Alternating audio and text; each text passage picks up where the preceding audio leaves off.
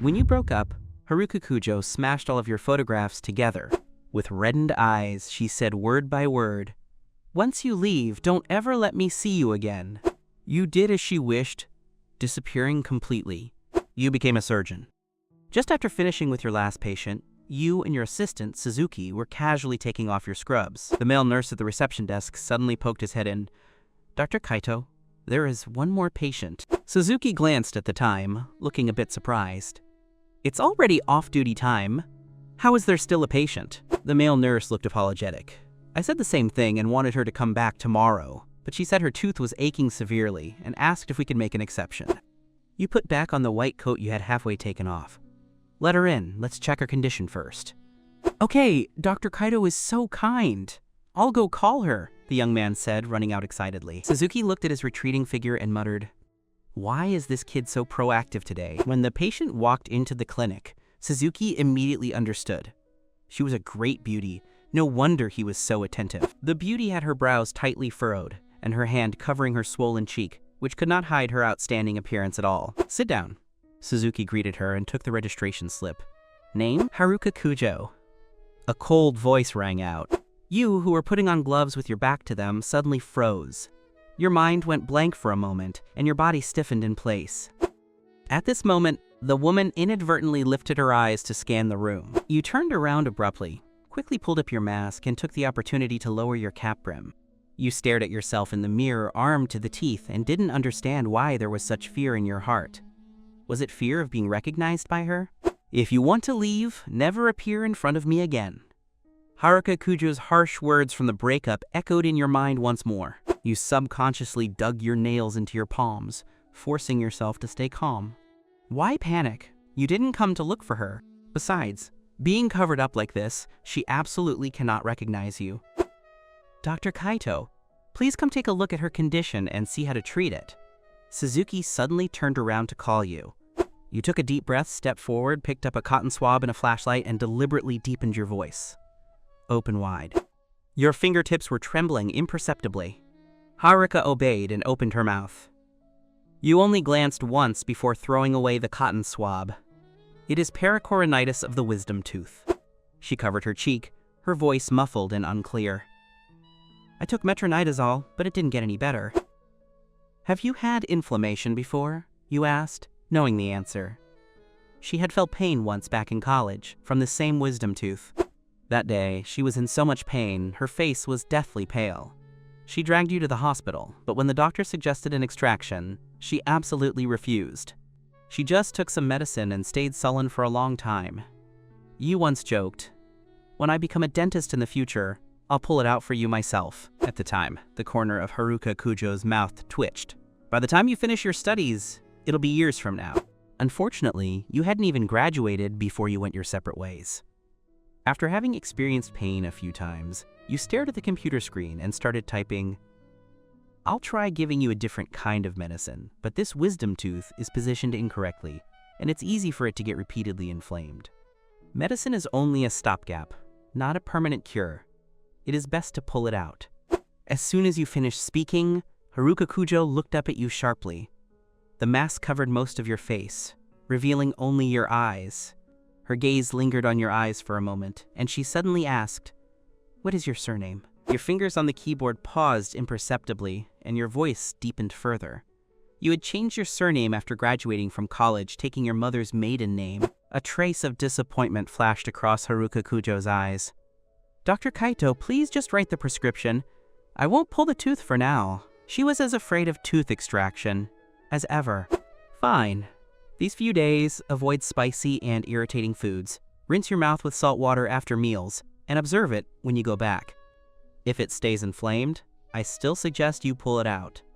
You stopped looking at her and lowered your head to write the prescription. Haruka Kujo took the slip, said thanks, and stood up to leave. Only then did you dare to raise your head, gazing at her retreating back, momentarily lost in thought. Suzuki saw you staring at the doorway and leaned over to tease you in a low voice. "Dr. Kaito, do you also think she is super beautiful?"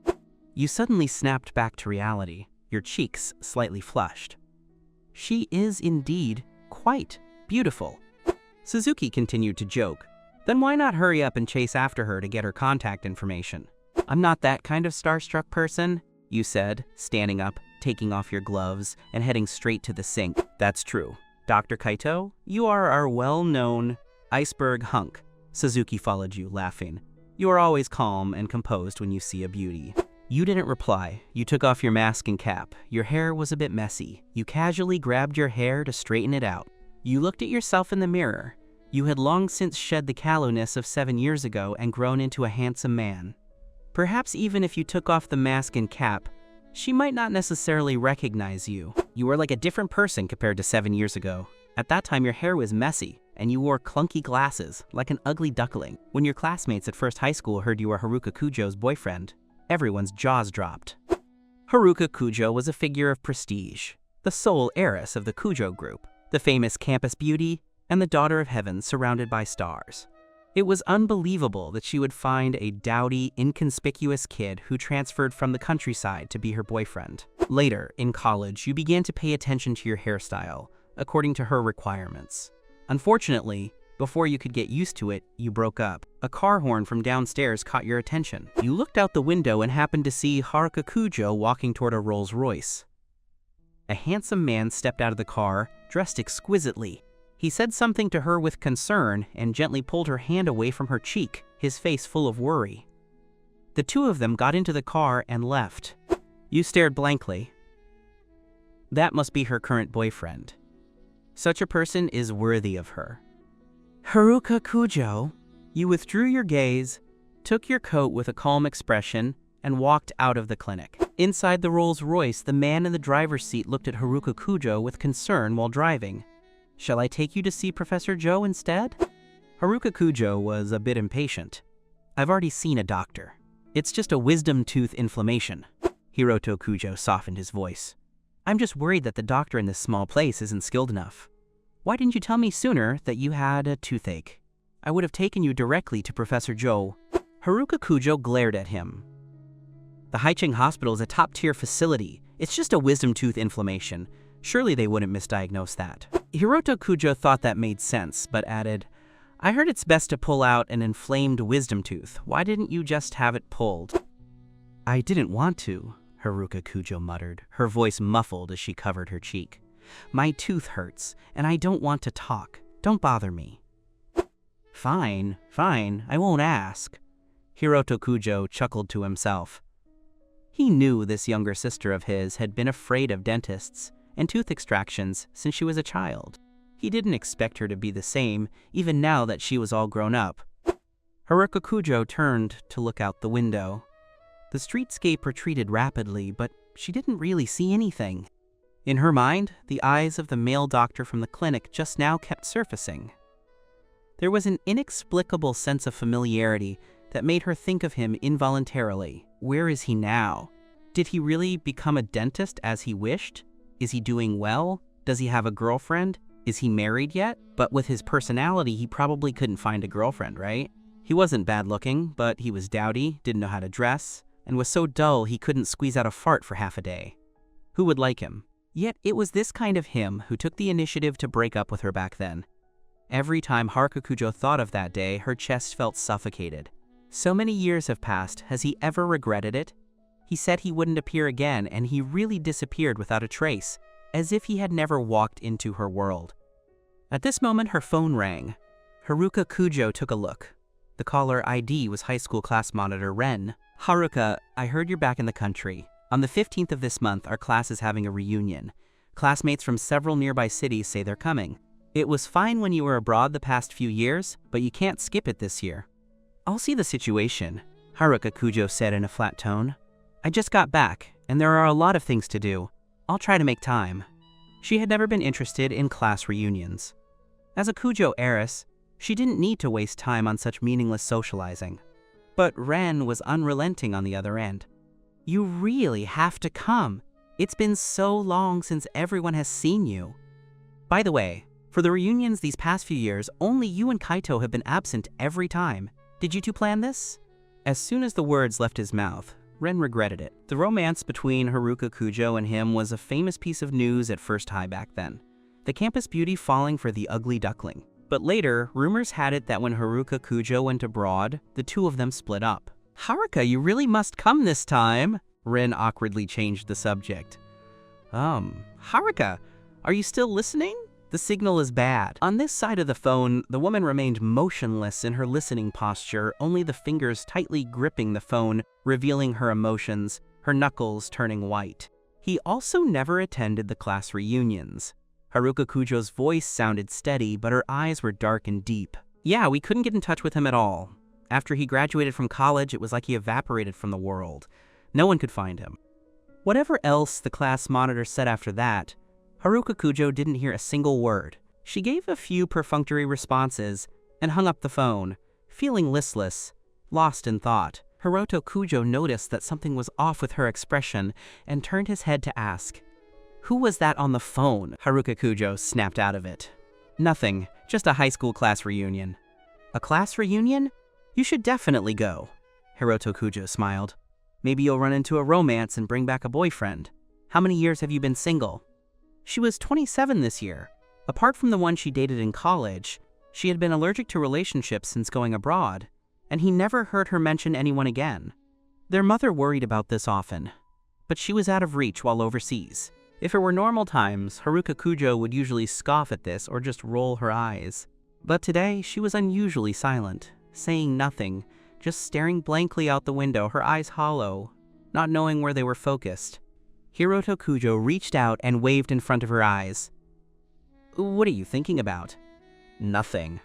Haruka Kujo lowered her eyelids and fished a cigarette case out of her pocket, pulled one out, and held it in her mouth. "Hey, no smoking in the car," Haruka Kujo frowned. "I hate the smell of smoke." Haruka Kujo had no choice but to take the cigarette out. "The hotel I'm staying at is just over there." She had arrived late last night. Too lazy to go back to the old mansion, she was just making do at a hotel nearby, only to be woken up by a toothache. "You're not going home?" Haruka Kujo was full of surprise. "Mom specifically prepared a homecoming banquet for you tonight." "I'll go later," Haruka Kujo said, covering her swollen cheek. "Tell them not to bother. I can't eat anything like this anyway." "That's true. I'll ask Mom to boil some white porridge for you," Haruka Kujo said, pulling the car over to the side. Haruka Kujo got out of the car and returned to the hotel with her medicine. She took a sip of water to swallow the pills, then opened her suitcase and pulled out an old photo that was clearly quite old. It was a picture of the two of you together, taken during the summer break of your sophomore year when she took you to the seaside. It was also that night that you crossed the final line. But as soon as the summer break passed, you proposed a breakup to her. So many years have passed, yet the scene of that breakup day remained as clear as yesterday. She called you as usual. During that time, you always didn't answer her calls, using work as an excuse, and even when you did answer, you couldn't say much. But you had always been a man of few words, so Haruka Kujo didn't think much of it. "Haruka Kujo, let's break up." Without talking about much else, you suddenly blurted that out. Haruka Kujo was stunned at the time. "Kaito, are you going crazy?" "I'm not crazy, I'm serious." Your voice on the other end of the line was so flat that no emotion could be heard. It didn't sound like you were just being stubborn. "Why? Aren't you going abroad?" "I can't accept a long-distance relationship, so let's break up." "I'm only going abroad for 3 years. I'll be back in 3 years, she said, clutching the phone tightly. "And I'll come back to see you during holidays, too." "No." Your tone was decisive.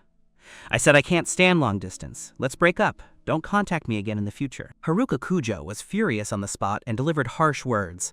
Since you wanted to break up, then never appear in front of her again and never contact her again. Haruka Kujo was a daughter of heaven. The men who wanted to be her boyfriend could line up from the east side of the city to the west. What were you anyway? One day you would regret it. While abroad, in addition to her studies, Haruka Kujo was busy starting a business, establishing a financial investment company. High-intensity work left her no time to let her mind wander. Entrepreneurship was not easy. She stayed abroad for 7 years, until the company got on the right track and successfully went public, and then she finally returned to Haichang. These 7 years, you really never appeared again, never contacted her, not even a single text message.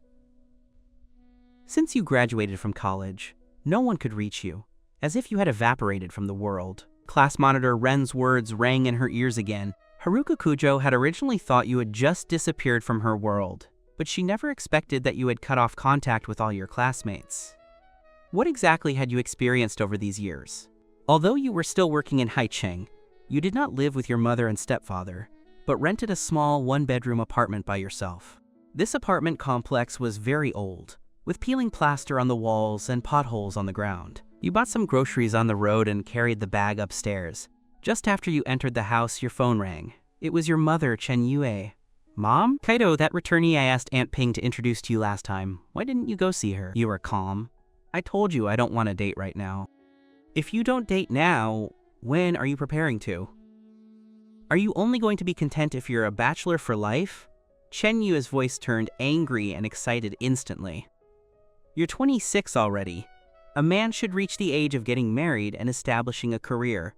It'll be hard to find a good girl after 30. It doesn't matter. Anyway, I never even thought about getting married. Kaito, are you trying to kill me with anger? Chen Yue roared on the other end. I'm telling you, if you dare not to get married, don't ever recognize me as your mother again. Suit yourself. Your voice was flat and waveless. You didn't really take care of me when I was a child, and didn't I grow up just fine? Whether I have a mother or not makes no difference to me now. Kaito, your wings have grown strong, haven't they? You dare talk to me like this? You say I didn't take care of you, but have you forgotten? Every meal you ate and every piece of clothing you wore when you were a kid. Wasn't that money I earned? What about that biological father of yours? Has he come to see you once? Has he given you a single cent? Kaito, you are truly an ungrateful wolf, just as cold-blooded and ruthless as your father. No one will ever like people like you. Chen Yue's words were like knives stabbing into your heart. Don't say any more. You abruptly hung up the phone, tears bursting instantly. You are cold-hearted like your father. No one likes people like you. This sentence spiraled in your mind like a curse. You curled up on the sofa, letting the tears slide down silently. When you were a child, your father was really especially good to you. Although he was always not at home, every time he came back, he would bring you a lot of delicious snacks. He would always affectionately call you Kaito, hold you in his arms, and kiss you endlessly. Later, no one knew when it started. Your father and mother began to fight constantly. Your father's smile grew fewer and fewer. But even so, every time he saw you, he would still try hard to squeeze out a smile. You couldn't figure it out no matter what. Since your father loved you so much, why did he never come to see you once after the divorce? Could it be, as your mother said, he was a cold-blooded and ruthless person?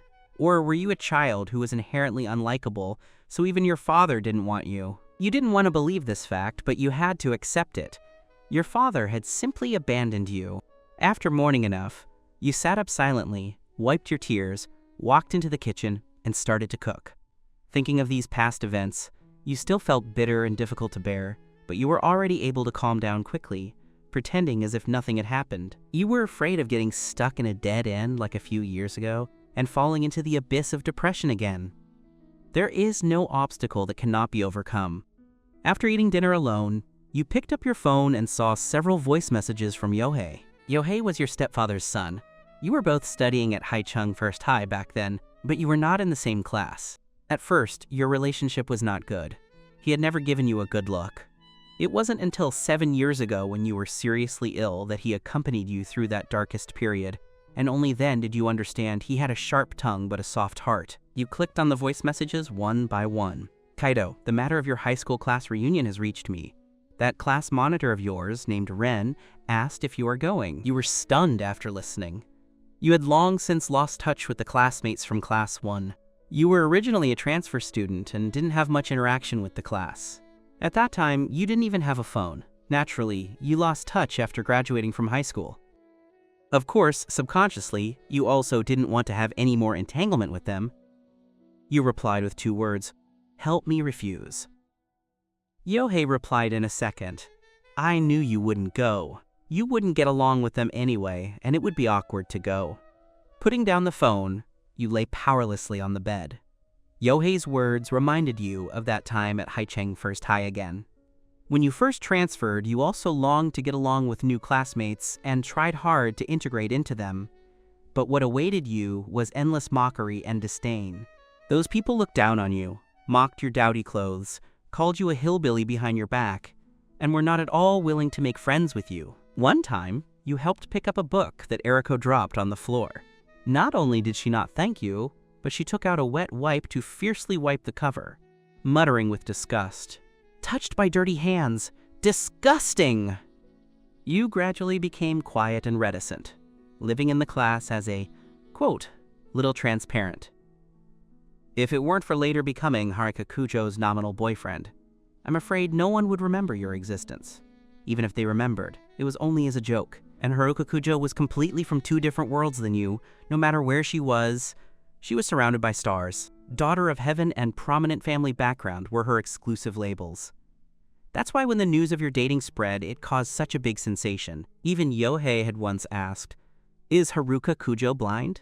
With so many campus hunks and handsome guys, how could she take a fancy to you?" You once naively thought that Haruka Kujo was that exception, that only she could see your good points. But reality slapped you hard across the face. Haruka, you're too undiscriminating. How could you kiss such an ugly man? Doesn't it feel the same with the lights off? No way, Haruka. When you hold his hand, don't you feel it's very rough? Ha ha ha! Haruka Kujo's indifferent voice came over. Just for fun. So many years have passed, yet thinking of that scene still makes your chest ache, as if suffocating. Now you have a decent job, keep a proper hairstyle, and have learned to dress up. You are no longer the ugly duckling of that year, and can get along harmoniously with colleagues.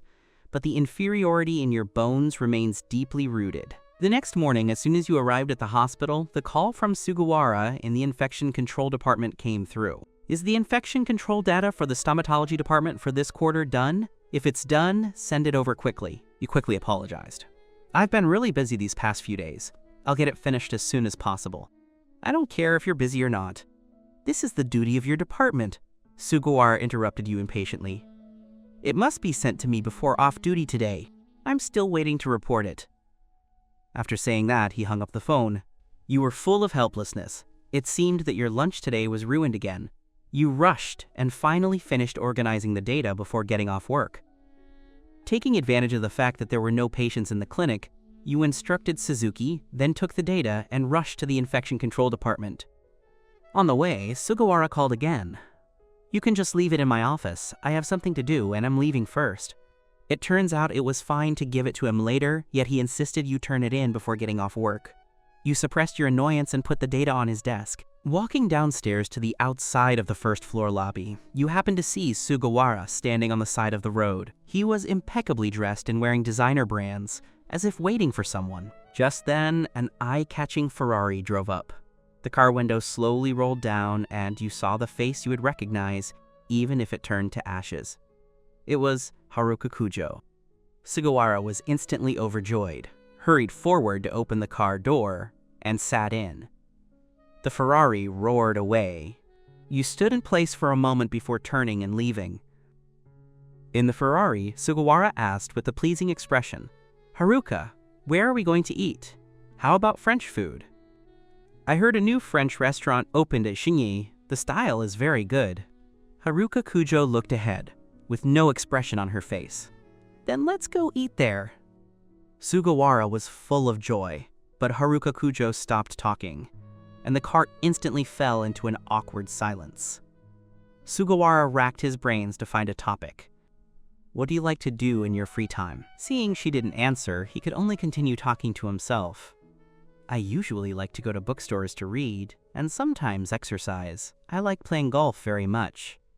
Haruka, do you like it? He had long since inquired that Haruka Kujo often played golf. As for saying he loved to read, it was just to leave a good impression on her. Haruka Kujo, however, slammed the steering wheel and parked the car on the side of the road. Mr. Sugawara, there are some things I want to make clear. She glanced at him, her voice calm and distant. Currently, I have no plans to date or marry. I only went through the motions for the sake of our elders. Since we have met, that is enough of an explanation to them. Please get out of the car. Sugawara's face turned pale. He bit his lip. Haruka, we can start as friends. I don't lack friends. Do you think I'm not worthy of being your friend? Haruka Kujo's expression turned completely cold. If that's how you want to understand it, fine, get out. Sugawara had no choice but to push the door and get out in grievance. The Ferrari sped away without mercy, and he stomped his feet looking at the rear of the car that had gone far away. This day, the group leader of the department sent a message in the group saying there would be a group dinner tonight to reward everyone. At 7 p.m., you and your colleagues arrived one after another. Everyone was toasting each other, and the atmosphere was very lively. You wore a decent smile on your face and occasionally chatted a few sentences with the colleagues beside you. After coming to Haicheng People's Hospital, you met a group of like-minded colleagues and also had several friends who got along well. Life was ordinary but stable. At the same time, right next to your private room was the class reunion of Class 1 of Haicheng First High. Haruka Kujo arrived late. Even so, as soon as she appeared, she immediately became the absolute focus of the entire scene. The woman's expression was indifferent. She sat in the main seat that everyone had voluntarily vacated. Someone tried to stir up trouble and asked her to drink, but she just raised her eyes to glance at that person, and the other party shut his mouth embarrassedly. "This is fruit juice." Class monitor Ren thoughtfully placed a glass of drink in front of her, and Haruka Kujo nodded slightly. "Old classmate, where are you working now?" "Just opened a small company myself." Haruka Kujo crossed her legs, her posture lazy. The diamond-studded watch on her wrist reflected cold light, making her appear even more expensive and distant. "Don't believe her modesty." Ren laughed and exposed her. "That's not some small company. Kotai is famous on Wall Street, with a market value of tens of billions. Our Haruka is now a new darling in the financial world." The male classmates cast admiring gazes one after another, while the female classmates couldn't hide their envy and jealousy. God is truly unfair. Haruka is always so outstanding. Look at her, clearly capable of inheriting the family business, yet insists on carving out a path for herself. "Everyone, learn from her," Ren said, half joking. "How can we compare with Haruka?" "She has always been this awesome, okay?" Someone replied, then turned to Haruka Kujo. "Haruka, do you have a boyfriend?" This question was obviously asked on behalf of the single male classmates present. Haruka Kujo's expression was flat, and she just shook her head gently. As soon as these words were said, several male classmates rejoiced in their hearts, secretly sizing up Haruka Kujo, but none dared to strike up a conversation with her. Only the former campus hunk, Sugawara, gathered the courage to walk toward her. Back then, he was the one who chased Haruka Kujo the most fiercely. But unfortunately, countless love letters submitted only brought about the news that Haruka Kujo had a boyfriend. And the boyfriend was you, whom he looked down upon the most. At that time, hearing the news, he couldn't believe it and specifically blocked you on the way home from school one day. You hesitated and nodded. Sugawara broke down on the spot. "How is it possible? How could Haruka Kujo like you, a hillbilly with a dull and boring personality?" Sugawara said angrily. "How could Haruka Kujo like you? Did you deliberately spread rumors just because you wanted to associate yourself with Haruka Kujo?" You shook your head. "I didn't." "You did, you're lying." Sugawara stepped forward and grabbed your clothes, intending to hit you. Suddenly, a pair of jade hands separated Sugawara and pushed him until he stumbled. Haruka Kujo protected you behind her, her face cold. "What are you doing?" "Haruka," Sugawara looked at her unwillingly. "Kaido said he is your boyfriend. Tell me, this isn't true, right?" "Of course it's true. Kaido is my boyfriend," Haruka Kujo said with a cold face. "Sugawara, I warn you, don't touch Kaito again. Don't blame me for being impolite." The campus hunk actually lost to the ugly duckling. That day, Sugawara lost all his face and couldn't swallow this anger. Fortunately, later he heard that Haruka Kujo only dated you for a short time before breaking up. Someone like you, Haruka Kujo was just playing around with. How could she be serious about you? Sugawara's heart was slightly balanced. These few years, he had also dated a few girlfriends, but by comparison, he still felt Haruka Kujo was the best. Now that Haruka Kujo had finally returned to the country and was still single, he had to seize this opportunity well. "Come on, Haruka, it's been years. I'll toast you." Sugawara raised his glass. Haruka Kujo gave him a faint glance. "I'm driving. I can't drink." Sugawara's face stiffened, and he had no choice but to put down his wine glass. "Haruka, you haven't been back in years. Haicheng has changed a lot. Haven't been out for a stroll recently? If you don't mind, I can be your tour guide." Haruka Kujo didn't look at him again, lowering her eyes and playing with the lighter in her hand. "Not interested." Her words were double entendre. It was unknown whether she meant she wasn't interested in strolling around Haicheng or she wasn't interested in him. Sugawara was a bit embarrassed. Class monitor Ren was the one best at reading the situation, and seeing this, immediately played the peacemaker. Ha ha ha. Haruka is a person who does big things. Where would she have time to stroll? Haruka Kujo's expression was calm, non-committal. Sugawara clenched his hands. She was still like that toward him. The surrounding male classmates saw that even the campus hunk Sugawara had been snubbed, so they couldn't help but retreat, one after another. If even the campus hunk couldn't attract her attention, then ordinary people like them had no chance. However, it was hard to say. You were also unremarkable in appearance, yet weren't you also taken a fancy to by Haruka Kujo and were Haruka Kujo's boyfriend for a period of time? People entered the private room one after another. Every time someone entered, Haruka Kujo would look over, and after seeing clearly who it was, she would disappointedly shift her gaze. What is she waiting for?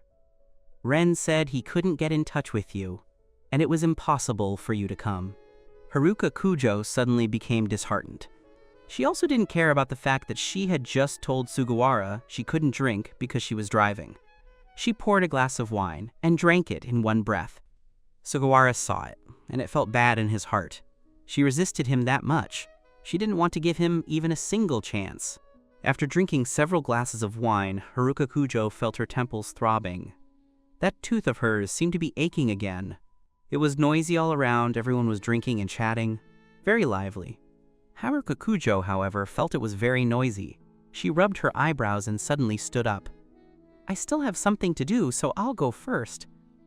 She said a sentence, and without waiting for everyone to try to persuade her to stay, she left in a hurry. Ren originally wanted to chase after her to persuade her to stay, but seeing that Sugawara had already chased after her, he stopped his footsteps. Haruka, wait!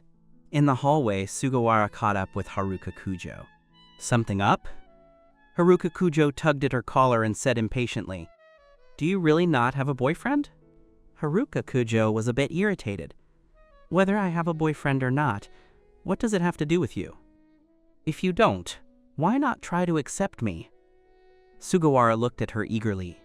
Haruka, I like you. I have always liked you. My feelings for you have never changed. Haruka Kujo glanced at him. Her eyes were full of disdain and mockery. Mr. Sugawara, you are still as narcissistic as you were in high school. She said coldly, If you like me, I must accept you. Who do you think you are? After finishing, she was too lazy to talk nonsense with him and skirted around him to leave. Sugawara's face was flushed purple. He chased after her and blocked her way. Haruka Kujo, where exactly am I not good? Where exactly am I not good that you don't take a fancy to me? Sugawara's eyes were full of unwillingness. You can even handle the likes of Kaito. Why do you look down on me? Where am I worse than him? Mentioning you, Haruka Kujo's expression changed. She shouted in a low voice, Don't you dare insult him! Haven't you already broken up? Why do you still maintain him? Sugawara's jealousy flared up, and his words were extremely harsh. Kaito is just an ugly man, a hillbilly. I really don't know what you saw in him. He can't even compare to one of my fingers. Haruka Kujo, are you blind? If it weren't for the sake of the class relationship, Haruka Kujo definitely would have slapped him. She suppressed her anger. Sugawara? I just like him. In my eyes, you can't even compare to one of his hairs.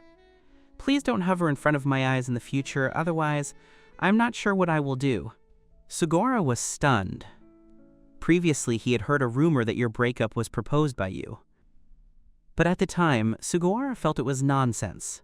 He would never believe that you dumped Haruka Kujo even if he died. But now Haruka Kujo actually told him with her own mouth that she just liked you. She still likes you? Could it be that you were the one who dumped her back then? She also said he couldn't compare to you. Sugawara was shamed into anger. I am naturally better than Kaito. He is a madman. He has schizophrenia. Do you know what schizophrenia is? That is being a psycho. His brain is messed up. And he strips off his clothes in the middle of the street. Sugawara, you shut up! Hey, you think I'm lying to you? My friend saw it with his own eyes. 7 years ago, at the 3rd hospital in Haicheng, Kaito stripped off all his clothes in front of everyone. He lived in the third hospital for several months and even suspended his schooling for half a year. This can be checked easily. Actually, he was deliberately exaggerating the facts. His friend had indeed seen you at the third hospital, and he also didn't know what illness you had. But the third hospital was a famous mental hospital in Haicheng. Those who went there had more or less some problems. And he happened to have a friend who was in the same school as you and knew you had suspended your schooling. Sugawara was jealous of you and deliberately slandered you. He just wanted Haruka Kujo to know that the person she liked was so intolerable. Haruka Kujo's expression was expressionless, but inside, a huge wave was stirred up. She didn't hear a word of anything else, Sugawara said. Sugawara felt bored. He had originally expected Haruka Kujo to be furious, but seeing that she was like nothing had happened, and just then a classmate came out to call him in, he turned and left. Haruka Kujo stood still in a daze. So, you were sick.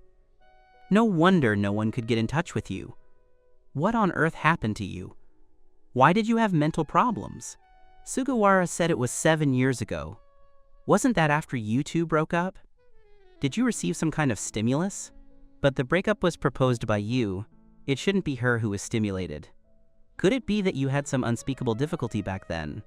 Haruka Kujo suddenly strode away. On the way, she accidentally bumped into a man, the man exclaimed. Haruka Kujo said a word in a low voice and left in a hurry. She had received a great impact, her mind was a mess, and she needed to find a place to calm down. You stood there blankly. You had just seen the woman's face clearly. It was Haruka Kujo, but she hadn't recognized you. You thought to yourself, 7 years is enough for some people to forget someone. Haruka Kujo walked out of the restaurant and slipped into her car. With trembling hands, she took out a cigarette and lit it, inhaling deeply several times until her mind felt slightly clearer.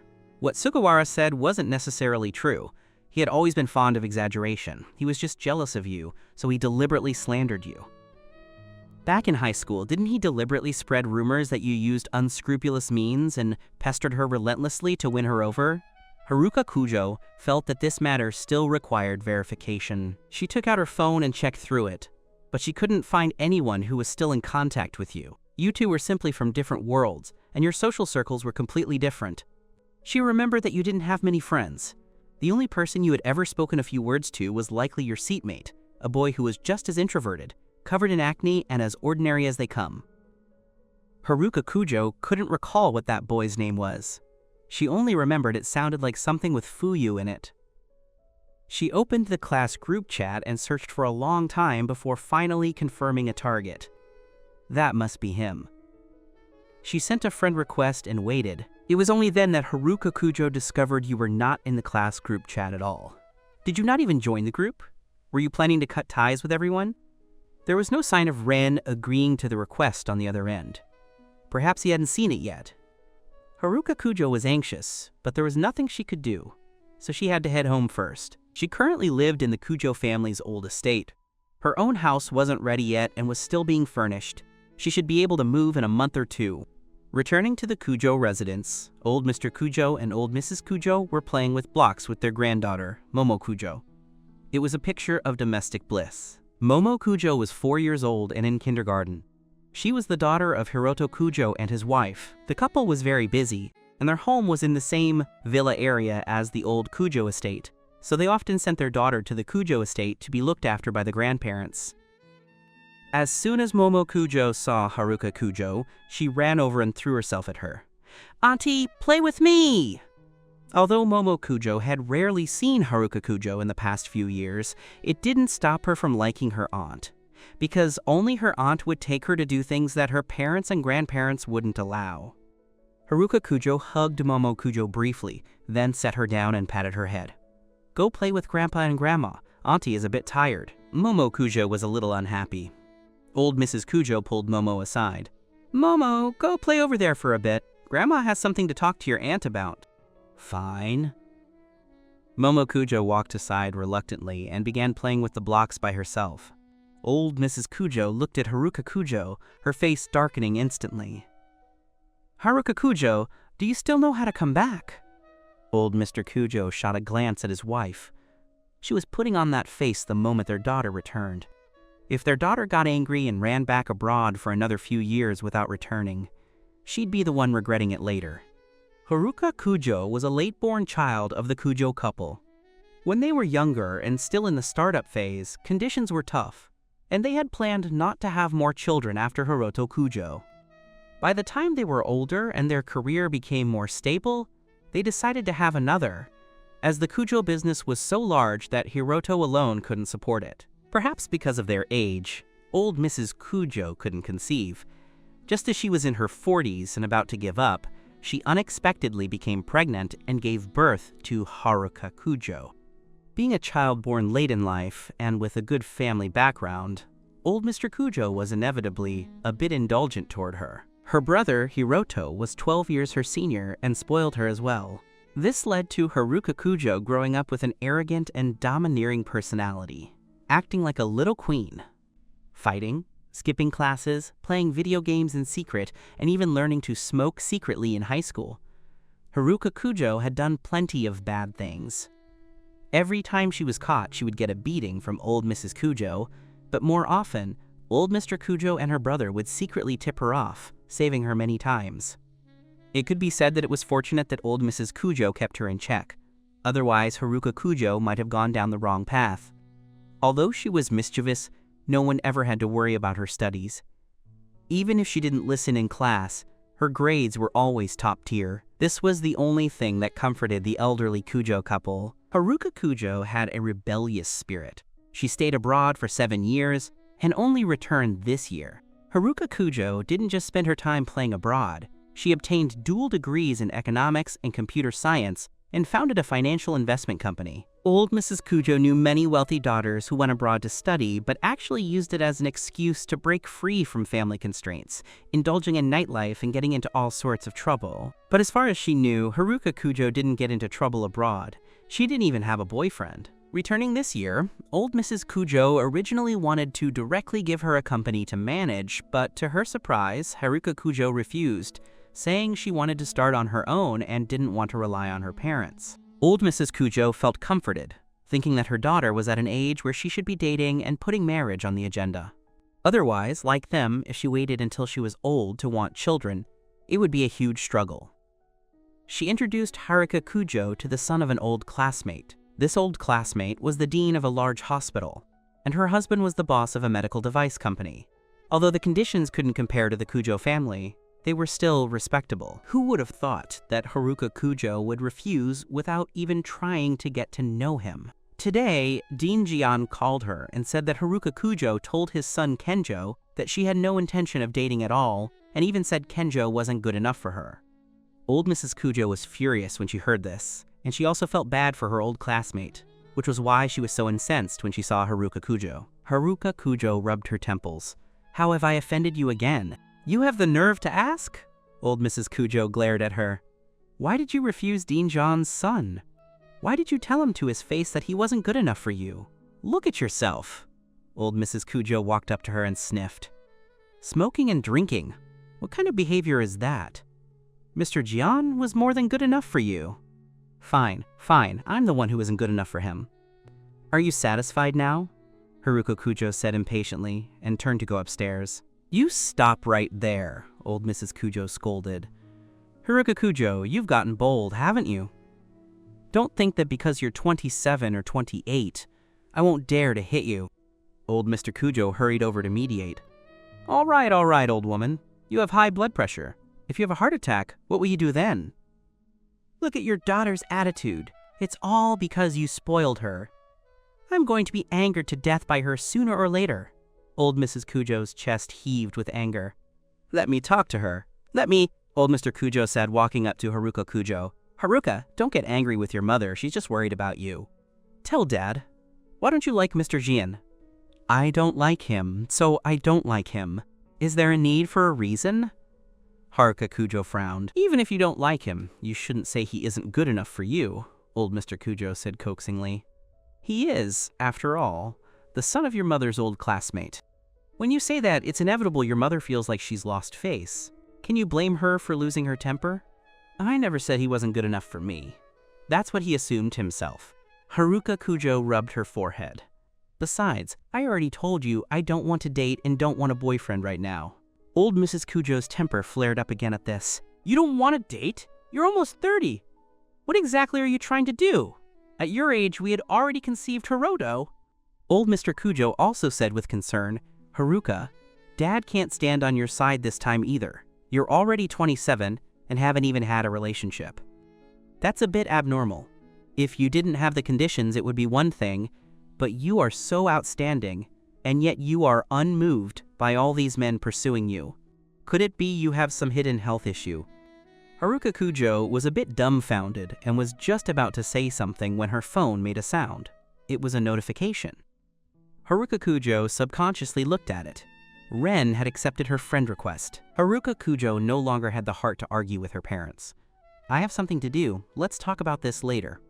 After saying this, she hurried upstairs. Old Mrs. Kujo watched Haruka Kujo's retreating back and said to old Mr. Kujo, Look at that. That's the good daughter you raised. Old Mr. Kujo didn't bother arguing back, but worriedly said, Old woman, do you think our daughter hasn't dated because she has some hidden ailment? She isn't a lesbian, is she? What nonsense are you babbling? Old Mrs. Kujo scolded. How could Haruka possibly be a lesbian? How is it impossible? Don't think homosexuality is far from us.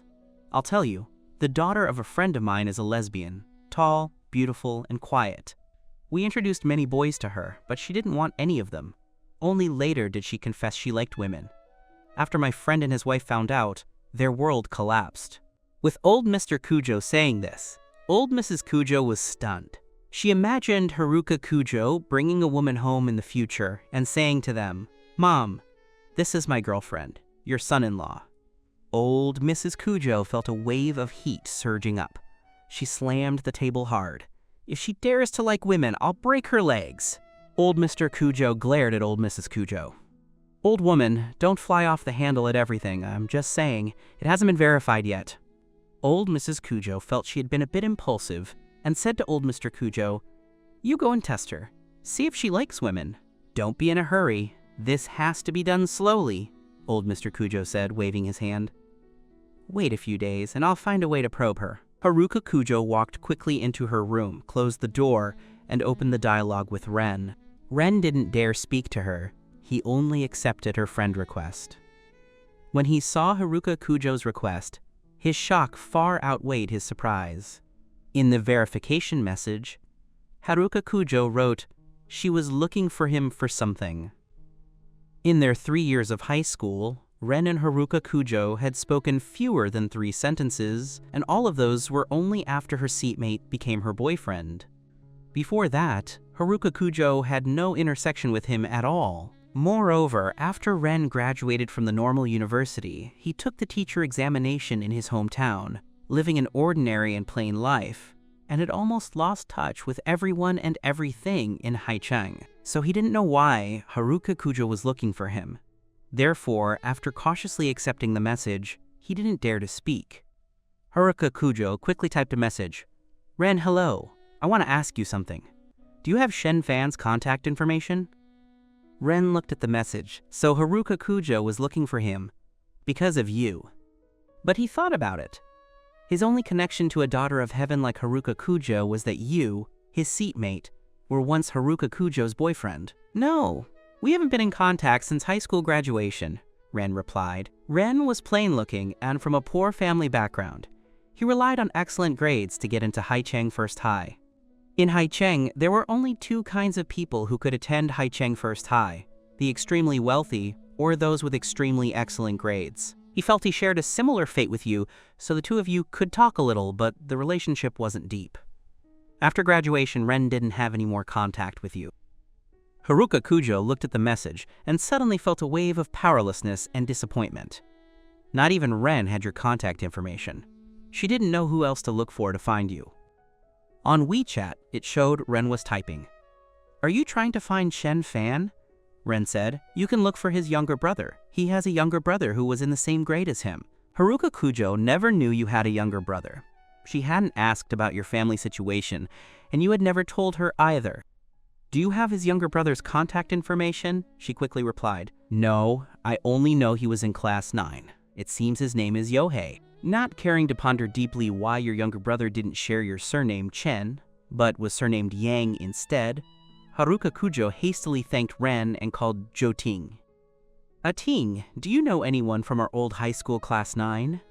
Zhou Ting was Haruka Kujo's best friend, and also a former figure of prestige at Haicheng First High. Zhou Ting was good at socializing. Out of the 10 classes at First High, she knew several people in each class. Haruka Kujo was much more cold and detached. Apart from specific people like Zhou Ting and Ushio, she basically didn't hang out with others, the type of person others knew, but she didn't know them. Zhou Ting was at a bar carousing with others, the music blaring. Hearing Haruka Kujo's call, she couldn't help but be curious.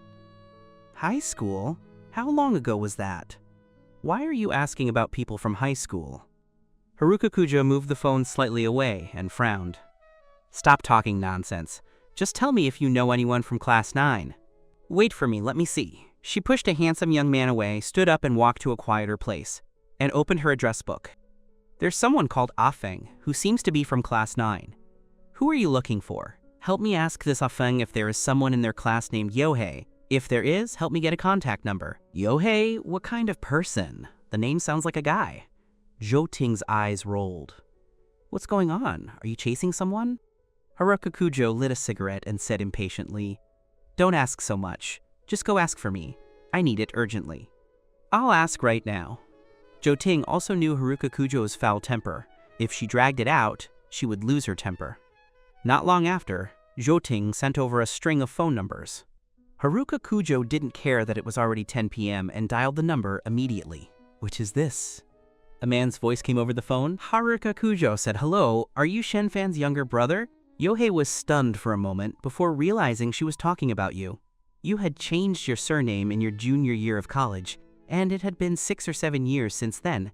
This woman still didn't know, so she was obviously someone from your past. Yes. Who are you? I am Haruka Kujo, Haruka Kujo said. I heard you are also from Haicheng First High. You should have heard of my name, right? Yohei was shocked.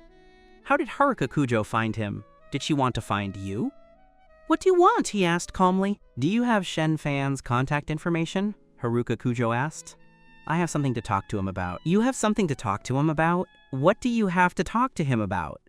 Yohei said vigilantly. You two broke up 7 years ago. I heard he is sick, so I want to see him, Haruka Kujo said. He's sick? Yohei was suspicious. What kind of illness did you get that it even reached Haruka Kujo's ears? Haruka Kujo couldn't say the word depression.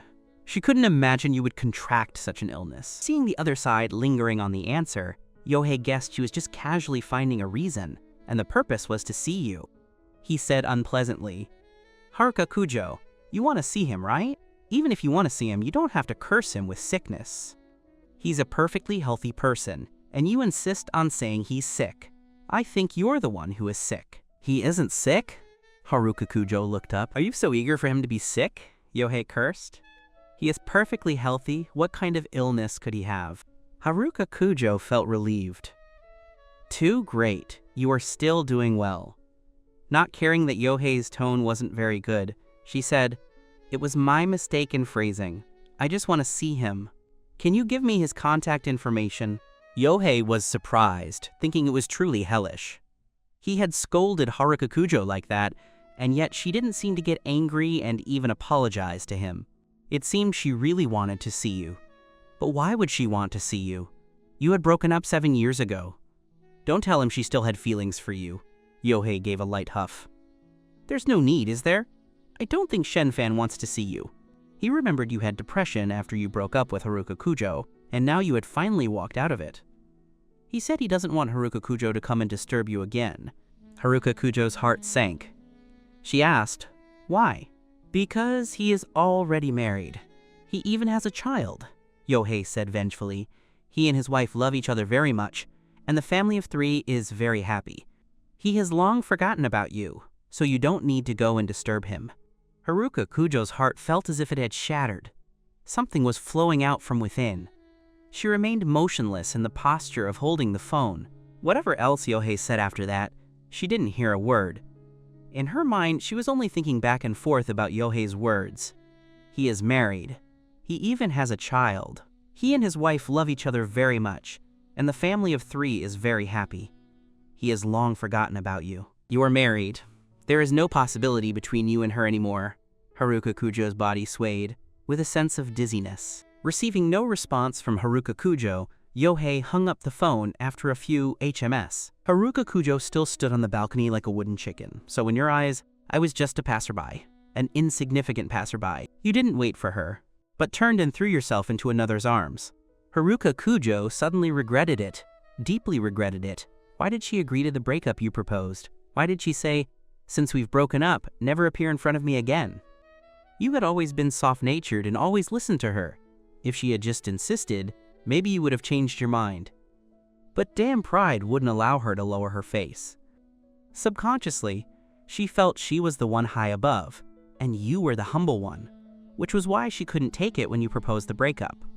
For 7 years without contact with you, she thought she could let go, and you would be crying bitterly, regretting breaking up with her. Who knew that she was the pitiful bug, the one who couldn't let go, while you had already started a new life? Haruka Kujo held her head with both hands, in extreme pain.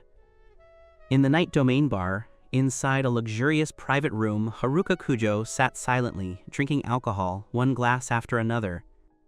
Zhao Ting watched her drink 5 large glasses of whiskey without stopping, and quickly held down her glass. "What's wrong, Haruka?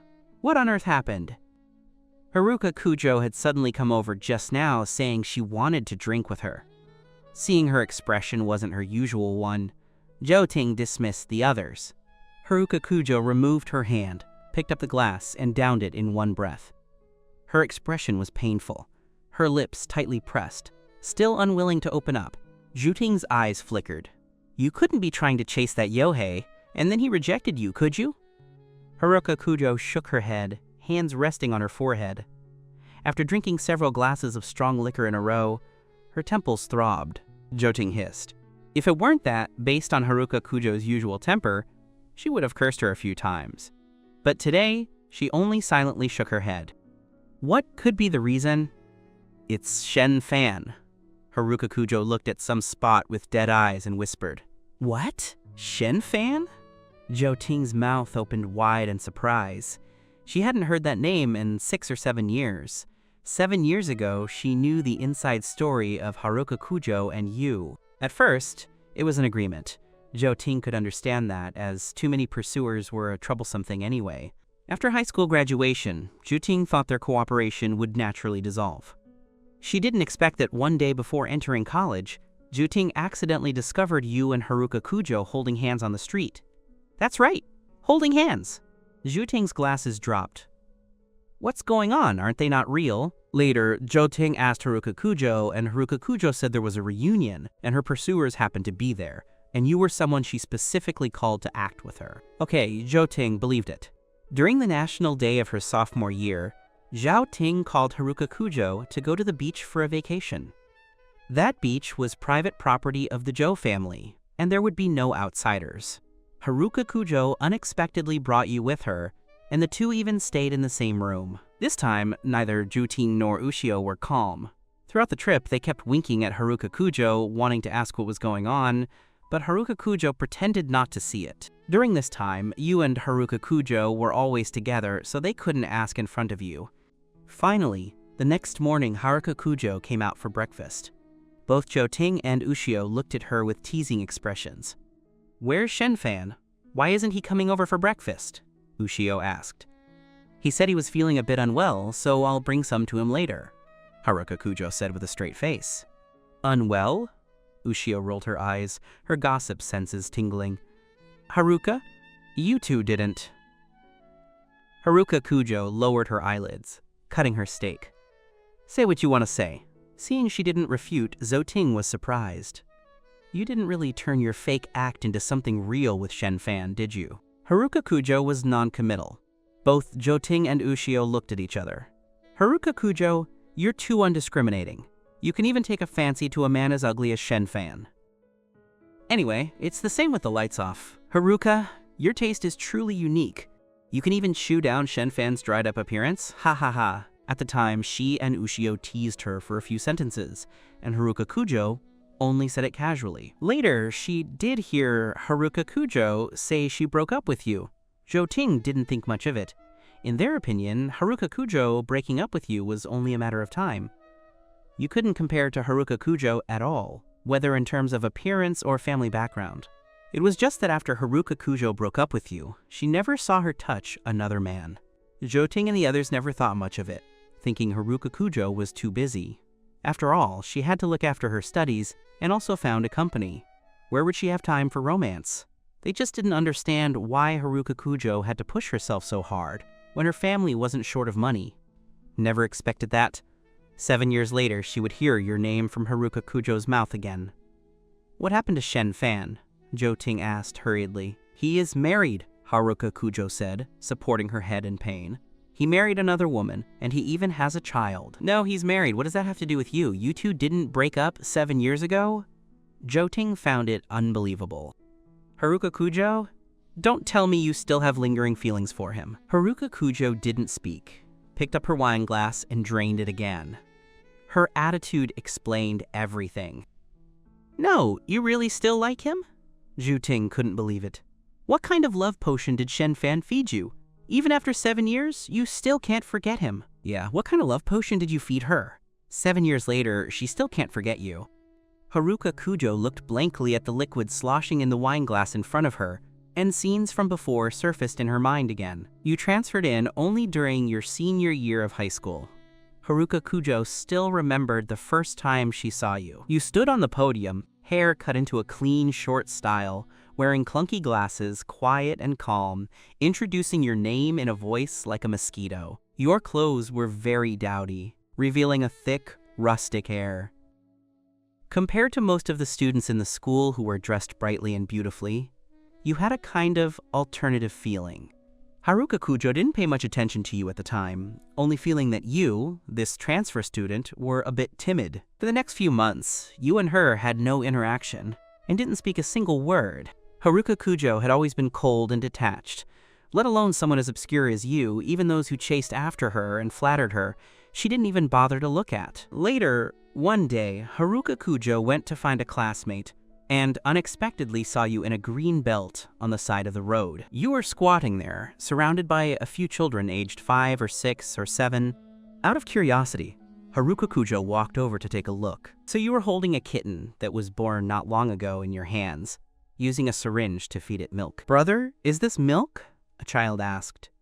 Yes. Why are you feeding it with a needle? Isn't milk supposed to be drunk from a bottle?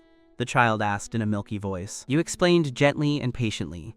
Because it is too small, it has no strength to suck milk. Wait until it gets a little bigger, then it can use a bottle. Oh, so that's it.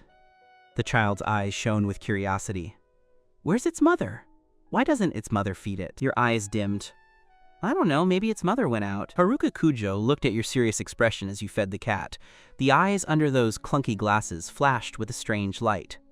After feeding the kitten milk, you used your hand to gently stroke the fluff on its body, revealing a gentle smile. With that smile, 2 shallow dimples appeared on your face. The early winter slanted sun shone just right on you, plating your whole body with a layer of beautiful soft light.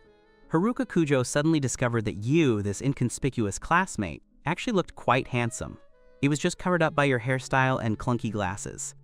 It was then that you noticed it seemed someone was watching you. You looked up and saw it was Haruka Kujo, and you reverted to that cowardly and fearful state in school, becoming a bit flustered. Haruka Kujo didn't know what you were afraid of. She wasn't some ferocious beast. She nodded at you and rode her bicycle away. Just from that time on, Haruka Kujo couldn't help but start paying attention to you. Maybe it was because the way you fed the cat that day touched her. Maybe because you were a little different from other boys. Or maybe she had discovered the beauty in you that others hadn't. She sat in the last row, and you sat 3 rows in front of her. In class, she couldn't help but look at the back of your head. Clearly, that back of the head was just short hair and not good looking at all. After class, she would pretend to pass by your side unintentionally. One time, she deliberately bumped your books to the ground, but you didn't say anything, just silently picked up the books. Haruka Kujo wanted to talk to you, but was afraid of being too deliberate and scaring you. After thinking back and forth, she wanted to talk to you on your duty day. When you swept to her side, she deliberately pretended to be unintentional and stretched her legs straight, blocking the aisle.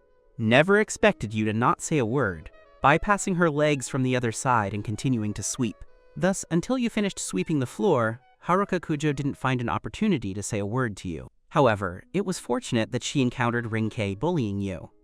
Haruka Kujo thought you should have actively come to her to testify, but you still hadn't. It seemed that if she didn't take the initiative, you wouldn't take the initiative to speak to her. Haruka Kujo helped you, and you finally opened your mouth to speak to her.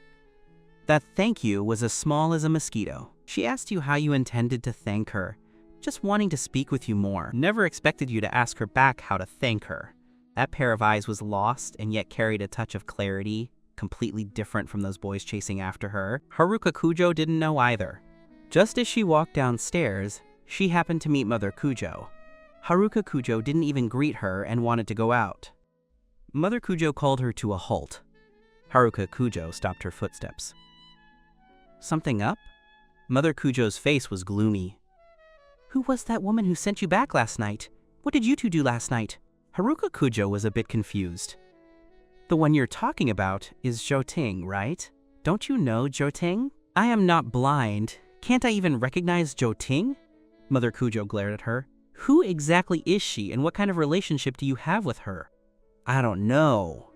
Haruka Kujo rubbed her forehead. I was drunk last night. I don't know who sent me back. Drunk.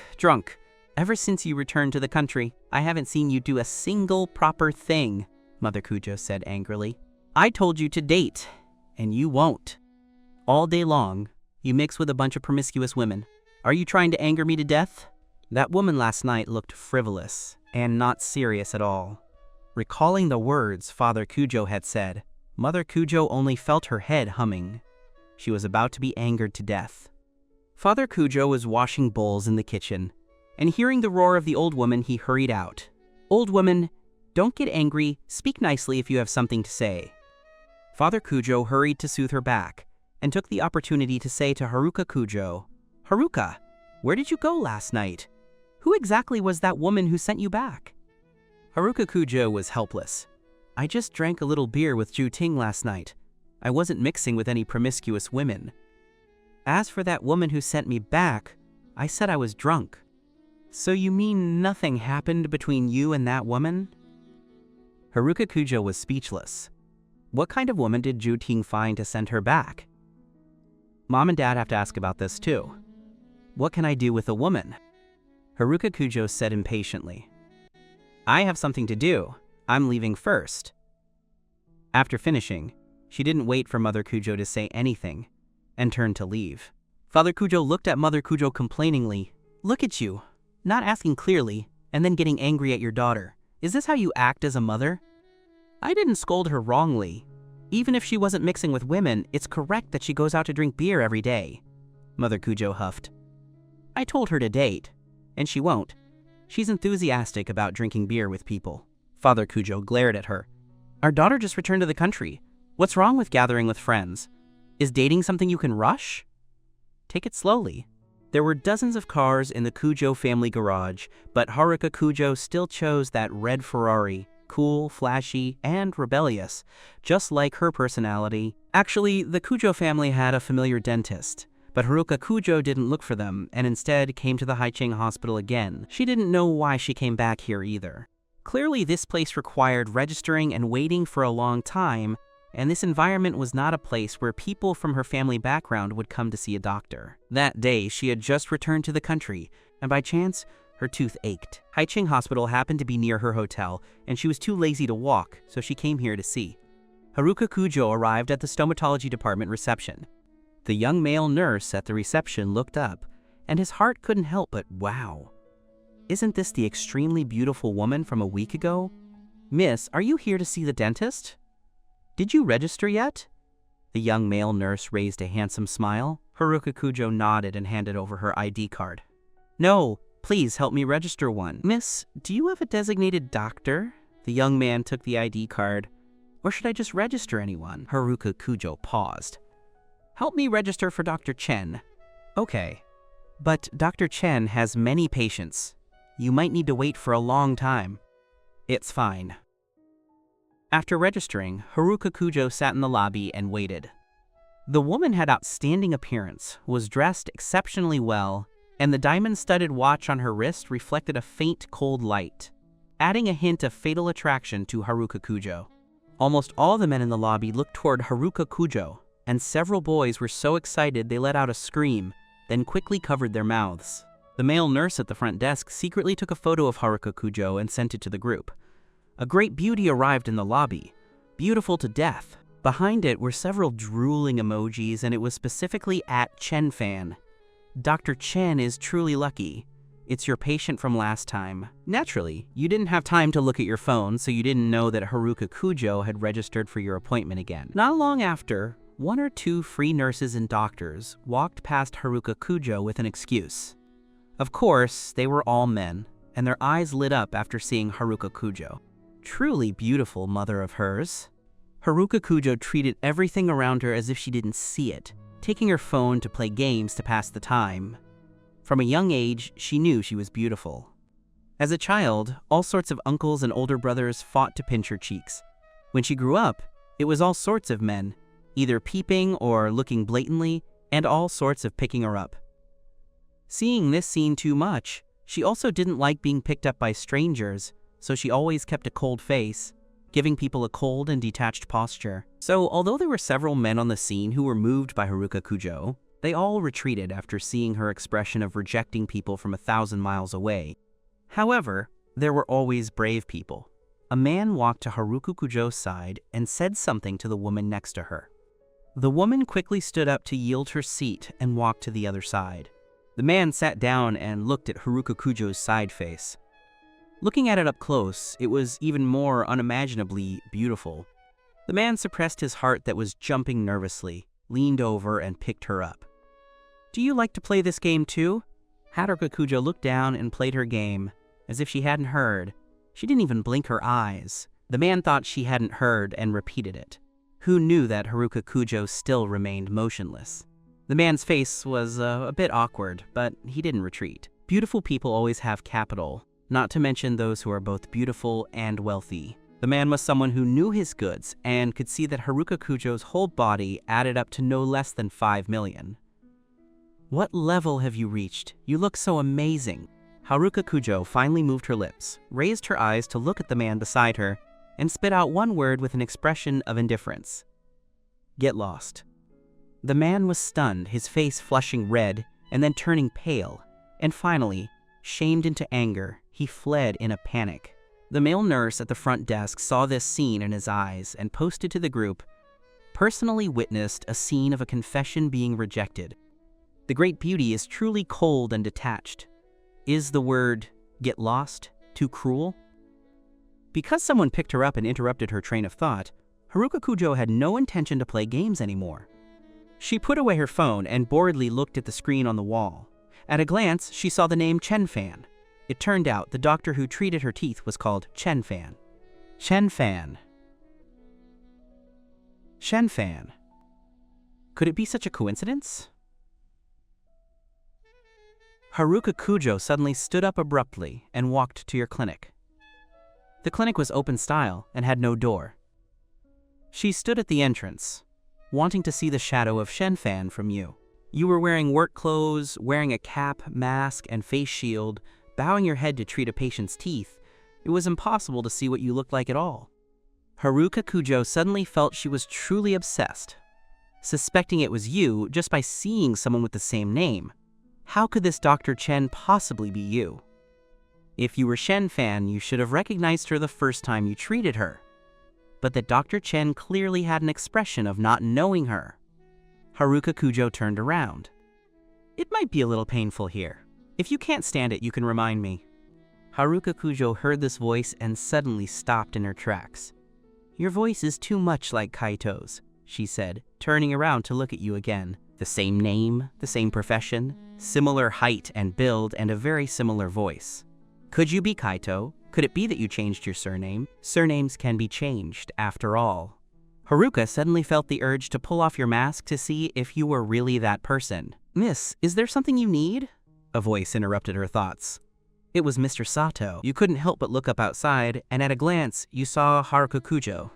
Your face turned pale. Why did she come again? Did she suspect something? Haruka Kujo looked at you, meeting your gaze. After a brief moment of stiffness, you feigned calmness and asked, "Miss, have you registered for your appointment?" "I have," Haruka Kujo replied, watching you. "Once you've registered, just wait outside until your name is called." You finished speaking without looking at her again. You wanted to continue treating the patient in front of you, but you noticed your hands were trembling slightly. You couldn't focus at all, so you had to pretend to be searching for something. Haruka Kujo stood there blankly, not moving. Mr. Sato chimed in. "Miss, please wait outside for your turn." Haruka Kujo had no choice but to turn around and walk away slowly. Only then did you recover, realizing you were covered in a cold sweat. After finishing with the current patient, you went to the computer and checked. Indeed, Haruka Kujo had booked the last slot of the day. She would likely have to wait until you were almost off duty. As a daughter of a wealthy family, she had no reason to wait for hours in a place like this, unless she truly suspected something. You couldn't concentrate for the rest of the morning. Fortunately, you were experienced, and the patients you saw weren't complicated cases. Otherwise, you surely would have caused a medical error. Finally, you waited for Haruka Kujo. You had prepared yourself mentally, so you were calm by then. You turned to her and asked, "What seems to be the trouble?" "It's the same wisdom tooth." "I saw you for it before," Haruka Kujo said, looking at you. "It's still hurting. I want to have it pulled." You asked her to open her mouth wide to take a look, then discarded the cotton swab and typed on the computer. "The extraction fee is around 40,000 yen, plus the anesthesia and other incidentals. It will be over 50,000 yen. Is that acceptable? Lie down here." You stood up and went to the dental chair to prepare the equipment. Haruka Kujo lay down, watching you without blinking, as if trying to pierce through your mask to see your true face. You kept your eyes down the whole time, not daring to look at her. Extracting a tooth was simple for you.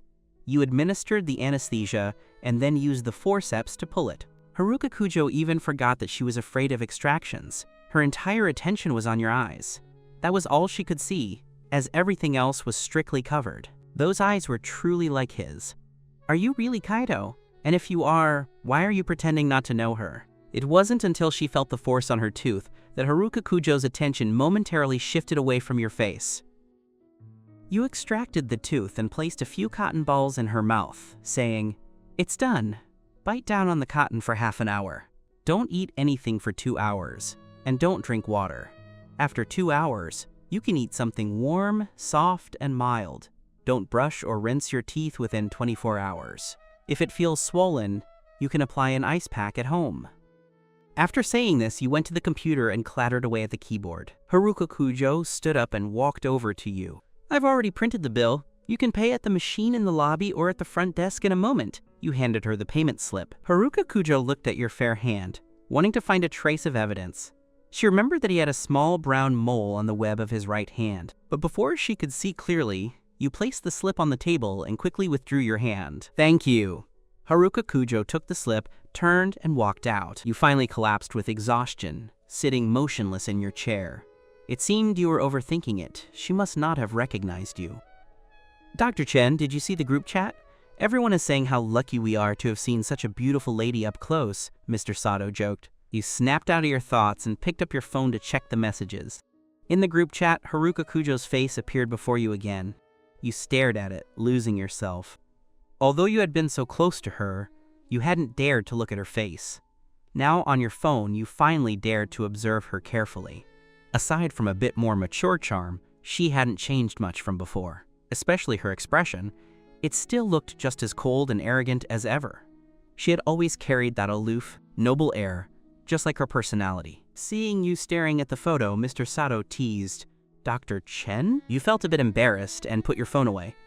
"Mr. Yang is quite bored, actually taking a photo of her and posting it to the group. It's rare to come across such a rare beauty, so gossiping a bit is just a way to add some fun to our dull work," Mr. Sato said, already taking off his work uniform and washing his hands, preparing to leave. Extracting that tooth had pushed you past working hours. It was already 5:40 p.m. Most doctors had left long ago. "Dr. Chen, I'm off." Mr. Sato packed up, grabbed his bag, and called out, "Bye-bye." You tidied up slowly, thinking you would wait a while for Haruka Kujo to leave before you departed. The clinic was empty. You took out your phone again and clicked on the photo in the group, examining her eyebrows and nose.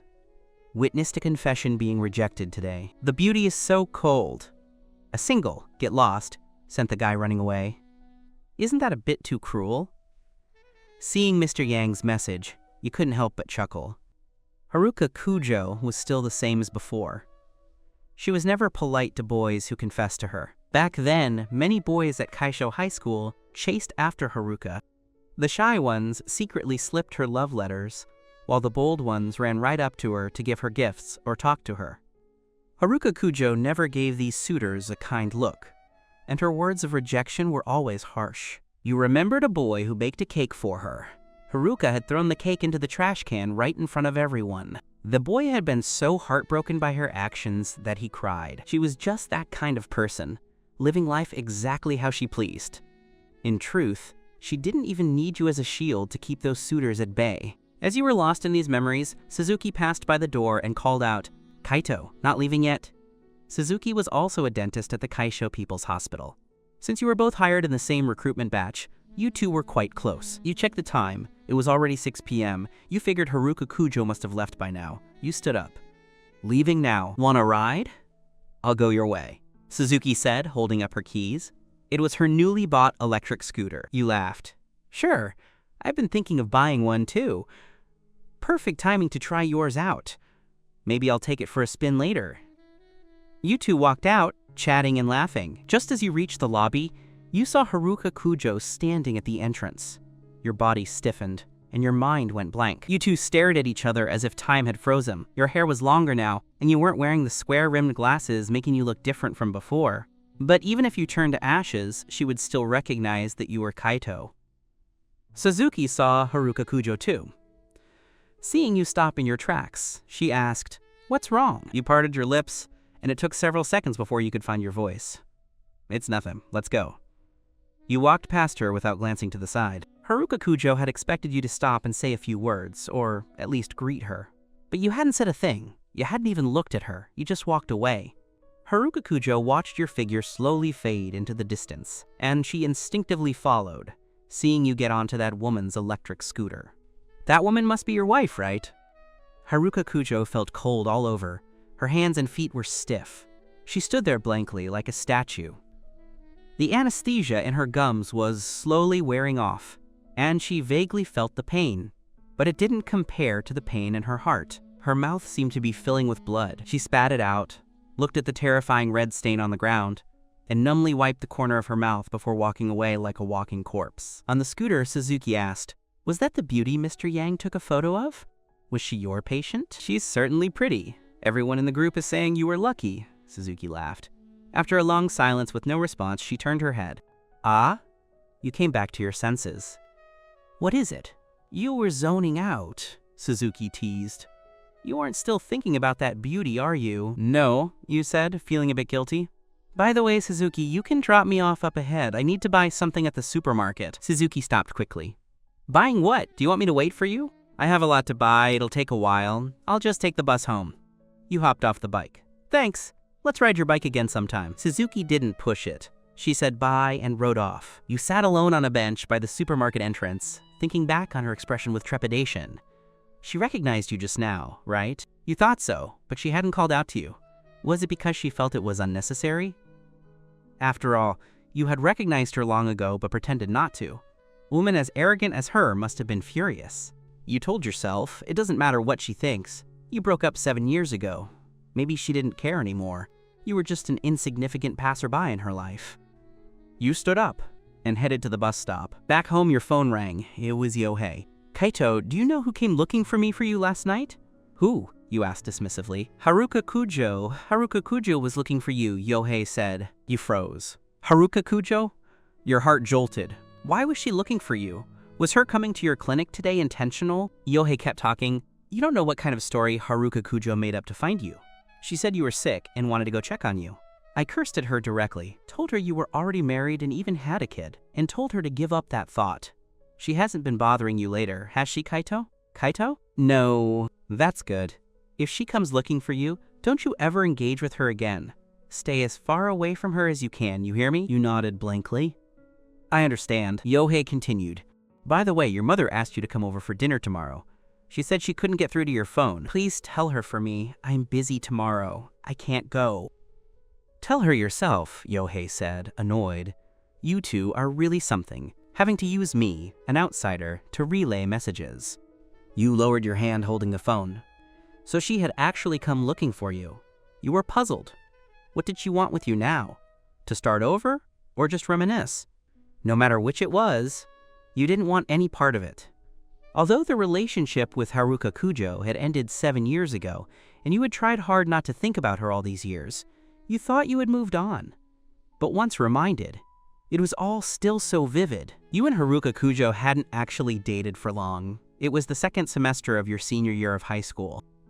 Although you were technically her boyfriend, it was really only in name. You hardly spoke to each other. At the time, many people even doubted you were dating at all, but Haruka Kujo had stated that you were her boyfriend, so it was all a bit of a blur to outsiders. Later, after graduating from high school and finishing your last summer vacation, you assumed your agreement with Haruka Kujo was void. Who could have expected that one day during that summer, Haruka Kujo would suddenly demand you come over to a karaoke place, saying she had a persistent suitor and needed you to act as a shield? You didn't suspect anything. You hummed to yourself on your bicycle as you headed to the location she gave. Guided by a server, you entered a dim private room. There were over a dozen young men and women in the room, all dressed in trendy clothes. Finding yourself among them, you felt a sense of self-abasement and hesitated at the door. Haruka Kujo was sitting in the center. When she saw you, she beckoned you in. You walked over, and Haruka Kujo had you sit next to her, draping her arm over your shoulder, and said to the boy across from you, "This is my boyfriend." The boy opposite you had his hair styled meticulously and was wearing a limited edition trendy brand. He looked incredibly flashy, the type of arrogant young master who clearly came from a wealthy family. He glanced at you and sneered. "Haruka, this is your boyfriend? Do you really think I'll believe that? If you wanted to reject me, you could at least have picked someone decent." You lowered your head, your fingers curling up nervously. You knew full well that your appearance didn't match hers at all. Haruka Kujo chuckled. "You don't believe me?" She suddenly grabbed the back of your head and kissed you directly on the lips. It was over in a flash. Only a few seconds. You were stunned when her lips touched yours. Your mind went completely blank. "Do you believe me now?" Haruka Kujo looked at the boy. The boy's face turned incredibly ugly.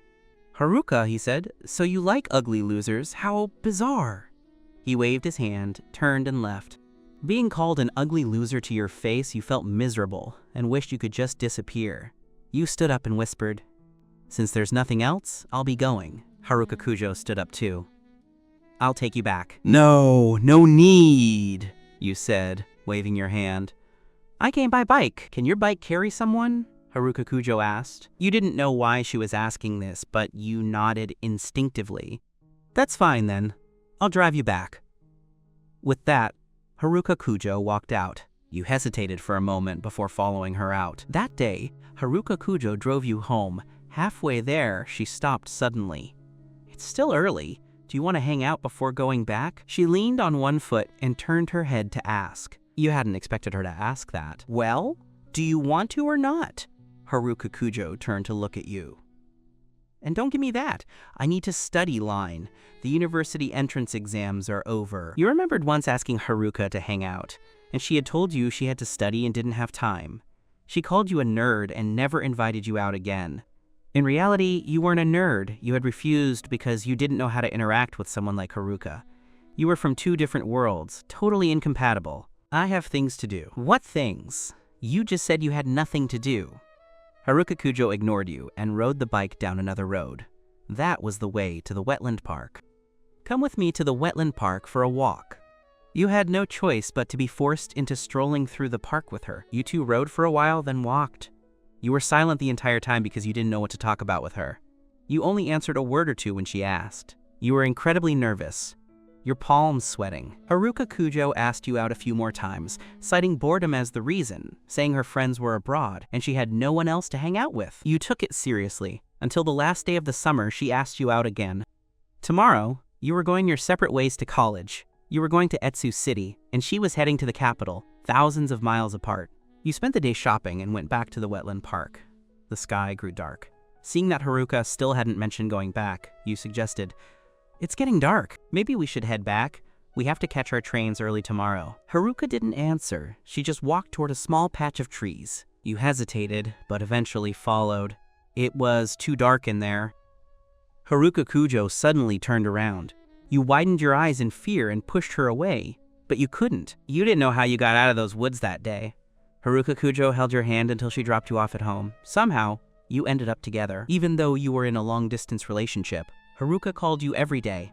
Most of the time, she did the talking, and you listened. On holidays, Haruka would fly to Etsu City to see you. You would go shopping, visit local attractions, and stay in hotels at night. You would kiss, just like normal couples. Your heart slowly fell for her. That year you spent dating Haruka Kujo, it was like living in a honeypot. So sweet, it didn't feel real. Until that summer trip during your sophomore year, when a single sentence from Haruka Kujo shattered your dream. You had felt your feelings had evolved to a new level, so when she asked for your most precious possession, you hadn't refused. Little did you know, it was all your own delusion. In Haruka Kujo's eyes, you were nothing, just a toy. It was just for fun. That sentence was like a sharp sword that pierced your heart until it bled. Later, when you thought back on your time with her, you realized she had never once asked you to be her boyfriend, nor had she ever told you she loved you. At the time, you had assumed that because you were intimate, you were a couple. But who could have imagined there was such a thing as friends with benefits? She only saw you as a sex partner, someone to satisfy her desires. Your world collapsed. You were a proud person, and you cared about your reputation, so after that summer, you found an excuse to break up with her. You sat blankly on the sofa. 7 years had passed, yet the pain in your heart was still uncontrollable when you thought of it. You had convinced yourself you were over it, that the memories had faded, but why were they so clear again? And why did it still hurt so much? Haruka Kujo didn't know how she got home. Once she did, she retreated to her room and didn't come out for an entire day, claiming she was uncomfortable from the tooth extraction, skipping even lunch. Haruka's father was worried and called Haruka's brother Ren. "Do you know what's been happening with Haruka lately? She seems so down, and today she's been locked in her room all day, not even coming out for lunch. This isn't like her." Haruka Ren said, "No, I haven't heard anything." "Is it because you keep forcing her into blind dates?" "Nobody is forcing her. This time we just introduced a Mr. Jian, and she didn't want to go, so your mother just said a few things," her father mumbled. "Dad, it's not that I'm trying to criticize you, but Haruka is rebellious by nature. Your interference just triggers more defiance," Ren sighed. "Haruka has such high standards. She can't just fall for anyone." Her father suddenly asked, "Speaking of which, Ren, Haruka is already 27 or 28 and hasn't had a boyfriend. Is that normal? She's not a lesbian, is she?" Ren burst out laughing. "Haruka had a boyfriend back in college." "Really? When was that?" "Probably freshman year. I heard it from her friends," Ren said. "But they must have broken up after she went abroad." That's good, as long as she's not a lesbian." Her father breathed a sigh of relief. Ren was left speechless. "Dad, Haruka is absolutely not a lesbian. You can rest assured about that." Just as her father felt relieved, a thought struck him. "So she hasn't dated anyone since breaking up with that boy?" "I don't think so, I've never heard of it." Her father grew worried again. "Could Haruka have some kind of psychological trauma, which is why she won't date?" Ren frowned. "I don't think so. Haruka isn't that fragile." "It's hard to say," her father worried. "Ren, you don't know. Haruka said she simply doesn't want to date. At her age, shouldn't she be in her prime? Why wouldn't she want to date?" Put that way, Ren was also confused. Could his sister have truly suffered some psychological damage that has kept her from dating for 7 years? "No, I must know what happened with that boy back then," her father said firmly. "Ren, do you know who that boy is?" Ren shook his head. "I don't know, but her friend should know." Her father acted immediately, hanging up with Ren and calling her friend Aya. The Kujo, Jo, and Wu families were all long-time acquaintances, so they all knew each other well. Aya was quite respectful when she received the call. "Uncle Kujo, is there something you need?" "Aya, Uncle wanted to ask you something," he said. "Do you know about the boyfriend Haruka dated in college?" Aya was stunned. "Uncle, why are you asking about this? Haruka is still heartbroken." Her father was shocked. Aya, what do you mean? Are you saying Haruka's condition has to do with that boy? Quickly, tell me what happened. Uncle, what happened to Haruka? Aya asked instead of answering. Haruka had opened up to her the other day, and only then did Aya realize her dear friend was still hung up on that unremarkable boy from 7 years ago. She had spent the whole night drinking with Haruka, trying to guide her, telling her that she was such an excellent woman, why be hung up on Kaito? She even said that there were plenty of men better than Kaito, and that someone like him didn't deserve her. Besides, Kaito was already married with children, so she couldn't break up someone else's relationship and act like a mistress. She didn't know if Haruka listened, but Haruka had ended up dead drunk. Aya thought it was just a passing phase. Women often felt a pang of resentment when they heard a past flame had married someone else, but they usually got over it. Who knew that? According to Uncle Kujo, Haruka was still unable to let go. Her father sighed. She was drunk last night and didn't wake up until the afternoon. The moment she woke up, she went out, claiming to have a tooth pulled, and ever since she came back, she's been huddled in her room, not even eating dinner. When I ask, she just says her tooth hurts. But I don't think she's acting like that because of a toothache. Tell me, what happened to her? Aya hesitated. Actually, I don't know the full story of what happened between Haruka and Kaito. I only know some of the situation. Kaito? Is that the boy's name? Her father was impatient. Just tell me everything you know. Aya said Kaito was Haruka's high school classmate. He was an unremarkable boy, his family background wasn't great, and he was average looking. We were all shocked when she was with him. They probably got together after the college entrance exams, but broke up after Haruka went abroad. Haruka never said why they broke up, so we never asked. We always thought Haruka was just playing with him. After all, in terms of status and looks, he didn't deserve her. But last night, Haruka suddenly called me to drink, and she let it all out. That's when I realized she couldn't let go of Kaito. If she can't let go, why doesn't she chase him back? Her father was confused. Even if you say the kid didn't deserve her, if Haruka liked him, we might not have necessarily disapproved. It's too late, Uncle. Aya sighed. It's been 7 years since they broke up. He's already married and has children. This Haruka, if she liked him, why didn't she make a move sooner? Her father was exasperated. If she had, maybe that child would have been his grandson. I know, I told her that too. Aya was perplexed. I told her to move on since he's married and it's too late. She's so excellent, she could find anyone she wanted, right, Uncle? Her father frowned.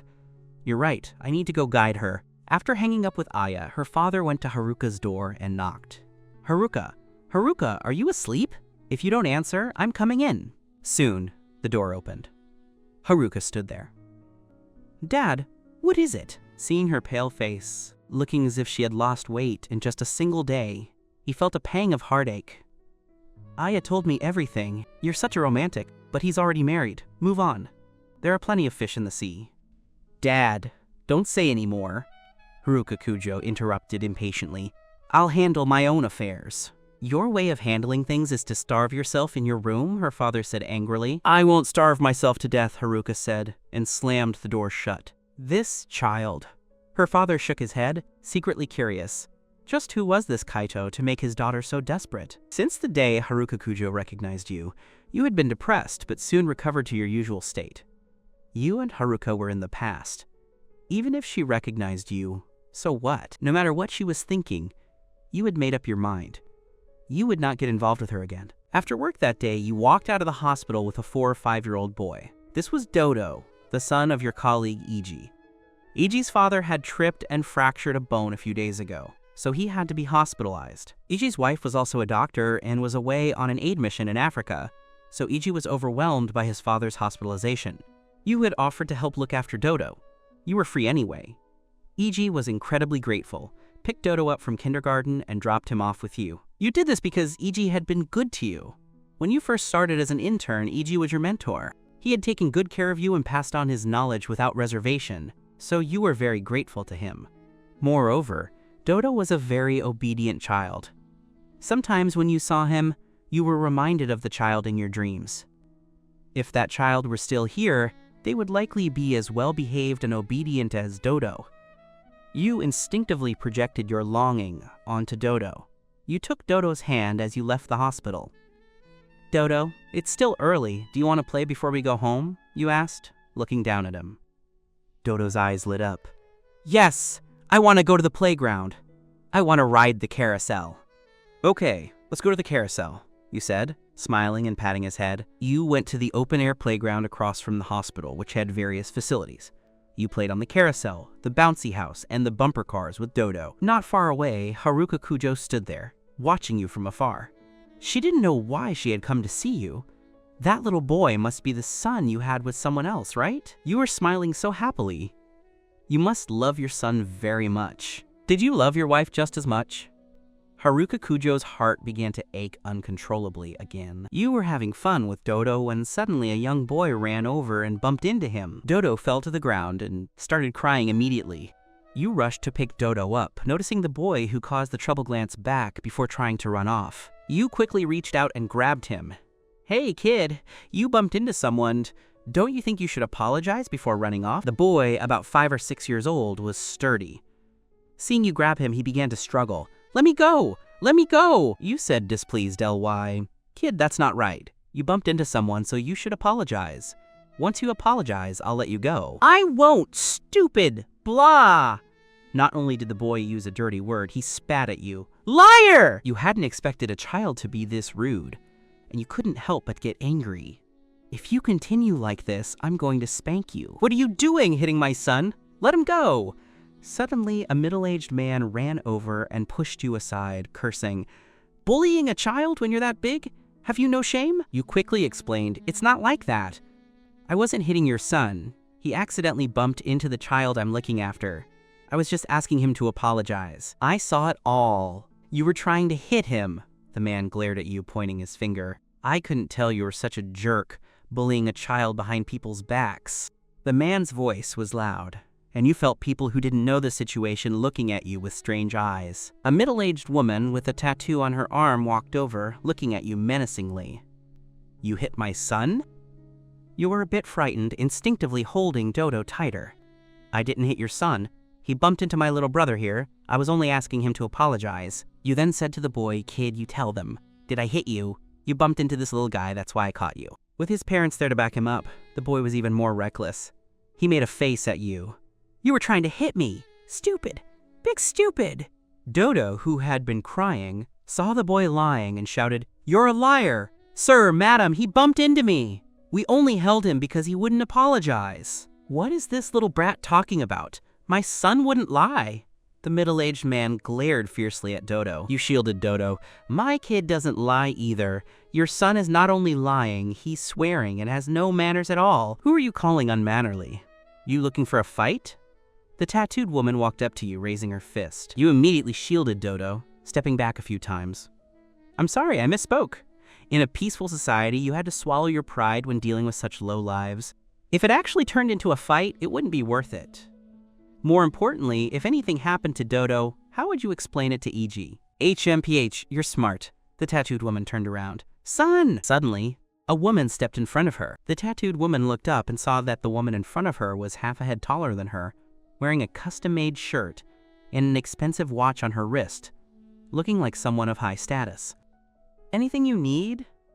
The tattooed woman asked. Haruka Kujo glared at her coldly.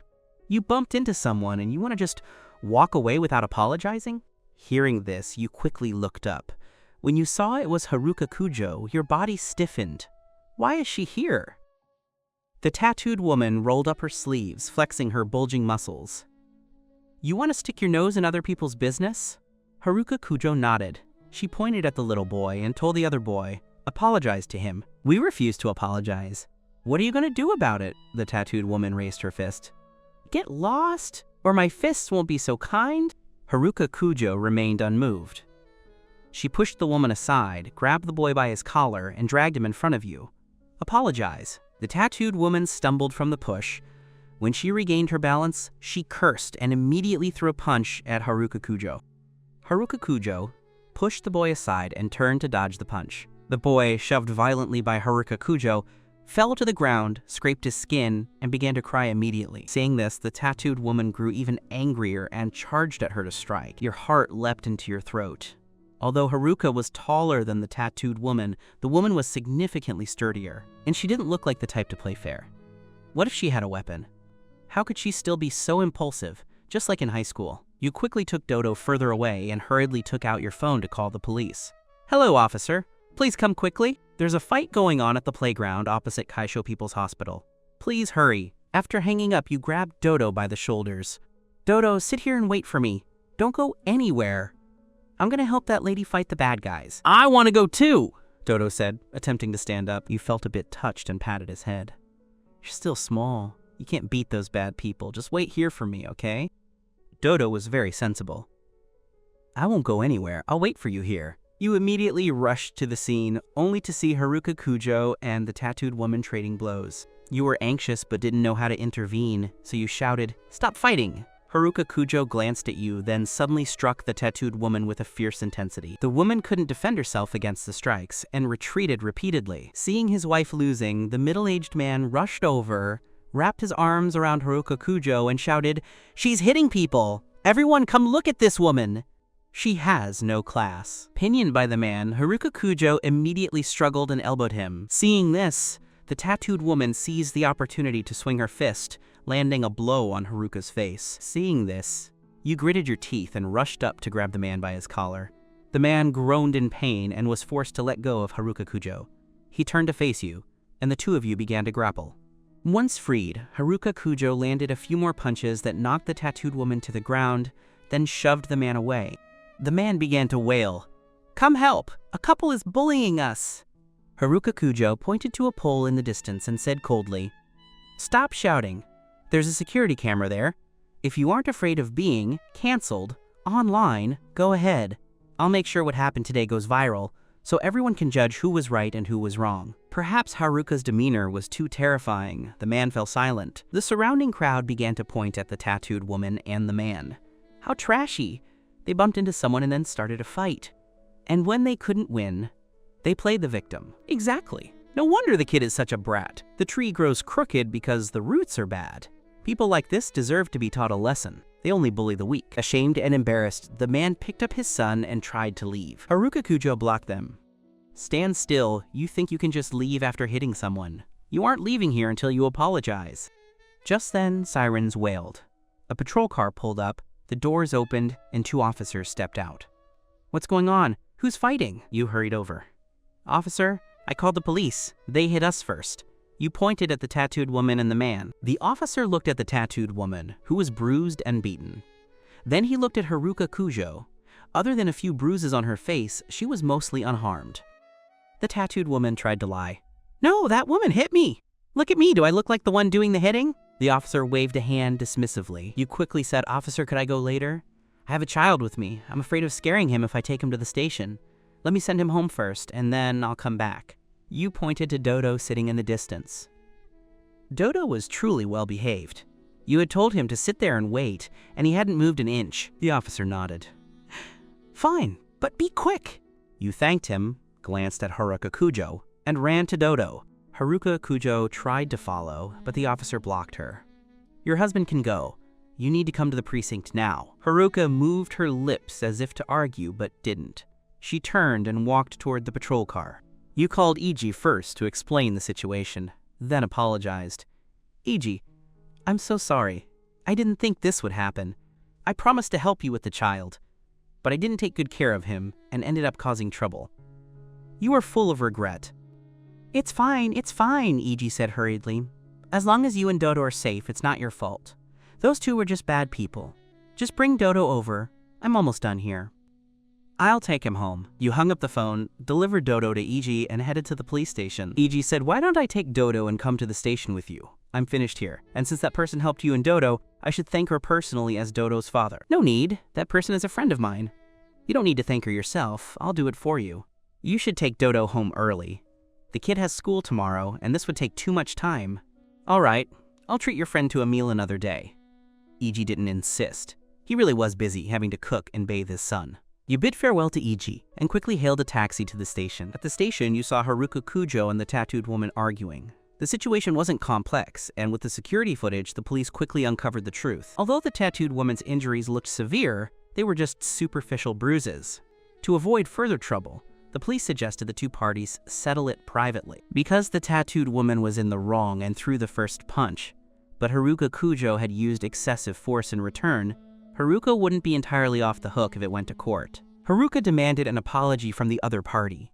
The couple, claiming their injuries were severe and sensing Haruka looked like someone of high status, demanded a massive compensation before they would apologize. Haruka, in a fit of anger, immediately called her lawyer to make the couple pay. As the standoff continued, you arrived. After understanding the situation, you looked at the woman and the man. How much do you want? The woman raised her chin. My injuries. Fine, I'll give you 10,000 yen. You opened your bag and took out your bank card. Haruka Kujo grabbed your hand, frowning. What are you doing? Don't give him a cent. You looked at her.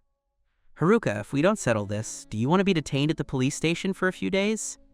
I'll resolve this, Haruka said with a stern face. The lawyer Haruka called arrived. After whispering a few words to him, she turned to you and said, Let's go, my lawyer will handle it. She reached for your hand to lead you away. The tattooed woman chased after you. Hey, you're leaving before this is resolved? The lawyer blocked her. Madam, I am Miss Haruka's attorney. Speak to me if you have any issues. After Haruka led you out of the station, you pulled your hand away and put some distance between you. Haruka looked at you, and you looked at the ground. Is your son okay? Haruka finally asked. Son? Your eyes flickered. You suddenly remembered Yohei telling Haruka that you were married with children. She must have misunderstood Dodo as my son. You decided not to correct her. Let her keep thinking that. You lowered your eyes. He's fine. Thank you for your help today. Haruka's heart felt bitter. Where's your wife? How could she not be here to support you after something like this?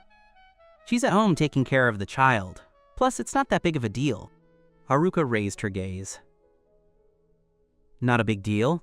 You and your son were almost beaten up. She's your wife, the mother of your child. If I hadn't called my lawyer, that couple would still be harassing you and wouldn't have let you leave without extorting a fortune from you. You said softly, If you hadn't started the fight, I wouldn't have had to come to this station or pay them compensation, Haruka said angrily. Are you saying I was meddling? You shook your head. No, I mean you didn't have to get physical today. There was no need to tangle with people like that.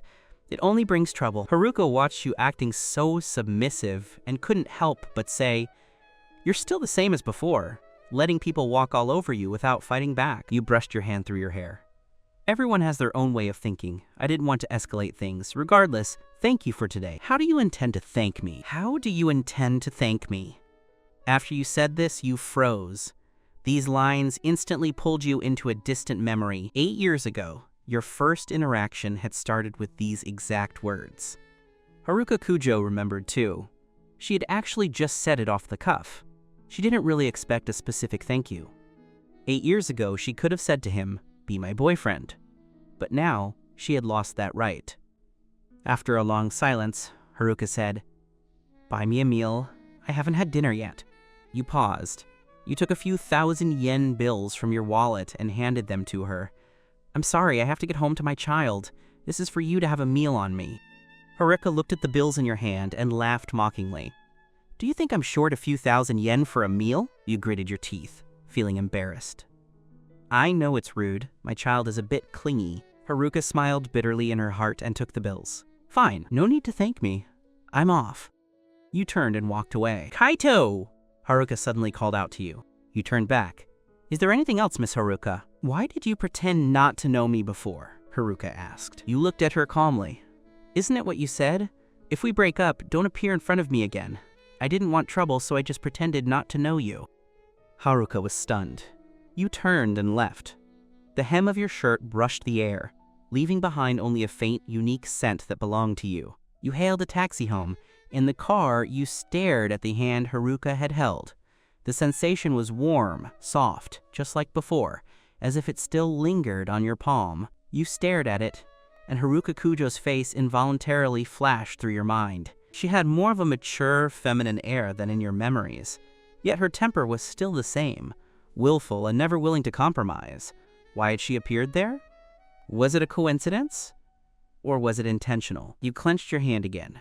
Whether it was a coincidence or intentional, you didn't want any further connection with her. The next morning, you arrived at the office, opened your computer, and prepared for work. But then, you saw Haruka Kujo's name appear in your computer system. Dr. Kaito, may I come in? Haruka Kujo appeared at the door and knocked. Your fingertips went white. What are you here for? I'm here to see a doctor. Haruka sat down opposite you, pointing to the bruise on her face. I got hurt here last night. You glanced at it. You should have gone to the surgical department for that. It damaged my gums, Haruka said. The area where I had my tooth extracted last night is bleeding. Open your mouth and let me see. You picked up a cotton swab and a flashlight. Haruka opened her mouth. As you leaned in, she smelled your faint scent, now mixed with the smell of antiseptic. It's just a small tear, no big deal. You discarded the swab. It'll heal in a few days. No treatment is needed. Haruka touched her cheek. Is that so? But I feel so much pain, I can't even eat. Just apply an ice pack. Medicine is 3 parts poison. There's no need to take painkillers. Haruka looked at you. I'll follow your advice. You turned away. You can go now. You called in the next patient. Haruka didn't get up. Instead, she said, let's have lunch together. There are some things I want to tell you. Miss Haruka and I have nothing to discuss. You offered her only a cold, indifferent profile. Is this how you treat your savior? Haruka said. I already thanked you last night. Your thanks was a few thousand yen, Haruka laughed angrily. You would have been better off giving nothing. You said nothing. You were indeed in the wrong there. Haruka continued. I really do have something to discuss. You were a party to what happened at the station last night. Don't you want to know the outcome? Your eyes flickered, and for a moment, you didn't speak. The next patient had arrived, so Haruka was forced to stand up. 12 p.m., I'll come to pick you up. You didn't respond. Haruka turned and left. Sato walked in with a tray, saw Haruka's retreating figure, and said excitedly, How did the beauty come back again? What's wrong with her this time? She accidentally hurt her gums.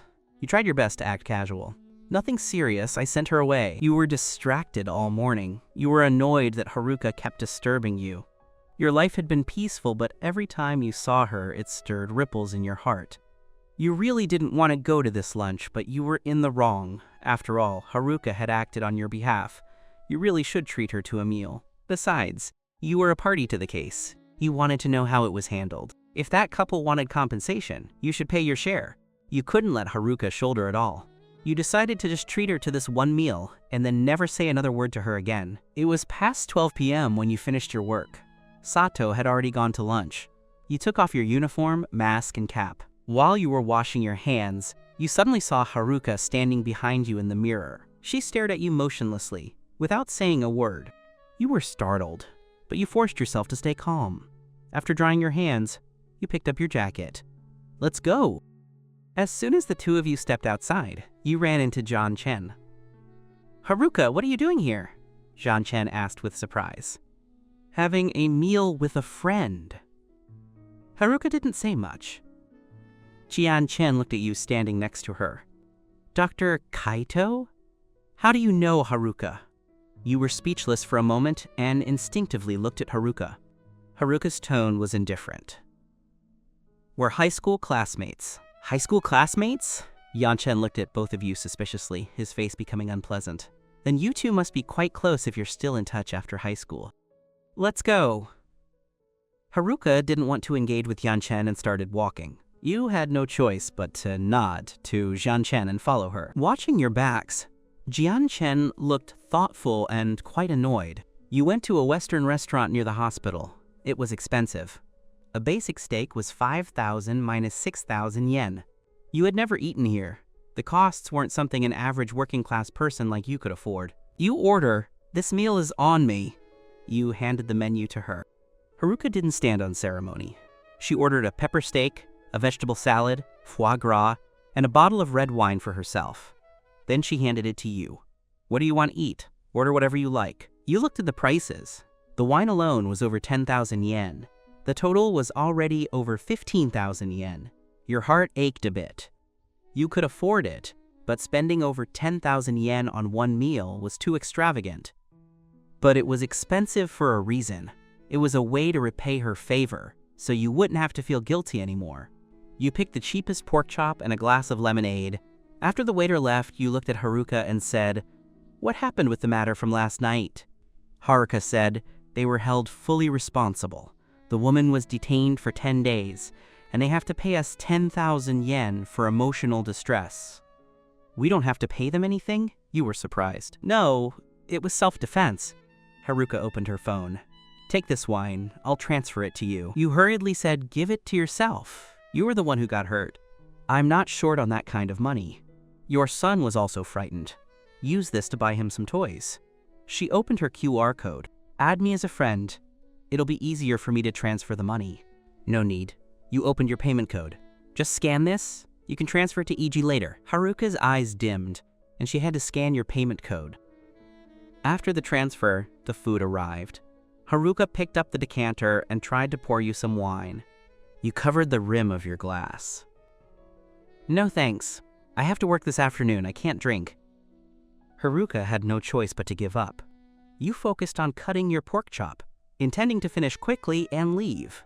Haruka stared at you motionlessly. Suddenly, she said, "You've changed a lot." You looked up, then went back to eating. Is that so? She wanted to say that you had become much better looking and more confident than before, but she didn't dare say it. By the way, why did you change your surname? Haruka asked. I lived with my mother, so I changed it to hers. You sounded calm, as if you were talking about an everyday occurrence. Did his parents divorce? When did that happen? Haruka had never understood your family background. But since divorce was a sensitive subject, she didn't want to probe further at this moment. Haruka didn't speak, and you remained silent. It was quiet in the room, with only the sound of knives and forks clinking against plates. After much hesitation, Haruka finally asked that question. When did you get married? Your actions paused for a second. Not long after graduation. Haruka felt bitter inside. Not long after graduation? That meant you had been dating since college. In other words, you found someone else shortly after breaking up with her, while she was still trapped in that past relationship. Was that woman on the electric scooter with you your wife? She gripped her fork tightly. You hesitated for a moment, thinking of Sato.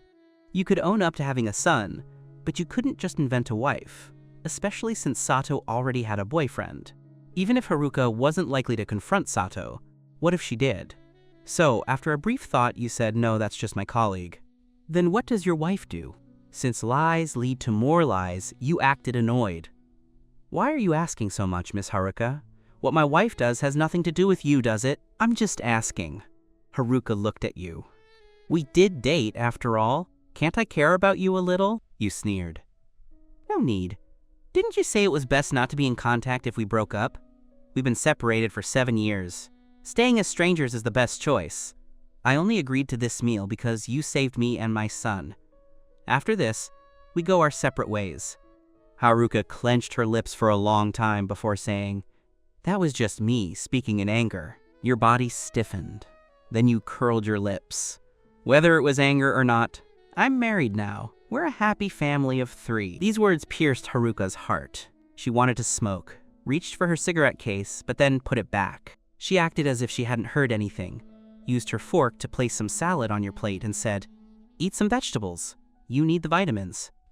You looked at the vegetables on your plate, then shifted your gaze to Haruka. You caught a trace of melancholy in her eyes. You quickly looked away, your heart racing.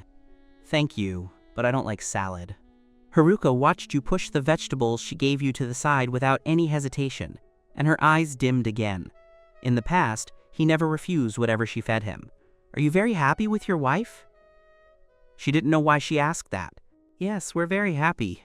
You picked up a tissue and wiped your lips. I'm full, I'll be heading back. Enjoy your meal. You stood up to leave. Haruka hurriedly followed and grabbed your hand. Your body stiffened, and you slowly pulled your hand from her palm. What is Miss Haruka doing? Haruka's hand hovered in midair. I'm sorry. She pulled it back. You turned and left. She reached out instinctively, and your hair brushed past her fingertips, leaving behind only a faint, fleeting scent of you before it vanished. Haruka stared blankly at your cold back and suddenly felt as if her soul had been drained. She took out a cigarette, her hands trembling slightly. Whether it was anger or not, that's all in the past. I'm married now. We're a happy family of 3. We're very happy. Your words were like sharp swords piercing Haruka's heart. She took several heavy drags of the cigarette but still couldn't ease the pain. You walked out of the restaurant with steady steps, then quickly hurried into the restroom. Once inside, you couldn't hold back your tears. Haruka Kujo, why do you keep coming to provoke me? You hated that she knew you were married and still wanted to provoke you. You hated yourself even more for why, after 7 years, your heart would still beat for her. Haruka Kujo was just a heartless woman. You wiped your tears, waited for your emotions to calm down, and then walked out. You washed your face, though you didn't really care. You walked to the service desk and took out your bank card. "Excuse me, please settle the bill for room 106. The waiter took the card, checked, and handed it back.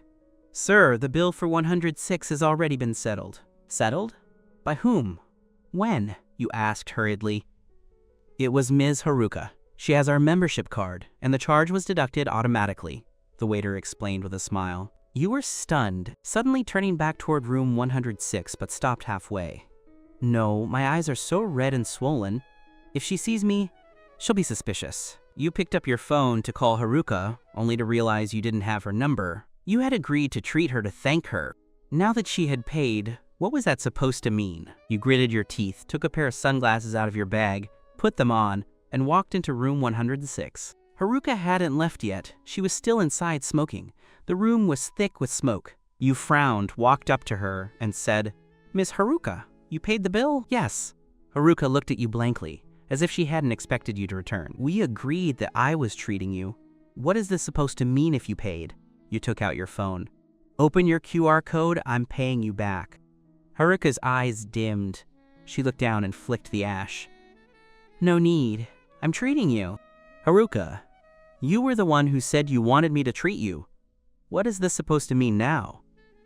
You were a bit angry. You didn't want to owe her anything. "You finally called me by my name," Haruka laughed in the curling smoke, tinged with bitterness, "instead of Miss Haruka." You hadn't expected her to say that and were stunned. Is she still concerned about whether I call her by her name or Ms. Haruka? I'm just a plaything to her, a casual partner. "Ms. Haruka, it was you who didn't want me to treat you." You turned and walked away. You wouldn't fall into her trap again. Never. 7 years ago, you were naive enough to think a princess could fall for a poor boy. But 7 years later, you understood the story of a princess falling for a poor boy only exists in fairy tales. Someone like Haruka Kujo, standing at the top of the pyramid, could never be serious about a small fry like you. You ran out in one breath, and only stopped when you were far away, panting heavily. The tears couldn't be held back anymore. After that day, Haruka Kujo never came looking for you again. You had told her you were married and happy. What reason did she have to disturb you? She started pouring all her energy into her work, staying at the office from morning until night. That was how she had spent the 7 years abroad. She could do it now, too. Her father and mother introduced a few more men for her to date. She didn't resist and went to see them. When Jianchen asked her to dinner, she didn't refuse either, but only she knew in her heart that she could never fall for another man again. She had lost the ability to love anyone. Perhaps when the time came, she would marry someone of equal social standing, have a few children to satisfy the elders, and lead a life devoid of love. The monotonous days stretched out before her. Haruka Kujo didn't come to disturb you, and your life returned to the way it was, ordinary and peaceful. Except for one time when Jianchen intentionally called you to his office, claiming he had some work-related questions. Usually Jianchen rarely called you in personally. He usually handled things over the phone. You had an intuition that he wasn't calling you in just for work. Sure enough, after a few words, Jianchen suddenly asked, "What is your relationship with Haruka Kujo?" You were startled, but replied calmly, "I told you before, we're high school classmates." High school classmates who still keep in touch? You two must have a really deep connection, Jianchen said sarcastically. You didn't say anything. You felt no need to explain yourself to him. Kenji, seeing your silence, let out a light snort. "Haruka and I are dating." "Dr. Kaito, I don't want any idle gossip reaching my ears, so please mind your distance when interacting with Haruka." "So, she's with Kenji." Your eyes flickered. "That guy the first saw last time, she's certainly popular with men. But then again, she's the future heir of the Kujo family, a girl favored by heaven. Naturally, there are countless men chasing after her. You gave a mocking smile. Don't worry, Mr. Kenji. Haruka Kujo and I are from two different worlds. There's absolutely no possibility of anything happening between us. That's true. A hint of triumph flashed in Kenji's eyes. The Kujo family would never allow a man of your background to enter their house. Only someone like him was worthy of Haruka. You lightly bit your lip, offering no rebuttal. It was true that you weren't worthy of Haruka Kujo. It had been your own foolish delusion, and for that, fate had punished you with such heart-wrenching pain. That day, after you returned home from work, you found your mother, Yuki, waiting for you at the door. I call you and you don't pick up. I have Yohei pass on a message and you ignore it. Are you trying to anger me to death? Yuki nagged as she followed you inside. What could you possibly want? It's always the same thing, trying to get me to go on blind dates. You put down your coat and began preparing dinner. I don't have time for this nonsense. As if I want to bother with you. If you weren't my own son, I wouldn't care when you get married. Yuki followed right behind you. You don't have to care just because you gave birth to me. I'm long past the age where I'd resent you for it. You washed the rice? When I needed you as a child, you ignored me. Now that I'm grown up, you're suddenly concerned? Madam Yuki, aren't you putting the cart before the horse? Yuki wanted to flare up, but seeing the cold indifference on her son's profile, she held it back. She knew she had been too cold to Kaito in his childhood, but she had had her own hardships back then. She hated Minami, and therefore she also hated Kaito, who looked so much like him. It wasn't until she met Yohei, who treated her well and gave her a long-lost sense of happiness, that she slowly let go of her hatred for Minami and began to show concern for her own son. Once she and Yohei settled in Kaisho, they brought Kaito to live with them. Their relationship had briefly improved, but 7 years ago, when Kaito was in his second year of university, Yuki accidentally discovered that he had been in a relationship with a woman, only to be abandoned by her. She was furious, scolding him for being reckless. Kaito refused to yield, leading to a heated argument. It just so happened that Kaito's grandfather, distraught over the incident, suffered a sudden illness and passed away. Under this double blow, Kaito fell into a deep depression, so severe he even considered cutting his wrists. He took half a year off school to recover, and from then on, his relationship with Yuki turned icy. Yuki, however, didn't think she had done anything wrong. A university student who couldn't even support himself, and was abandoned by a woman on top of that. If he didn't study hard and strive for success, who would want to marry him? You don't need to use those words to provoke me. I know what you're thinking. You still resent me for forcing you back then, Yuki said. But ask yourself, was I wrong? You two were people from different worlds. Hearing this, your face went pale. Yuki continued, resent me if you must. I have a clear conscience. But you shouldn't use your own life's future as a tool for revenge against me just to spite me. What Yuki didn't know was that you weren't refusing to date just to spite her. You had realized later that you had simply lost hope in love. You couldn't fall for someone again, nor could you settle down and start a family. Mom, please stop. Your body trembled slightly. I beg you, don't talk about that incident anymore. Fine, I won't speak of it. Yuki knew the incident had caused her son too much damage and voluntarily changed the subject. This time, this person was introduced by your uncle Yohei. It's his superior's daughter, recently returned from studying abroad. She's opened her own law firm. She's talented and beautiful. Uncle Yohei is quite concerned about you. Even if you don't care about my face, you should at least show some respect for his, right? Uncle Yohei was Yohei himself. He had always been decent to you, and whenever you and Yuki had conflicts, he was the one who mediated. If it was a match introduced by him, it was indeed hard for you to refuse. Seeing your silence, Yuki handed you a business card. This is her card. Her number is on it. Try dating her and see. Out of respect for Yohei, you eventually went to meet the lawyer, Ms. Riko. Inside the cafe, you sat there wearing an ordinary t-shirt and loose jeans. Beneath your neat, short hair was a clean, pale face that looked gentle and composed. The woman opposite seemed quite satisfied with your appearance. She took the initiative to hand you the menu. Mr. Kaito, what would you like to drink?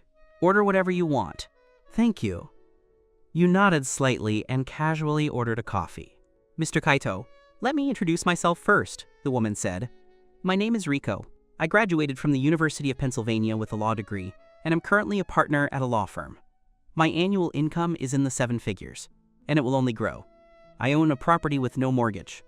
Riko spoke confidently about her situation, while you were somewhat distracted. Mr. Kaito, I've introduced myself. Shouldn't you do the same? You wore a distant expression. I don't have much to introduce. I'm just an ordinary dentist. I assume Uncle Yohei has already told you that. Riko smiled. Mr. Kaito is too modest. As far as I know, the university you attended, Etsu Medical University, is a top-tier institution, and the Kaisho Hospital where you work is also a first-class hospital. You smiled but said nothing. Then, Mr. Kaito, let's be direct, Riko said. I'm very satisfied with you. With your looks and my intelligence, our future children will surely be excellent. If you are willing to marry me, I am willing to add your name to the property I own. I have only one request. Since my work is very busy, I hope you will resign after marriage and focus on the family. Of course, I will provide ample money for household expenses. What do you think, Mr. Kaito? Are all women this confident nowadays? You smiled and said, I'm sorry, Ms. Riko. I'm afraid I cannot meet your requirements because I will not resign. Mr. Kaito, I hope you'll reconsider. Riko's smile faded. After all, a woman as excellent as me is not easy to come by. It's only because of your outstanding looks and prestigious education that I'm interested in you, you replied. I've already considered it carefully. Although you are excellent, Ms. Riko, we are not a good match. Riko's face didn't look very pleasant. Mr. Kaito, don't aim too high, she mocked. I've seen plenty of men like you, relying on a bit of good looks and talent, living in a fantasy world, thinking you can climb to a higher branch, only to end up as leftovers. You kept your eyes lowered, saying nothing. Seeing you wouldn't be swayed, she continued rambling on about how wonderful she was, and that you would regret missing this opportunity. You felt annoyed and interrupted her. Ms. Riko, do you mind that I've been in a relationship with someone else before? The woman froze. You looked at her calmly. I have been with other women before. Does that bother you, Ms. Riko? If it doesn't, I'll consider it. Based on your experience, whenever you said this, the date would inevitably fall apart. Sure enough, the woman left soon after. Before leaving, she muttered under her breath, blaming the matchmaker for not doing a thorough investigation and wasting her time.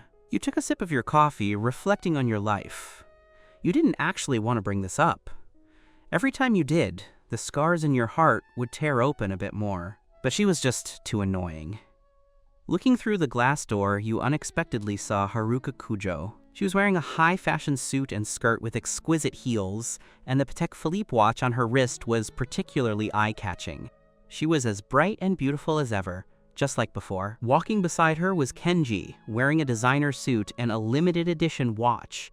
They were a truly well-matched couple. You stared at them motionlessly, until you saw them enter the cafe, at which point you bowed your head. The cafe was not large. As soon as Haruka Kujo entered, she noticed you sitting in the corner. You were sitting there alone, and for some reason, it gave her a feeling of loneliness. What would you like to drink? The coffee here is hand-ground and tastes very authentic, Kenji asked Haruka gently. Haruka sat down, her gaze involuntarily drifting toward you. There was a drink in front of you, but the seat opposite you was empty. Are you on a date with someone? Kenji was still talking. Shall I order you a mocha? The mocha here is quite good. Haruka didn't say anything. Her attention was entirely on you. Hello, 1 mocha and 1 caramel macchiato. After ordering, Kenji started to make conversation. Haruka, how about we go to the movies after coffee? There's a new film that's very popular lately. I haven't seen it yet. Kenji finally noticed Haruka's gaze directed somewhere else and turned to look, only to find that it was you. You had been ready to leave as soon as Haruka and her companion entered. Now, you finished the last sip of your coffee, picked up your coat, and walked out. Dr. Kaito. Kenji called out to you. You turned around and nodded slightly. Mr. Kenji. Miss Haruka. Kenji hooked his arm into Haruka's, smiling. Dr. Kaito, what a coincidence. Haruka and I were tired from shopping, so we thought we'd come in for coffee. I didn't expect to run into you. Are you here alone? Haruka pulled her arm away. Kenji looked somewhat disappointed. No, my friend had something to do and left already. You said calmly.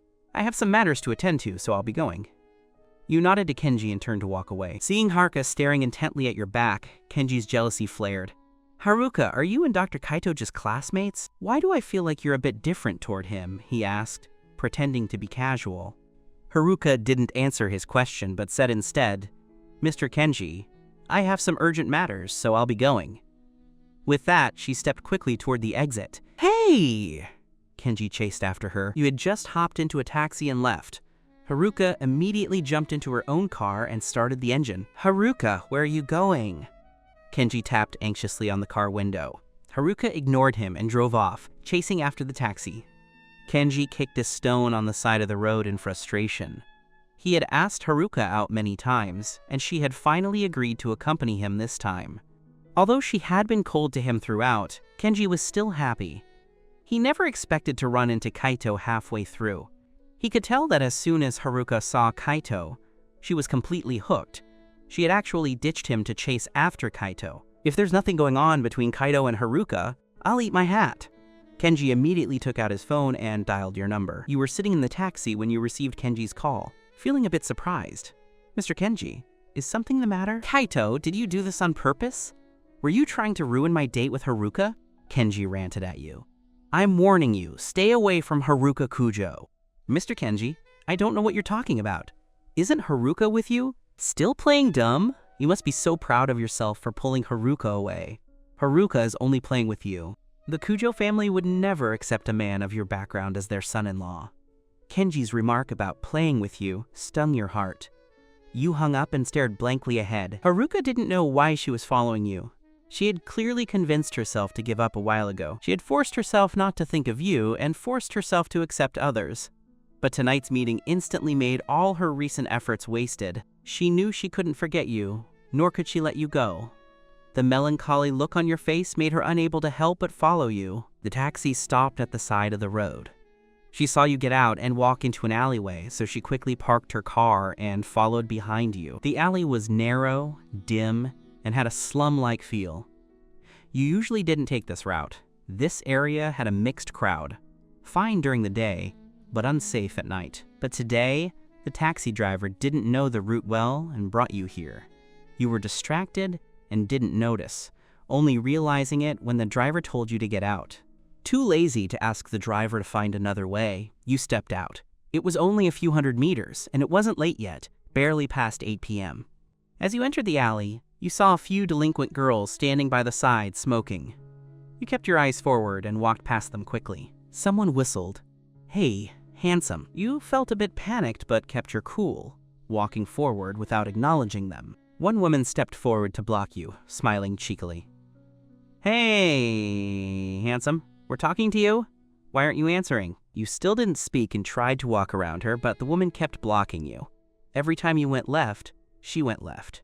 Every time you went right, she went right. The other women nearby laughed. Handsome, why are you so nervous? Come play with us. We'll show you something fun. You nervously reached into your pocket and gripped your phone. What do you want? Why so serious? We're not going to do anything to you, handsome. A girl with dyed hair, cigarette in her mouth, teasingly touched your shoulder. You instinctively retreated a step, clutching your phone. Your palms were sweating. It was the first time you'd encountered something like this, and you didn't know what to do. A figure darted from behind and, with lightning speed, slapped the girl aside. When you looked up, it was Haruka Kujo. Your heart skipped a beat. Why is she here? Isn't she with Kenji? Haruka looked at you. Are you okay? Before you could shake your head, you saw the others surrounding you from the periphery. Haruka! You instinctively grabbed Haruka's hand. Haruka's heart stirred, and she pulled you behind her. Don't be afraid. She swung her fist at the others.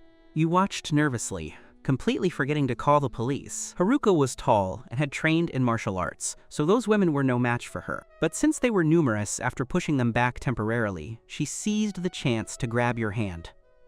Run! You ran toward a more crowded area and disappeared in an instant.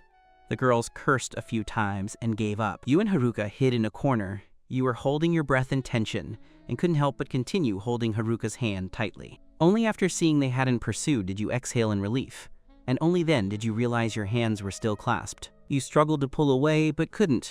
Haruka, your face flushed red, feeling a mixture of shame and embarrassment. Haruka finally let go. You pulled your hand back and quietly clenched it. Thank you. Haruka looked at you. Kaito, do you live in this kind of place? You shook your head. I live in the complex ahead. It's very safe. The driver didn't know the route and brought me here by mistake. Then why didn't you call your wife to pick you up? It's only a few hundred meters. You replied, I thought it would be fine. Haruka felt a sense of powerlessness. Call her to pick you up now. I'm taking another route. That one isn't dangerous, you said. Thank you for today. I'm going back. No need. You refused firmly and turned away. Worried about you, Haruka followed behind at a distance. You knew she was behind you, but you pretended not to notice. Haruka followed you until you entered the complex. She didn't leave immediately, but leaned against the stairs, lit a cigarette, and smoked quietly in the night, pondering. Is your relationship with your wife really as good as you say? A normal man would have called his wife immediately in that situation, but you didn't. Last time, when you and your son were bullied and ended up at the police station, your wife didn't even show her face. If your relationship isn't good, if you aren't living happily. Haruka's eyes deepened as she crushed the cigarette. She took out her phone and made a call. Xiao Yu, help me look into someone. Find out who Kaito's wife is. I want the answer by tonight. Xiao Yu was an assistant introduced to her by Zhou Ting, and she was known for being highly efficient. After the helplessness of the last time she looked for you, she realized she needed someone like that. You stood behind the curtain, looking at Haruka downstairs. She was smoking, occasionally looking up toward your unit. It's such a coincidence she saved me again today. You couldn't help but link this to Kenji's earlier frantic phone call. Was she following me? You gripped the curtain subconsciously. Don't be so stupid as to think she still has feelings for you. If she really liked you, she wouldn't have said you were just playing around in front of her friends. And she wouldn't have waited 7 years to reach out. Knowing you have a wife and a son, she still comes to provoke you. Perhaps this is the thrill that women of her status seek, or just as Kenji said, you are merely a plaything. You drew the curtains tight and walked away. Around 10 p.m., Haruka received a call from Xiao Yu. Sister Joe, there are 5 people in all of Kaisho named Kaito, but only one is married. His wife is named Rin. She works in management at a listed company and is considered an elite. However, the woman has a criminal record. She was once taken to the station for domestic violence, but was released due to lack of evidence. It didn't go anywhere. Her ex-husband tried to divorce her, but it all just fizzled out. Haruka's heart tightened. So his relationship with his wife isn't good at all. If that's the case, why did he lie to me? If he were happy, I would let it go. But since he's living a miserable life, I absolutely cannot sit idly by. Haruka took out the photograph of you and her, thumbing over your face. Later, Kenji approached you again, blatantly warning you to stay away from Haruka. You just thought he was hilarious. Haruka is the one chasing after me, not the other way around. What good does Kenji's warning do? You had already done your best to distance yourself from her. Days went by as usual. One day, it was your day off. A cold front had arrived, temperatures dropped, and there was a light drizzle. You didn't go out, staying under your blankets to kill time. Then, Iji called. Kaito, do you have time right now? What's wrong? Could I trouble you with something? Iji's tone was anxious. Dodo's teacher just called me. Dodo suddenly developed a high fever and spots on his hands. They suspect it's hand, foot, and mouth disease. They asked me to take him to the hospital immediately. I'm busy and can't leave, and my father's legs aren't convenient. If you have time, could you help me pick up Dodo and bring him home? Feed him some fever medicine. I'll come back as soon as I finish with this patient. You and Iji lived in the same complex, and Dodo's kindergarten was nearby. Sometimes when you had time, you'd help him pick up Dodo. Hearing Dodo was sick, you immediately said, Iji, don't worry, I'll pick Dodo up and take him to the hospital. Don't come over. Once you're done, just head to the pediatric ward to see us. I'm so embarrassed, Iji said. It's already trouble enough to have you pick him up. How could I have you take the child to the hospital too? Iji, don't be formal. Dodo being sick is a big deal, and I'm not doing anything anyway. You stood up immediately. It's settled. I'm gonna get Dodo. Bye. You grabbed your coat, took an umbrella, and headed downstairs. After picking up Dodo, you saw he was in low spirits and quite listless, so you hailed a taxi to Kaisho People's Hospital. The complex wasn't far, but during peak hours, the taxi got stuck in traffic a few hundred meters away. After waiting for over 10 minutes with no sign of movement, and seeing Dodo Wase, faint, unconscious from the high fever, You got worried. It wasn't far, so you decided to walk. The 4-year-old child was heavy, and having to hold an umbrella made you gasp for breath after a short distance. On the road, a Rolls-Royce stood out among the ordinary vehicles. Inside, Haruka Kujo sat in the back, boredly looking out the window. Because of the traffic, she had opened the window, letting the drizzle drift in. That was how you entered her sight. She saw you holding your son. You were flushed and disheveled from the effort, looking quite disheveled. Several times, the umbrella almost fell, and you had to stop to adjust it before continuing. Without a second of hesitation, Haruka said something to her driver and immediately stepped out, walking toward you. You were struggling to hold Dodo when a pair of hands took him from you. Surprised, you looked up to see Haruka holding Dodo in her arms. "What's wrong with your son?" She frowned at the boy, sleeping soundly in her arms. His temperature was clearly abnormal. "Take him to the hospital," you said softly. "Extend your hands, let me hold him." Haruka stepped back. "I'll hold him for you. Let me take you to the hospital." You didn't want to trouble Haruka, but given the situation, your arms were limp, and you truly couldn't carry Dodo to the hospital. Haruka, ignoring your thoughts, hugged Dodo, letting him rest on her shoulder. "Let's go." You trailed a few steps behind, looking at Haruka's reliable back, feeling a complex mix of emotions. Haruka noticed you weren't keeping up and stopped to look back. "Keep up!" You snapped back to reality and quickly walked a few steps to stand under the same umbrella. You arrived at the pediatric ward. "Thank you. Give the child to me. I'll handle the treatment." Haruka didn't let go. "How are you going to manage on your own? Since I'm already here, I'll hold him for you." You tried to refuse, but Haruka had already walked to the nurses' station. "Excuse me, please register us." Because it was an emergency, they were seen quickly. Haruka accompanied you through the process, from blood tests to getting him on an IV drip. Dodo had contracted hand, foot, and mouth disease, which was quite severe. While you were away paying the bill, Dodo woke up. Seeing it was Haruka holding him, he wasn't afraid. "Are you the good sister who helped us fight the bad guys last time?" Dodo asked. Haruka smiled. "Your name is Dodo?" Dodo nodded. "Dodo is my nickname. My real name is Shuho." "Shuho," Haruka whispered to herself. "What a beautiful name." "My dad gave it to me," Dodo said. "I think it's beautiful too." So Kaito named him. Haruka looked at Dodo's delicate face and felt a wave of sadness. If only this were her and Kaito's son, what a happy family of 3 they would be. "Where's Big Brother?" Dodo looked around. He remembered Kaito bringing him to the hospital, but he didn't know why this good sister was here when he woke up. Haruka didn't know who Big Brother was. "There is no Big Brother. Your dad is here. He went to pay the bill and will be back in a moment." "Dad is coming." Reassured, Dodo quickly fell asleep again due to the fever and fatigue. Haruka carefully observed his features. Dodo looks nothing like Kaito. He must take after his mother. Seeing Dodo so ill and his mother nowhere to be found, it seemed Kaito's relationship with his wife was indeed poor. You returned after paying the bill. Looking at Dodo sleeping on the hospital bed, you said, "Dodo is fine now. I can handle it on my own. If you have things to do, you can leave." Haruka didn't respond to your words, asking instead, "The child is sick. Why isn't his mother here?" You lowered your eyes. "She's at work. She doesn't have time. She'll be here later." "Later?" "Dodo will be done with his treatment by then," Haruka snorted. "He's this ill, and she leaves you, a man, to take care of him? If it weren't for meeting me, I don't know what you'd do." You brushed the receipt. "I don't mind.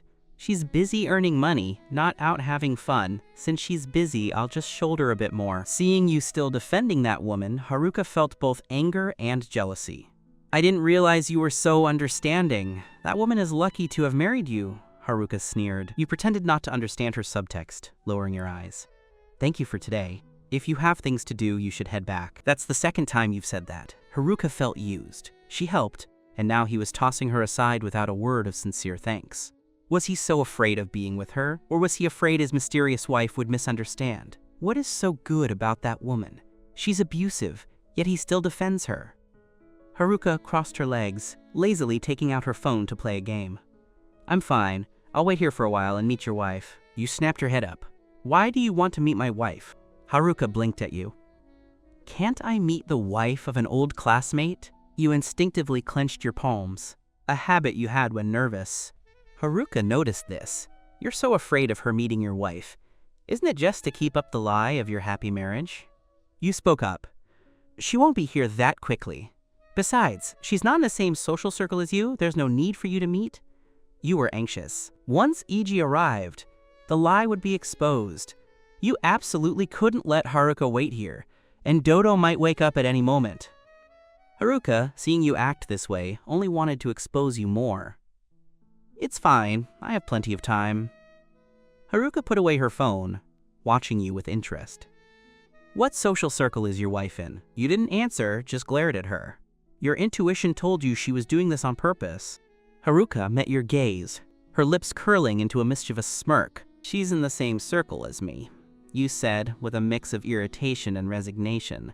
There's no need for you to meet. Your intention was to say you were both ordinary people, a world apart from the Kujo family. Your circle sounds nice. A doctor.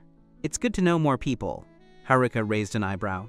Everyone gets sick, regardless of status. You stopped talking to her, left the IV area, and called E.G., but no one answered. You guessed he must still be busy. You asked around the department and found out E.G. had received an emergency trauma case and was in surgery. He wouldn't be out for a while. You breathed a sigh of relief. Thank goodness he was busy, otherwise, if he came over, your lie would be exposed. You returned, checked the drip, and estimated it would take another hour. You sat to the side, killing time on your phone, occasionally casting secret glances at Haruka. Haruka was also on her phone, looking at some kind of reports you didn't understand. She took several calls that sounded like business. You remembered she studied economics and the Kujo family ran a company. She probably worked at the Kujo enterprise and would eventually inherit it. In that case, the background of any man marrying into her family certainly couldn't be ordinary. You were lost in thought when you suddenly heard someone call Haruka's name. What are you doing at the hospital? You looked up and finally recognized Jo Ting. You remembered. Jo Ting and Ushio were Haruka's close friends. The three were always together in high school, and you often saw them coming to find Haruka, though you had never spoken to them. The only time you had spoken to them was during that summer in your sophomore year of university. That was when Haruka took you to the beach. Zhu Ting and Ushio were there too. You overheard their mocking laughter towards you that day. You felt that, in their hearts, they looked down on you too. So seeing Zhu Ting now, you didn't stand up to greet her, instead keeping your head down to play on your phone, pretending you didn't recognize her. Haruka looked at Zhu Ting, answering with a question. What are you doing at the hospital? Accompanying my boyfriend for a checkup. Zhu Ting gestured toward a boy sitting nearby, getting an IV drip. Haruka remained indifferent. Zhu Ting changed boyfriends often, so she didn't intend to go over. Why are you here anyway? Zhu Ting sat beside her, only then noticing the child on the bed and you sitting right next to him. Zhu Ting looked closely at you, frozen for a second, before letting out a surprised cry. Kaito? Having been recognized, you gave her a calm look and, out of politeness, nodded slightly. Kaito! Zhu Ting looked at Haruka, then at you, and finally at the boy on the bed. What is this? The child is sick. I'm accompanying him, you explained. As for why Haruka was here, you figured she could explain that herself. Zhu Ting looked at Haruka, who was crossing her long legs and blinking lazily. Don't you have a boyfriend to look after? Why are you still standing here? Zhu Ting felt awkward asking anything more. I'll get going then. She gritted her teeth, gave you a fake smile, and said, Bye, Kaido. Your expression remained flat. Haruka wore an expression that told her to get lost. Zhu Ting retreated and sat back down next to her boyfriend. Haruka Kujo looked at her phone again when suddenly a message came through. It was from Shiori. Haruka, why are you with Kaito? Are you accompanying his child to see the doctor? Haruka Kujo replied. No, Kaito is already married and has a child. What does it look like for you to be there with them, helping them with a sick kid? Shiori thought it was unbelievable. She glanced over at Haruka Kujo again. A young man and woman with a child lying between them. Anyone who didn't know the situation would assume they were a couple bringing their child to the clinic. You haven't gotten over Kaito, have you? Are you trying to destroy their marriage? Haruka Kujo stared intently at the message. If that woman didn't treat him well or cherish him, why couldn't she be the one? Seeing that she hadn't replied for a long time, Shiori typed rapidly, You're really planning on doing this? There are so many young, handsome, unmarried men lining up for you, and you're interested in a man who already has a wife and a child? Haruka Kujo, have you lost your mind? Your parents are gonna kill you. Maybe she really had lost her mind. Haruka Kujo looked at the message and gave a bitter smile. She still couldn't forget Kaito. Was it because he was her first love? Aren't you leaving yet? You looked at Haruka Kujo. You staying here like this is really easy to misunderstand. What kind of misunderstandings? Haruka Kujo asked, knowing exactly what you meant. What do you mean, what kind? You glared at her. Do you think I didn't see the way Shiori was looking at us? When my wife gets here later, it won't be easy to explain. Haruka Kujo changed her posture.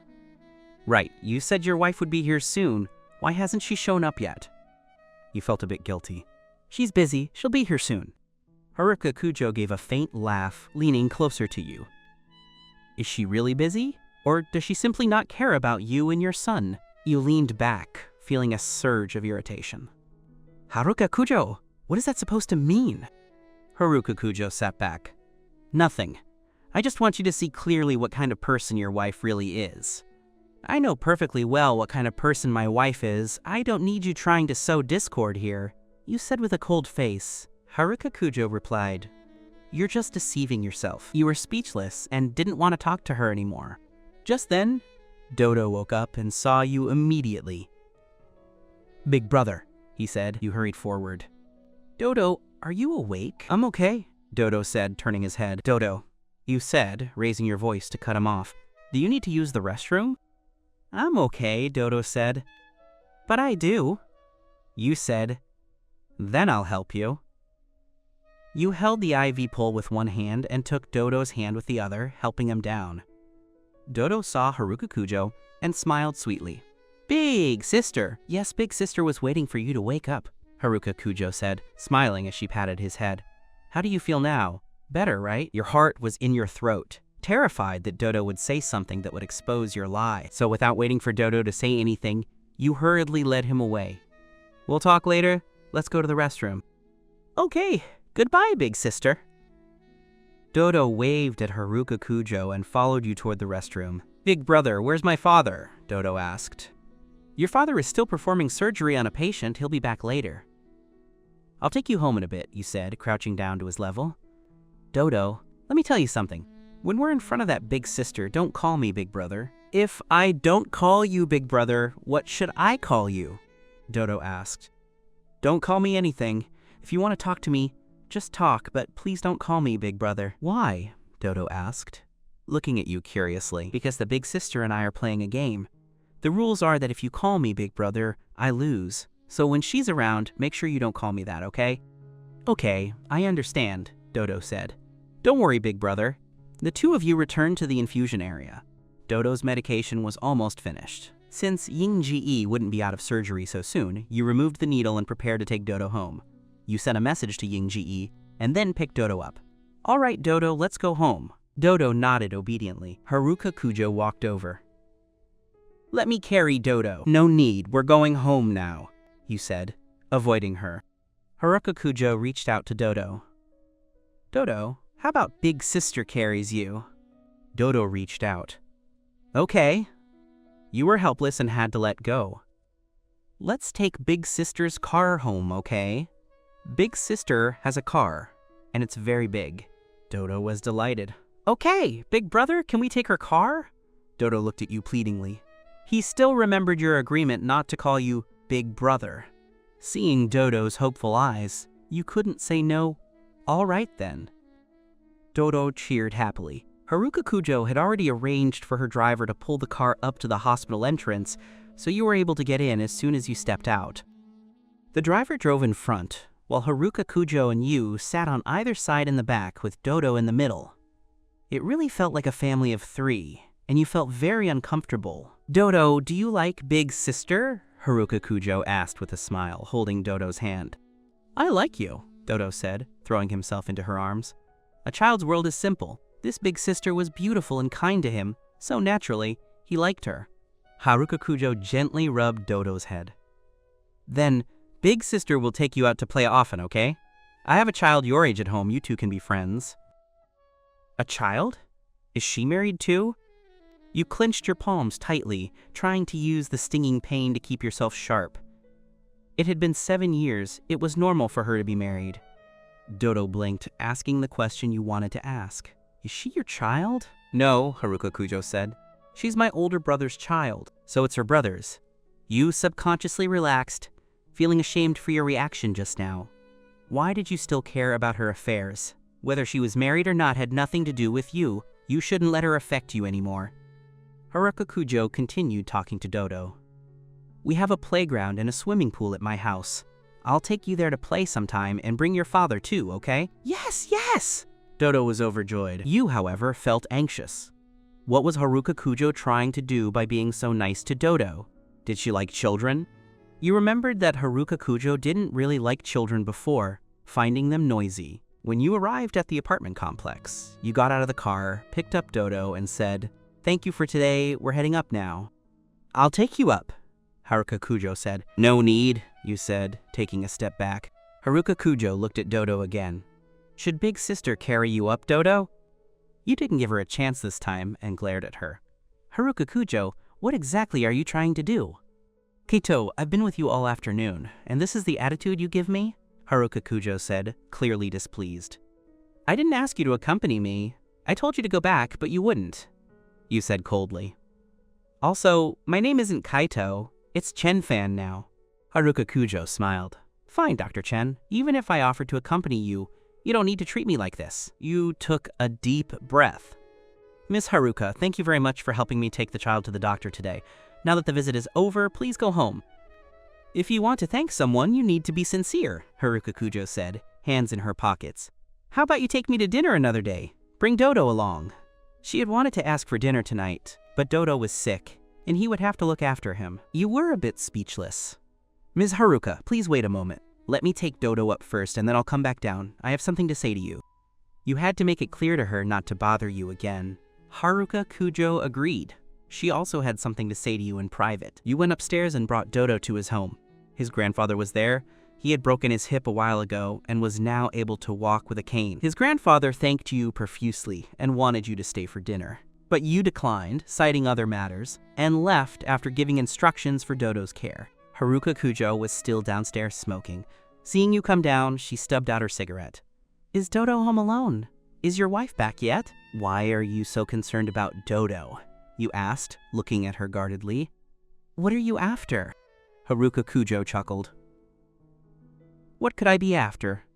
I just like Dodo." Haruka Kujo. "Stop saying these empty words, you said. Your face tense. Tell me the truth." Haruka Kujo stopped smiling. "Chen-fan, is the relationship with your wife really as good as you say?" "Why do you ask that?" You avoided her gaze. "I'm asking you about Dodo." "I like Dodo," Haruka Kujo said. "Because he's your son." Your eyes snapped open. "What do you mean?" Haruka Kujo said, "She abuses you, and you two have already talked about divorce several times, haven't you?" You looked at her, bewildered. "Who did you hear that from?" "I had people check," Haruka Kujo said. "Don't blame me for looking into you. I'm just worried about you." You realized that whoever she hired to investigate had given her completely wrong information. She must have been fooled. Haruka Kujo stepped forward and held your shoulders. "Chen-fan, divorce her. I will treat Dodo as if he were my own biological son." "Haruka Kujo, are you crazy?" Haruka Kujo looked at you earnestly. "I'm not crazy. Chen-fan, I am serious." You stared at her, stunned. "Why?" "Haruka Kujo, don't tell me you still like me." "Why couldn't I?" "You were the one who initiated the breakup back then," Haruka Kujo said, looking at you. Your throat moved involuntarily as your mouth hung open slightly in shock. Haruka Kujo suddenly leaned in, cupping your face with both hands and kissing you. It was the same familiar scent, the same gentle touch. Haruka Kujo felt as if she had returned to her university days, kissing Chen-fan. Back then he was awkward and shy, and she was always the one taking the initiative. Now he was caught off guard, and she deepened the kiss. The moment her lips touched yours, your body stiffened. That long-lost feeling etched into your memory surged up again. She could always make you lose yourself and your reason. You hated your body's reaction, even though you knew how you should respond. You closed your eyes, and when you opened them again, they were clear. You pushed Haruka Kujo away forcefully and slapped her. The sharp sound of the slap echoed clearly in the silent night. "Haruka Kujo, I have a wife and child," you reminded her calmly. Haruka Kujo's head turned from the impact. As the daughter of the prestigious Kujo family, she had never been slapped by a man. She thought she would be furious, but looking at you, the anger she felt dissipated into thin air. She touched her face. "So what? Like I said, you can divorce her. I will treat your child as my own." You were taken aback again. You thought that after that slap, she would be furious, but she remained calm. You felt a wave of panic. "I really can't understand you people. Is ruining someone's marriage and stealing someone else's husband that thrilling and fun? Haruka Kujo, I really can't understand you." Haruka Kujo looked at you with hurt eyes. "I'm not doing this for fun, and it's not thrilling. I'm serious. I still like you. I have always liked you." Hearing her confession made your heart ache uncontrollably. Why? Why does she have to keep lying to me? Why does she have to bother me? "Always liked you?" You laughed, a hint of obvious irony in your smile. "Haruka Kujo, do you think I'm still as naive and easily fooled as before? I don't believe a word you say. Now, get out. Disappear from my sight immediately." "Chen-fan, I'm not lying to you." Haruka Kujo tried to say more. "Don't say another word." You were agitated. "Haruka Kujo, I beg you, stop appearing before me. Stop disrupting my life. I hate you. I despise you." You used all your strength to say these words, then turned and ran into the building, tears streaming down your face. Haruka Kujo stood there, stunned. Your words had cut deep. "You said you hated her. Why? Why would you rather stay with a woman who didn't care about you and even abused you, than accept her?" Shiori called again. "Haruka, Chen-fan has changed so much. He's become much more handsome than before. No wonder you still want to be with him. But he's married now and has a kid. That's not very moral. Do you have the heart to let someone's child grow up without a mother? Or do you want to be a stepmother?" "Shiori, shut up!" Haruka Kujo felt absolutely miserable. "I'm trying to advise you out of kindness, and you're losing your temper at me?" Shiori was annoyed too. "My business is none of your concern," Haruka Kujo said irritably. "I like Chen-fan, so what?" She hung up the phone and took a deep, harsh drag of her cigarette. "She wasn't immoral. That abusive woman didn't deserve to be with Chen-fan." Haruka Kujo returned to the Kujo residence. Her mother saw her and smiled. "Haruka is back." She said Haruka had gone on a date with Ken today. Haruka Kujo didn't answer and walked toward the stairs. "Hey, wait," her mother called out. "How did it go with Ken?" "I didn't date him today. I canceled at the last minute," Haruka Kujo said expressionlessly, tugging at her collar. Her mother was stunned. "What? Why did you cancel?" "I don't like him at all. Why shouldn't I cancel?" Her mother was determined to pair her with Ken, using every possible tactic to force a date, even threatening to stop taking her blood pressure medication.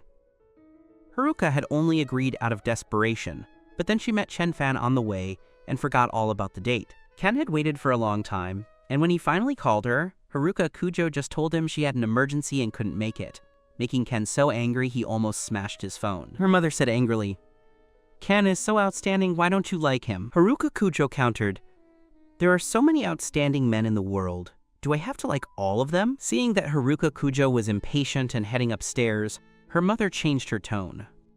"Fine. If you don't like him, then Mom will introduce you to other boys. What kind of boy do you like? Tell Mom, and I'll keep an eye out." "No need, I'll handle my own business," Haruka Kujo said, going upstairs. Her mother looked at her back, muttering to herself, "You'll handle your own business. You should at least bring me back a boyfriend. One of these days I'll have to ask Shiori if she knows what kind of boy Haruka likes. They young people understand each other." Haruka Kujo returned to her bedroom and sat weakly on the sofa. Thinking of what Chen-fan had said, her heart ached. He hates me. What right does he have to hate me? He was the one who initiated the breakup. If anyone should hate, it's me. She couldn't help but reach for another cigarette. The nicotine was useless this time. Haruka Kujo only felt more bitter and frustrated. Her phone rang suddenly. She picked it up. It was Dodo. Earlier in the car, Haruka had given Dodo her business card and told him he could call if he needed anything. Dodo, her voice softened. Big sister, Dodo's young voice sounded. My father wants to talk to you. His father? Doesn't that mean Chen Fan? Haruka Kujo's heart skipped a beat. Surprisingly, a strange, warm voice came through the phone. Hello, Miss Haruka. I'm Dodo's father. You're a friend of Chen Fan, right? Haruka Kujo was stunned. Who are you? I'm Dodo's father, the man laughed. Dodo told me you helped him with his medical visit. I'm really grateful for your help with Dodo and Chen Fan recently, and I wanted to thank you personally. Dodo mentioned he had your number, so I called. I hope you don't mind. You're Dodo's father? Haruka Kujo was confused for a moment. Isn't Dodo's father Chen Fan? Yes, the man laughed. By the way, Miss Haruka, are you free in the next few days? I'd like to invite you and Chen Fan to dinner to thank you for taking care of Dodo. No need, it was just a small favor, Haruka Kujo said. Dodo's father, I'd like to ask you something about Chen Fan, if it's not too much trouble. What would you like to ask? The man's smile faded slightly. Dodo's father? Don't misunderstand, Haruka Kujo smiled. I'm interested in Chen Fan and wanted to ask if he's married. I just returned from abroad and haven't been in touch with him for a long time, so I was embarrassed to ask him directly. Oh, you want to pursue Chen Fan? The man sounded delighted. Go ahead. Chen Fan is not married. Not only is he not married, he's single and doesn't have a girlfriend. Dodo had said this big sister was very kind and beautiful, and he had been suspicious about why she was always around Chen Fan, so she wanted to pursue him. He was happy to help them. Chen Fan was 26, it was time for him to date. Okay, thank you, Dodo's father, Haruka Kujo said in a steady tone before hanging up. Her hand holding the cigarette trembled with excitement. So he wasn't married. He was single. Why did he lie to me? Could he really hate me that much? Does he not want any connection with me? Haruka Kujo's heart suddenly became restless again. The next day, you arrived at the hospital and happened to run into Dodo's father. Chen Fan, he said with a smile. Is it okay if I ask when your friend is free? I'd like to invite you both to dinner. I called her last night to invite her, but she must have been embarrassed and declined. But I think she helped me so much. Even if it was for your sake, I haven't done anything to show my appreciation, and it feels rude. Chen Fan, you're close to her, why don't you talk to her? Let her pick a time and I'll treat you both to a nice meal. You were stunned. You called her? How do you have her number? Dodo has it, he said. Dodo has her business card. You dug your nails into your palms, he called her, which meant your lie was exposed. She must know you lied to her now. It didn't matter. Let it be exposed. You weren't afraid of whatever reason she had to blame you. You just didn't want any contact with her. Actually, I'm not that close to her. I don't even have her contact info, you said. Since you already invited her and thanked her, and she declined, that's her business. You don't need to worry about it. You're not close? He wondered. Isn't she your friend? Not really a friend, just a high school classmate. We haven't seen each other in a long time, you said calmly. It's like being strangers. Oh, I see, he teased. No wonder she was asking me about you last night, asking if you were married or had a girlfriend. It looks like she wants to pursue you. Who? Who wants to pursue Dr. Chen? A nurse, Xiao Song, happened to walk in and immediately leaned in to gossip. A high school classmate of Chen Fan? The man laughed. But my son has met her, and he says she's very beautiful. Really? Dr. Chen, do you have a photo? Xiao Song put her arm around your shoulder. Let us see, let us give you a reference. Show us what this great beauty who wants to pursue our department's heartthrob looks like. Other doctors and nurses chimed in. You looked indifferent. No photos. I'm not close to her at all, and she has a boyfriend. Don't spread rumors. It'll only lead to misunderstandings. Chen Fan, are you sure? She has a boyfriend? The man asked in surprise. She told me last night she wanted to pursue you. I'm sure. So you don't need to feel bad about it. The man felt his image of Haruka Kujo shatter completely. I couldn't tell, and to think my son liked her so much. Xiao Song and the other colleagues chatted. Always wanting what you can't have. Seems like the grass is always greener on the other side. Suzuki, don't lump us all together with those heartless women. We aren't like that. Dr. Zhang was the model doctor of your department, and the office erupted in laughter. You smiled slightly, but your heart felt cold. Later, you received a call from Chen Yi. Are you trying to anger me to death? Why would you tell others about being dumped by another woman? Are you afraid people won't know? If you aren't ashamed, I am. You listened expressionlessly, hung up the phone, put it on mute, and called the next patient. After work at noon, you and Xiaosong went to the cafeteria for lunch. While you were eating, Ken suddenly walked over to you. He said to Xiaosong, "Mind giving up your seat? I have something to say to Dr. Chen." Xiaosong, and you were sitting at a two-person table. Seeing Ken say that, he had to take his meal and sit elsewhere. Ken sat down and pulled out his phone, clicking on an image. "Chen Fan, explain what this is about." You glanced at it. It was a picture of you and Haruka Kujo helping Dodo at the hospital yesterday. You thought, I don't know who took this, probably a friend of Ken's. There was no shortage of people in the hospital who followed and fawned over Ken. You said calmly, "I took Yingji-san to the doctor yesterday, and I met Haruka Kujo on the way, and she helped me." "Just helped you?" Ken sneered. "Helped you and needed to spend 2 hours with you and then take you home? That's not helping, that's fooling around." "Chen Fan, Haruka Kujo is my girlfriend. Are you trying to be a homewrecker?" Ken's voice was very loud. The noisy cafeteria suddenly became silent, and everyone's eyes fell on you both. Xiaosong was even more shocked. The one who wants to pursue Dr. Chen is Ken's girlfriend? You were humiliated but stayed calm.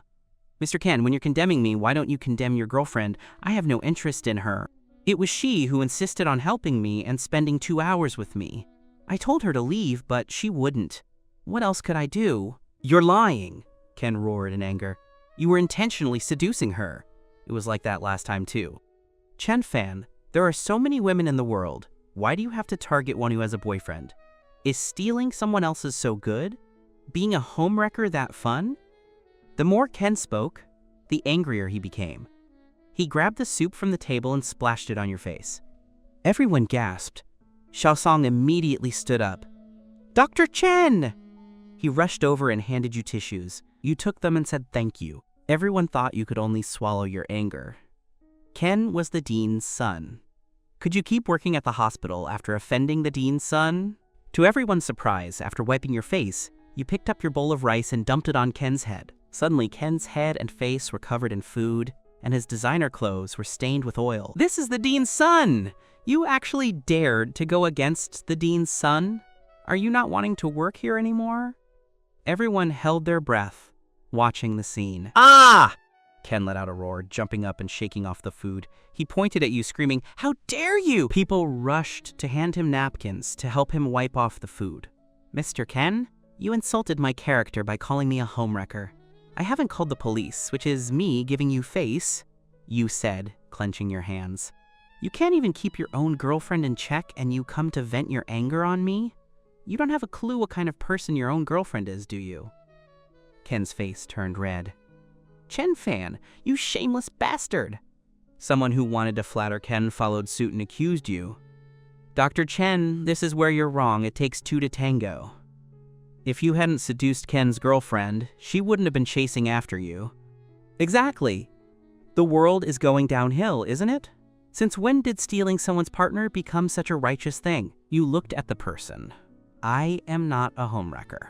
Don't believe everything you hear if you aren't involved." "Ken is the one involved," the person said. "If Ken says you're a homewrecker, you are." "Exactly. Can a person with such low morals still be a doctor? The hospital should fire him." Some people joined in to blame you, and Ken smiled triumphantly, despite his disheveled state. Xiaosong gathered his courage.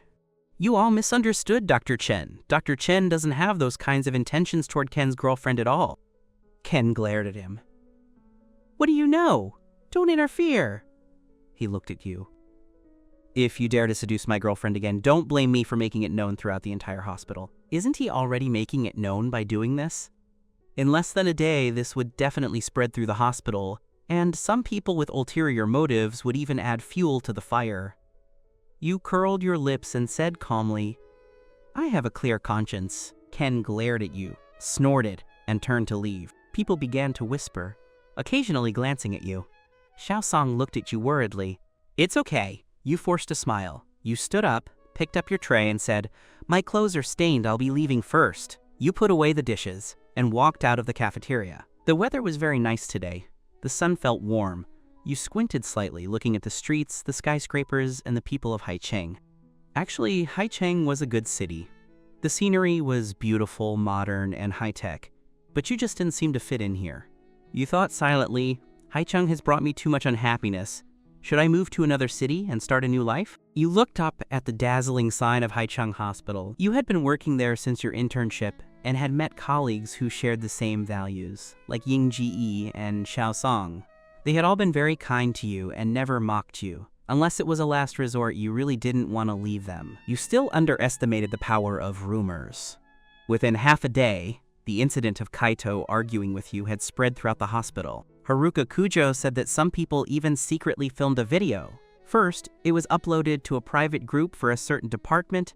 Then, for some reason, someone edited the video, leaving only Kaito cursing you as a gigolo and the part where you dumped your food on Kaito, then uploaded it to the working groups of various departments. People were buzzing with discussion, which soon caught the attention of the hospital leadership.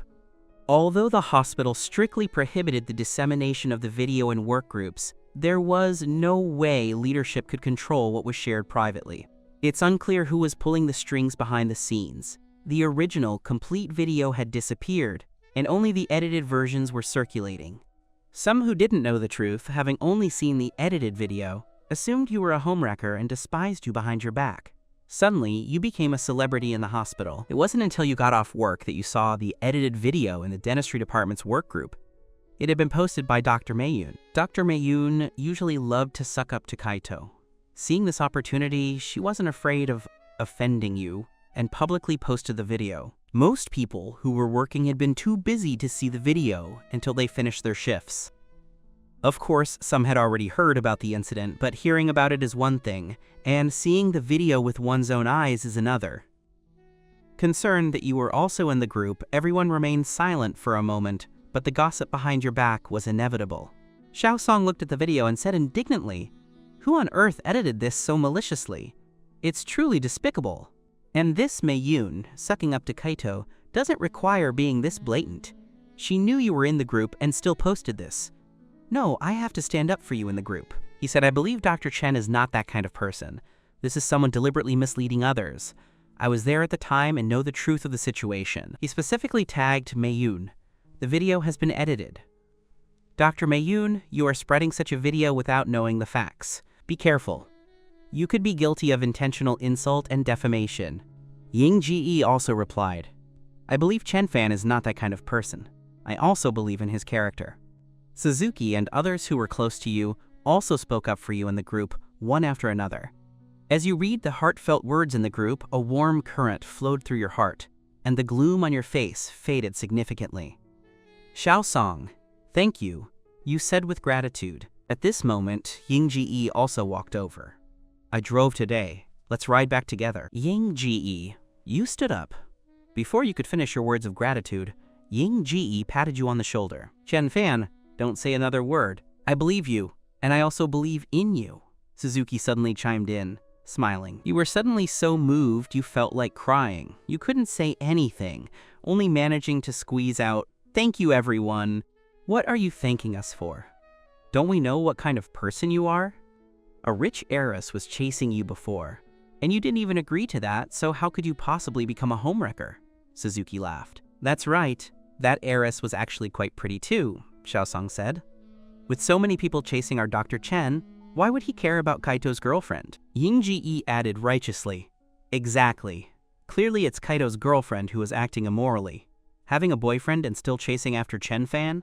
I think Kaito is just a bully who fears the strong and targets the weak. He can't manage his own girlfriend, so he comes to pick on Chen Fan." With everyone chiming in, your heart turned from cloudy to sunny. You felt lucky to have these few sincere friends. As you all walked out of the hospital, you suddenly stopped and looked toward a person not far away. Ying Ji and the others looked over too. "Isn't that the great beauty that Xiao Yang posted about in the group earlier?" Shiori walked over. She said, "Chen Fan, I have something I want to talk to you about." She had thought about it all night and still couldn't understand why your reaction had been so intense. It was clearly you who had suggested the breakup, yet your reaction made it seem as if she had failed you. She had to ask for clarification. You said coldly, "I have nothing to talk to you about. Please stay away from me in the future lest your boyfriend come to harass me again. After speaking, you lifted your foot and walked straight past her. Ying Ji, Xiaosong, and Suzuki were all stunned. So this great beauty was Kaito's girlfriend. Truly, you can't judge a book by its cover. She was so beautiful, yet her conduct was so poor. Zhao Song and Suzuki gave Shiori a disdainful look and hurried to catch up with you. Shiori wanted to follow, but was blocked by Ying Ji. Ying Ji looked at her with a complex expression. So you are the kind sister, Dodo mentioned. I originally thought that since you were so enthusiastic, you must be a person of upright character. Unexpectedly. Sigh. Miss Shiori, since you have a boyfriend, why do you still come to harass Chen Fan? Do you know that your behavior has already caused him trouble? Shiori looked bewildered. What do you mean? I have a boyfriend? What trouble have I caused Chen Fan? Ying Ji frowned. Your boyfriend, Kaito, cursed Chen Fan as a gigolo in front of everyone today. Now the video has spread throughout the hospital, seriously damaging Chen Fan's reputation. Miss Shiori, please manage your own behavior and manage your boyfriend. Don't cause these rumors to plague Chen Fan anymore. After speaking, Ying Ji snorted and turned to catch up with the rest of you. Shiori was stunned. Her boyfriend Kaito? Kaito cursed Chen Fan as a gigolo? What was going on? Shiori wanted to go up and ask clearly, but thinking of your attitude earlier, she guessed you wouldn't bother with her. She would just have to ask her assistant Xiao Yu to look into it. Ying Ji caught up with the group. Xiao Song asked curiously, Ying Ji, what did you say to her? I told her to stay away from Chen Fan and to manage her boyfriend. Xiao Song gave a thumbs up. He sighed. To think this great beauty is actually Kaito's girlfriend. Why does someone like Kaito deserve to date someone so beautiful? It's truly infuriating, Suzuki teased. You could go seduce her. Maybe with her eating from the bowl while looking at the pot personality, she'd be willing to mess around with you. Xiao Song raised an eyebrow. I wouldn't be bewitched by her beauty. No matter how pretty she is, if her character is flawed, I don't care for her. You smiled, but in your heart you thought, I was once her toy to be played with too, wasn't I? As the group chatted and laughed, they reached a fork in the road. Xiao Song went to take the subway, Suzuki rode her electric scooter, and you got into Yingji's car. Shiori watched the backs of you and your colleagues talking and laughing, thinking that you had changed a lot compared to before. You weren't the quiet, isolated person you once were. She took out her phone and made a call. Xiao Yu, help me check on something. Soon, within half an hour, Xiao Yu sent a long message detailing what had happened at the hospital cafeteria at noon, accompanied by 2 videos, one complete and one edited. Xiao Yu noted that the person who edited the video was a friend of Kaito's, and the initial person spreading it was also his friend. Kaito had deliberately let people spread the edited video. I have copied the chat records from their friend circles. If you want them, I can send them to you at any time. Xiao Yu had truly exhausted all connections this time, moving as fast as possible to find out the truth, hoping to make up for previous mistakes in front of Shiori. Earlier, Shiori had asked her to investigate you, but it turned into a huge misunderstanding and she had been scolded quite a bit. However, she also felt wronged. The boss had clearly told her to investigate your wife, so naturally she subconsciously assumed you were married. How could she have known the boss had it wrong from the start and that you weren't married at all? In the car, Shiori watched the videos and the information, her face gradually darkening. She called Kaito. Kaito was driving at the time. He was in a great mood because the whole hospital was spreading rumors that you were a gigolo. He was even more surprised when he saw Shiori's call, as she had never taken the initiative to contact him before.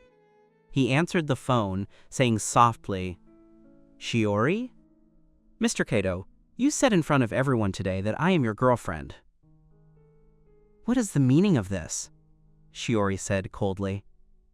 I have never admitted that you are my boyfriend. Mr. Kaito, your skin is a bit too thick. Kaito hadn't expected Shiori to bring this up immediately. He hurried to say, You misunderstood. I just said it casually. Casually? Such a thing can be said casually? Shiori scoffed coldly. Mr. Kaito, you have seriously affected my and Dr. Chen's reputation. I have already found evidence that you deliberately hired someone to edit the video and spread rumors. If you don't personally clarify the truth tomorrow, don't blame me for handing this evidence over to the police station for defamation. By then, the entire prefecture will know how morally bankrupt the son of hospital director Kaito is, openly insulting and slandering staff members. Kaito slammed on the brakes. "Shiori, don't!" Kaito said in a panic. "I was wrong. I will never say you are my girlfriend in front of others again." "Do you still not understand what I'm focusing on?" Shiori said with a gloomy face. "Let me tell you, Kaito, Chen Fan is a very important person to me. Insulting his reputation is slapping me in the face. If I don't see you clarifying the truth for him and apologizing to him in person tomorrow, don't blame me for not giving Director Kaito any face." Shiori hung up. The car behind honked impatiently. Kaito was flustered and had to pull over. He was furious and anxious. "She is a very important person to you? The relationship between you two really isn't just classmates.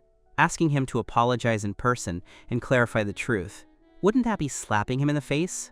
How would he be able to hold his head high in the hospital in the future? But if he didn't do it, what if Shiori really gave the evidence to the police?" Kaito believed Shiori had the ability to charge him with defamation. The Shiori family's influence in the city was not to be trifled with. His mother was only a hospital director, and his father was just a shareholder in a company. They couldn't compete with the Shiori family's power. Shiori's grandparents were both soldiers who had sacrificed their lives for the country and made significant contributions. Shiori's father became an orphan at 12, so the state was very supportive of the Shiori family. Shiori's father could have relied on the state's care and chosen a stable government job, but he refused and chose to strike out on his own. He eventually made a name for himself, founding the Shiori Enterprise. Today, the Shiori Enterprise has industries throughout the country, and in this city, it is a leading titan. Normally, his family background would be hard to connect with Shiori's. The only reason he could even go on a blind date with her was because his mother and Shiori's mother were old classmates. So if Shiori wanted to sue him, it was a sure thing. Not to mention it was a case of hard, proven evidence. He absolutely didn't want to lose his reputation, but he also didn't want to apologize to you. What should he do? Seek out the elder Mr. Shiori? Mr. Shiori had a good impression of him and had been trying to set him up with Shiori. If he begged Mr. Shiori to intercede, Shiori would feel awkward continuing to push the matter. Kaito immediately turned the car around and drove toward the Shiori family residence. Inside the old residence, Mrs. Shiori was talking on the phone with Joting. "Little Joe, Auntie wants to ask you something. Do you know what kind of man Shiori likes?" Joting was stunned. "Auntie, why are you asking this suddenly?" Mrs. Shiori sighed. "Auntie is currently trying to set Shiori up with boys for blind dates, but she doesn't like any of them. I thought since you're all young and hang out together, you'd know her better than I do." So Ting hesitated, then lowered her voice. "Auntie, I'll tell you something in secret. You must not let Shiori know that I told you." Mrs. Shiori felt her heart tighten. Shiori is entangled with her first love who is already married and has a child. I saw her accompanying them to take the child to see a doctor yesterday. I think she's serious. Mrs. Shiori suddenly straightened up. "Shiori is? How can this be?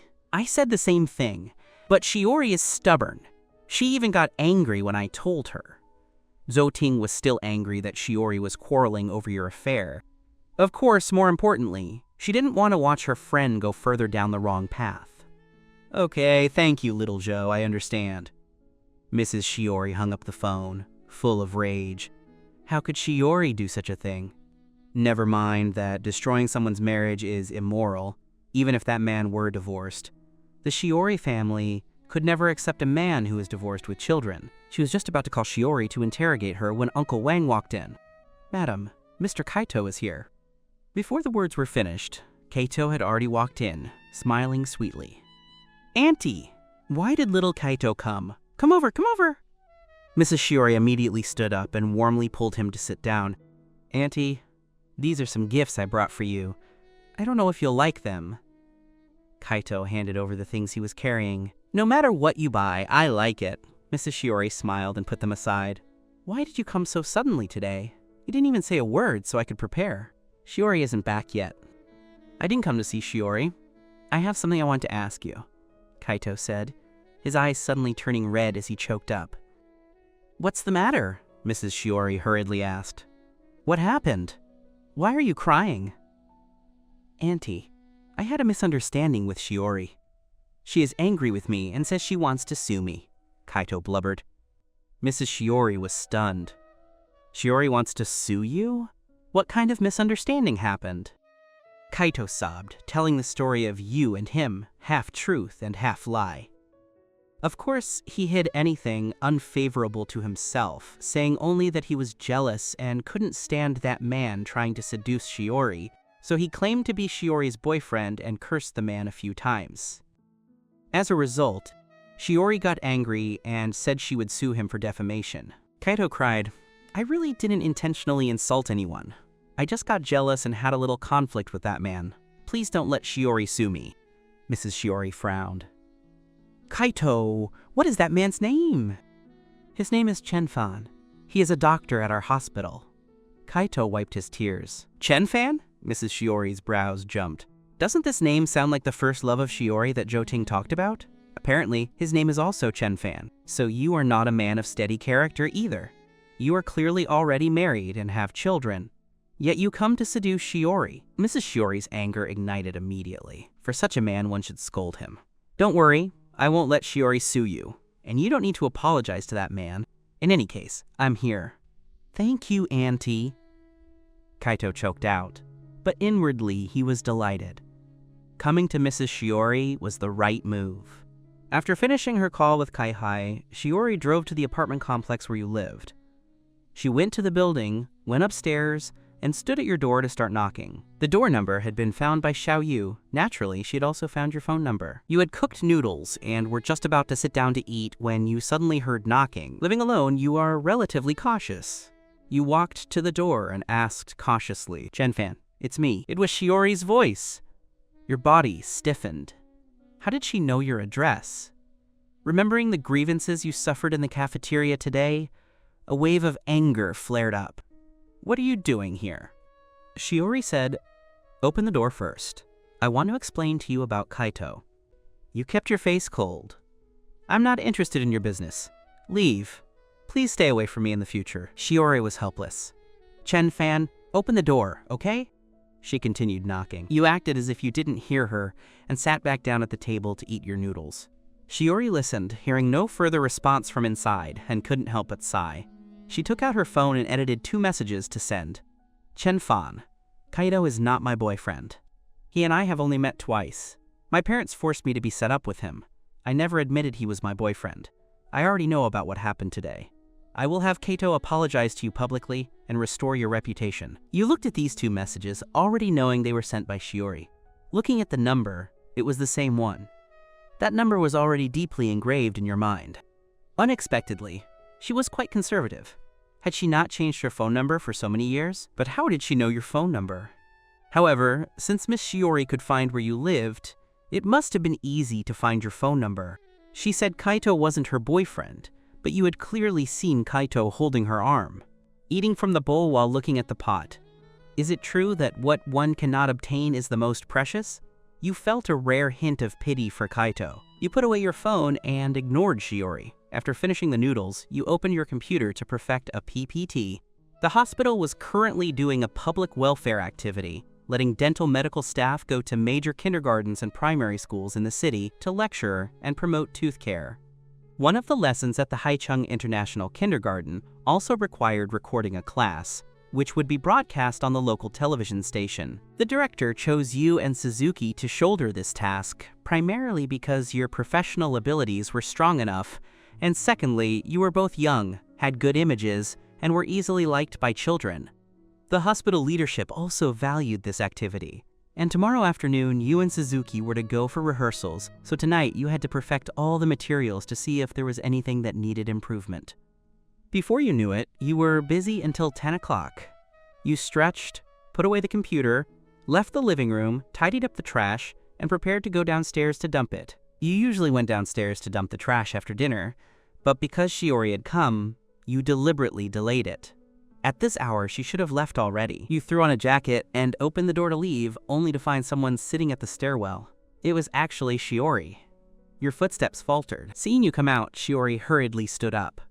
"Chenfan," you glanced at her and then at the pile of cigarette butts on the ground, frowning. "Shiori, do you not understand human language? I told you not to come looking for me. What are you doing now?" "Chenfan, I just want to talk to you. Shiori looked at you, frowning. I have many questions I want to ask you. You kept your face tight. I have nothing to talk to you about. I'm going to dump the trash. I don't have time to talk nonsense with you here. After speaking, you walked downstairs. Shiori followed you all the way downstairs. After dumping the trash, you turned to leave. Shiori blocked you. Chenfan, I really have questions I want to ask you. You felt a wave of helplessness. You crossed your arms and looked at her with an attitude of keeping people at a distance.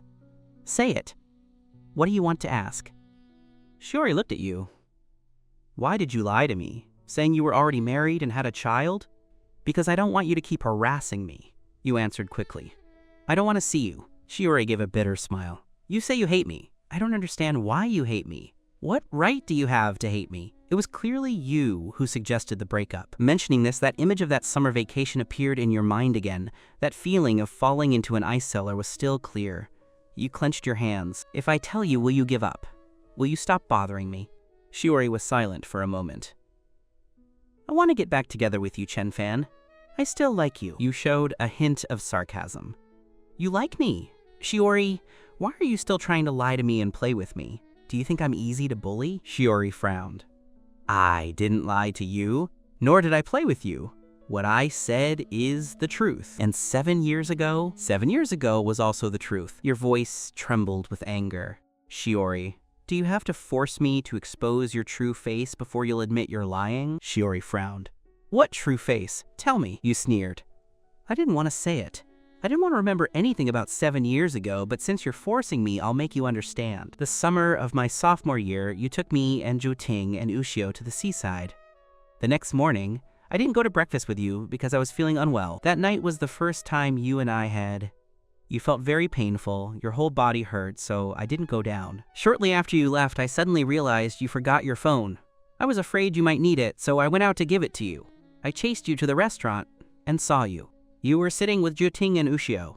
Do you remember what you said? Shiori frowned. She didn't really remember the conversation that day. She only remembered it was something about Juting and Ushio teasing her for liking Chenfan, and then she nonchalantly said, just playing around. Thinking of this, Shiori's heart sank, and the expression on her face changed. Seeing her expression, your heart ached as well. Remember now?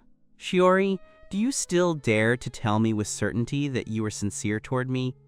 Listen to me explain. Shiori hurriedly took a step forward. Don't come near me.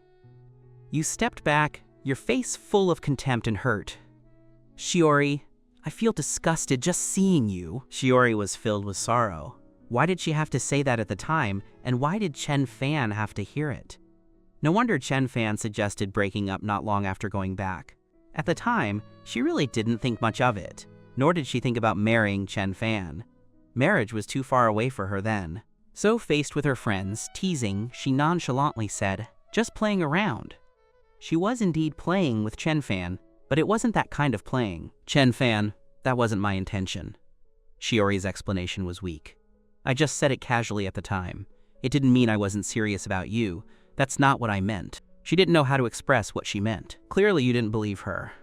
Don't say, to me again, it disgusts me. You revealed a mocking look. Shiori, sometimes when I think about the past, I really regret it. I regret knowing you, and I regret even more dating you. If I had never met you, that would have been great. Then you wouldn't have been hurt, I wouldn't have fallen seriously ill, and almost lost my life, and I wouldn't have lost my grandfather like that. My grandfather was still thinking of me until he died, wasn't he? Shiori was heartbroken listening to these words. Chenfan, I really didn't mean it back then. I'm sorry, you thought. This, I'm sorry, said 7 years later is too late. You mocked. You don't need to apologize to me anymore. The past is long gone. I just hope we can be strangers from now on. I won't look for you, and you don't bother me. We have nothing to do with each other. After speaking, you turned and left. As for falling seriously ill and almost losing your life, you didn't want to mention it to her. That was the pain buried deep in your heart. Shiori stood there blankly. Strangers? Nothing to do with each other? She wouldn't let go. It had been 7 years. She had finally seen her own heart clearly. She liked Chen Fan and couldn't forget him no matter what. If she lost him again, she would regret it for the rest of her life. Shiori watched her departing back and clenched her fists. Suddenly, her phone rang. Shiori picked it up. It was a call from her mother. "Where are you now? What time is it? Why aren't you home yet?" Her mother's tone was displeased. "Mom, how old am I? Do you still need to control what time I come home?" Shiori rubbed her forehead powerlessly. "Shiori, less nonsense. What time are you coming back? I have something to tell you." Shiori looked in the direction you had disappeared. "Returning now?" Getting back together with Chen Fan can't be rushed. Take it slowly. Back at the Shiori residence, Shiori saw her mother sitting on the sofa in the living room at a glance. Her mother looked at Shiori, her expression unhappy. Shiori walked over and sat down. "Mom, it's late, and I'm not sleeping. What do you want with me?" Her mother's face was stiff. "Shiori, tell me honestly, are you still entangled with that college first love of yours?" Shiori's eyes flashed.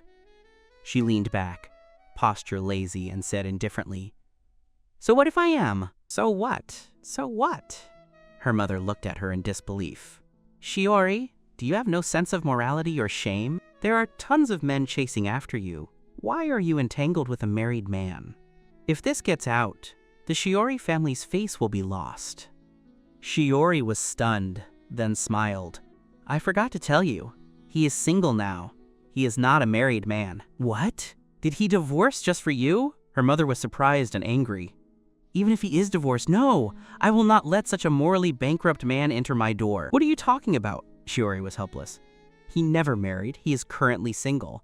I misunderstood him before." "What?" Her mother was stunned. "Not married? Didn't you say there was even a child?" "No, that child belongs to his colleague," Shiori explained. The reversal came too fast, and her mother didn't know what to say for a moment. After a long while, she said, "Then you are chasing him now?" "Mm-hmm," Shiori nodded. "So he's not a gigolo?" Shiori frowned. "Who has been gossiping to you?" Her mother's face was awkward. "Kaito came to find me today, saying he had a little conflict with your first love, and asked me to intercede with you not to pursue it." "How could I not pursue it?" Shiori said coldly. "He claimed to be my boyfriend, insulted Chen Fan as a gigolo, and made the edited video known throughout the hospital. Now everyone in the hospital thinks Chen Fan is a gigolo. Unless he personally apologizes to Chen Fan publicly and clarifies the truth, I won't let him go." Her mother guiltily said, quote, "But I promised him a few hours ago that I would definitely not let you sue him, and that he wouldn't need to apologize, otherwise my reputation would be ruined." Shiori flatly refused. "What reputation do you need in front of him? He's not your son-in-law. Don't worry about this. If he calls, you just say you can't control me." "I must give Chen Fan an explanation." "Forget it, forget it." Her mother waved her hand. "You're right, he's not my son-in-law. My son-in-law is the most important." After saying this, she leaned in gossiping again. "That Chen Fan, what is his attitude toward you now? How far have you progressed? Are there any photos? Are there any photos? Let Mom see." Her mother didn't know how happy she was that Shiori had a boy she liked and was willing to date. As soon as this was mentioned, Shiori's expression withered. Chen Fan still had resentment toward her and didn't accept her at all. Seeing her like this, her mother couldn't help but ask, "Is it not going well?" "No," Shiori said evasively. "Still chasing. When I catch him, I'll definitely bring him back for you to see. Let Mom see the photo first." Her mother still remembered this. "No photos." Shiori stood up. "It's very late.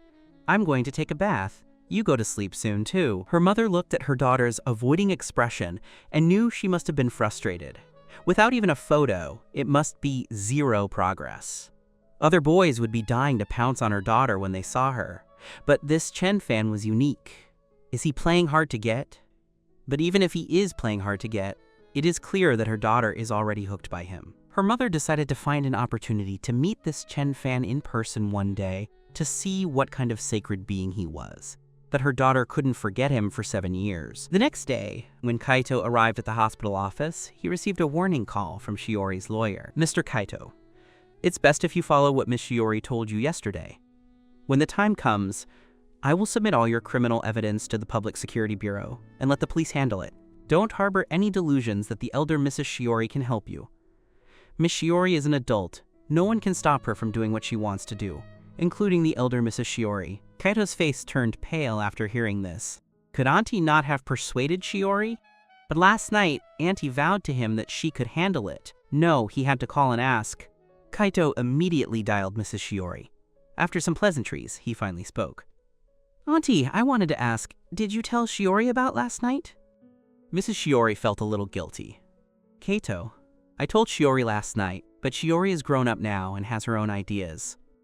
I tried to persuade her for a long time, but she wouldn't listen to me at all. Kaito felt as if he had been struck by lightning. Because of Mrs. Shiori's promise last night, he hadn't worried about this matter. Who could have imagined that the elder Mrs. Shiori was useless? Kaito felt some resentment toward Mrs. Shiori, but he still played the victim. Then what should I do? Auntie, Shiori really wants to sue me. She just had her lawyer call me. Auntie, please help me persuade her again. I really didn't mean to offend Chen Fan. Mrs. Shiori no longer had the filter she had for Kaito initially. If Kaito liked Shiori, he could compete fairly with Chen Fan, rather than playing these sinister tricks, falsely claiming others are gigolos, and spreading misleading videos everywhere. It can be seen that this Kaito is not very kind-hearted.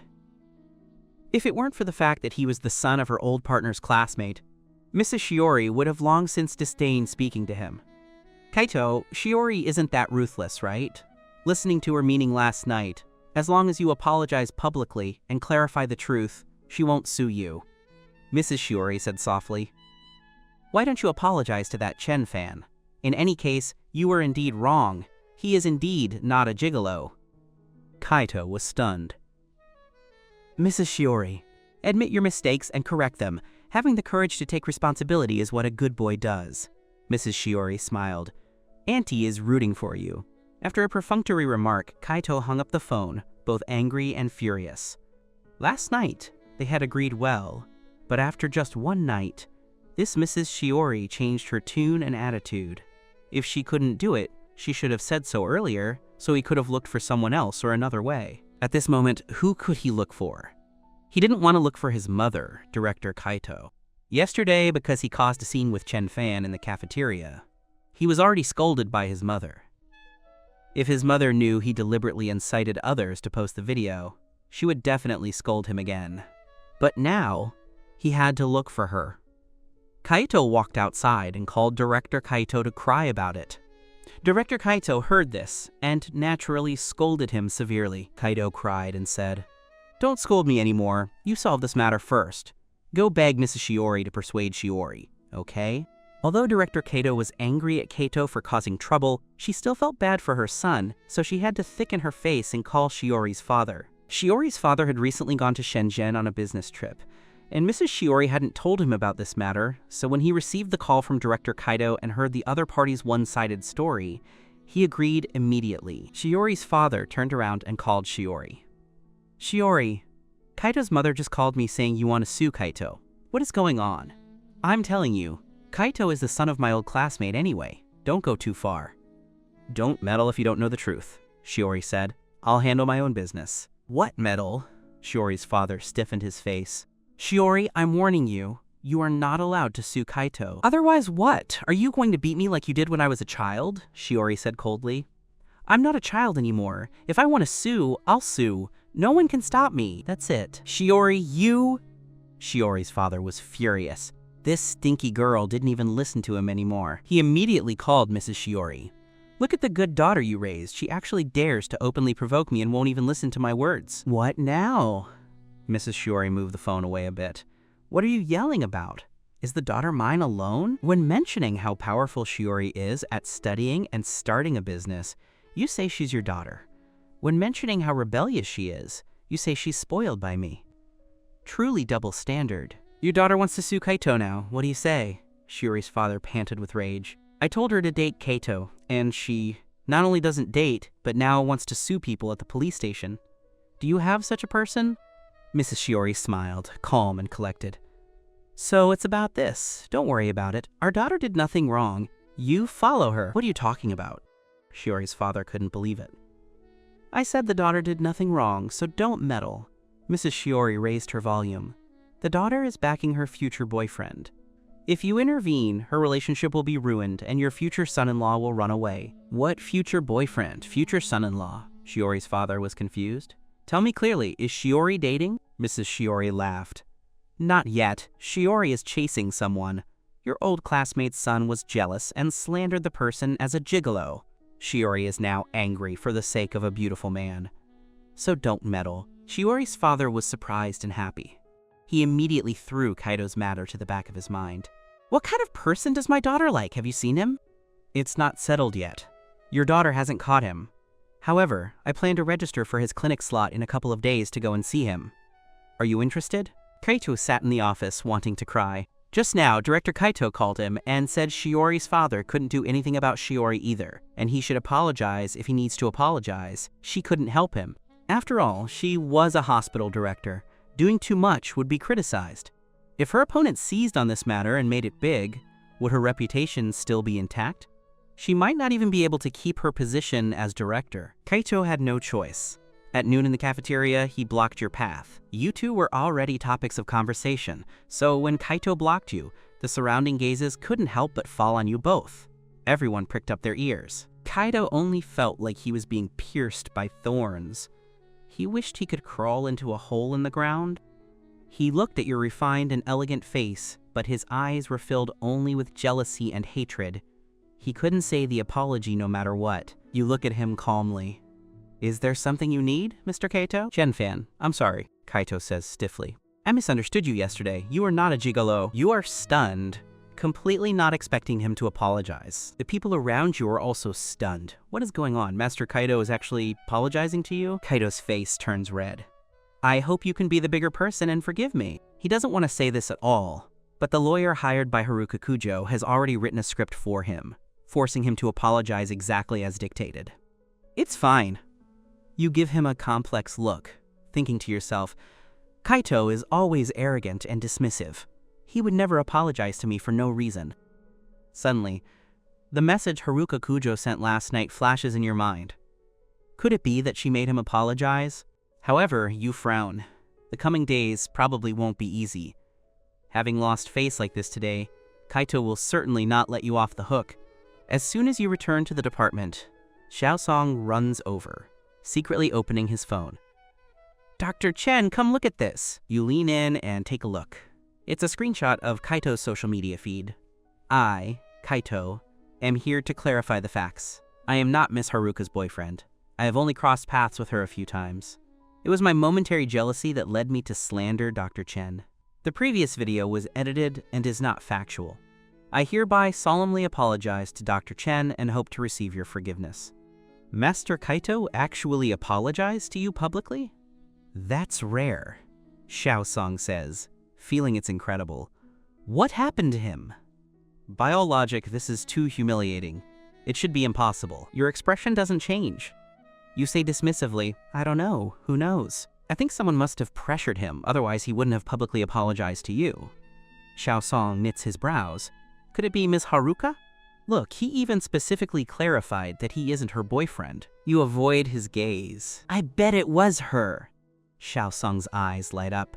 Hey, since that great beauty isn't Kaito's girlfriend, can't you try to accept her? After all, she's so beautiful, and she clearly has money too. You roll your eyes at him. She's beautiful and wealthy. Do you really think she would be serious about someone like us? Xiaosong says, but you are quite handsome, and your career is decent. You're talented. You're a good match for her. You chuckle. Do you know who she is? Who? The surname Kujo, and she lives in Haicheng. You remind him. Who else could it be? Xiaosong's eyes widen in shock. She's from the Kujo Enterprise? Haruka Kujo, the eldest daughter of the Kujo family, you say with a bitter smile. Do you think a family with that kind of status would accept a small dentist like me, with no family background, to be their live-in son-in-law? Xiaosong is stunned, then shakes his head. By all logic, probably not. It is an absolute certainty. Your tone is indifferent.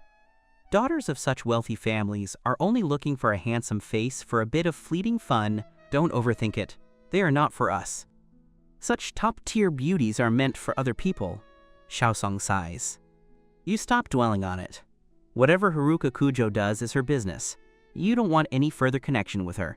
You still have plenty of work to attend to. In the afternoon, you and Suzuki go to the Haicheng International Kindergarten for rehearsals. The rehearsal goes very successfully, interspersed with small games. The whole class is filled with laughter, and the children enjoy it very much. Everyone likes you and Suzuki, especially you. Perhaps handsome men are just popular with children. By the end of the class, the children are affectionately calling you Big Brother Chen and are reluctant to let you go. You promise them that you will come back next week to teach them, and if they behave well, you will bring them gifts. When you return to your apartment complex after work, you find Haruka Kujo waiting there. You pretend not to see her and try to walk straight past. Haruka Kujo blocks your way. You frown. Haruka, what exactly do you want? Haruka Kujo wears a wounded expression. I just want to ask, have you seen Kaito's apology? I saw it. You respond coldly. So it was you who made him apologize? He really listens to you, just like his old self, a total romantic fool. Haruka Kujo covers her mouth, her voice soft. I told him if he didn't apologize, I would sue him. He was scared, that's why he apologized to you. You are slightly taken aback, so that was it. You uncomfortably shift your gaze. I'm leaving. Haruka Kujo tries to grab your hand. Chen-fan! You dodge, frowning. Miss Kujo, please don't be physically forward. Haruka Kujo says, let's go grab dinner, okay? You increase the distance between you. I think I told you before, please don't appear in front of me. We are better off as strangers. Has Miss Kujo forgotten? Or are you doing this on purpose? Stop with the Miss Kujo every other sentence. It's annoying. Haruka Kujo says, her brows knitting. You are infuriated. Haruka, is that the point? Call me Haruka, she says. That's right, it's much more pleasant to hear you call me Haruka as you used to. You glare at her angrily, turn around and start to walk away. Haruka Kujo hurries to block you. Wait, I'll answer your questions now. You look at her cautiously, with the clear implication that if she spouts more nonsense, you are leaving. Haruka Kujo looks at you. If you want me to be a stranger, I can't do it. The breakup 7 years ago was just a misunderstanding. I'm willing to apologize to you. If you're still not satisfied, I'll have Joe Ting and Ushio come and apologize to you as well. I only hope you can give me one chance. Let's start over, okay? A misunderstanding? You scoff. Are you sure it was a misunderstanding? Back then, wasn't I just a toy to you?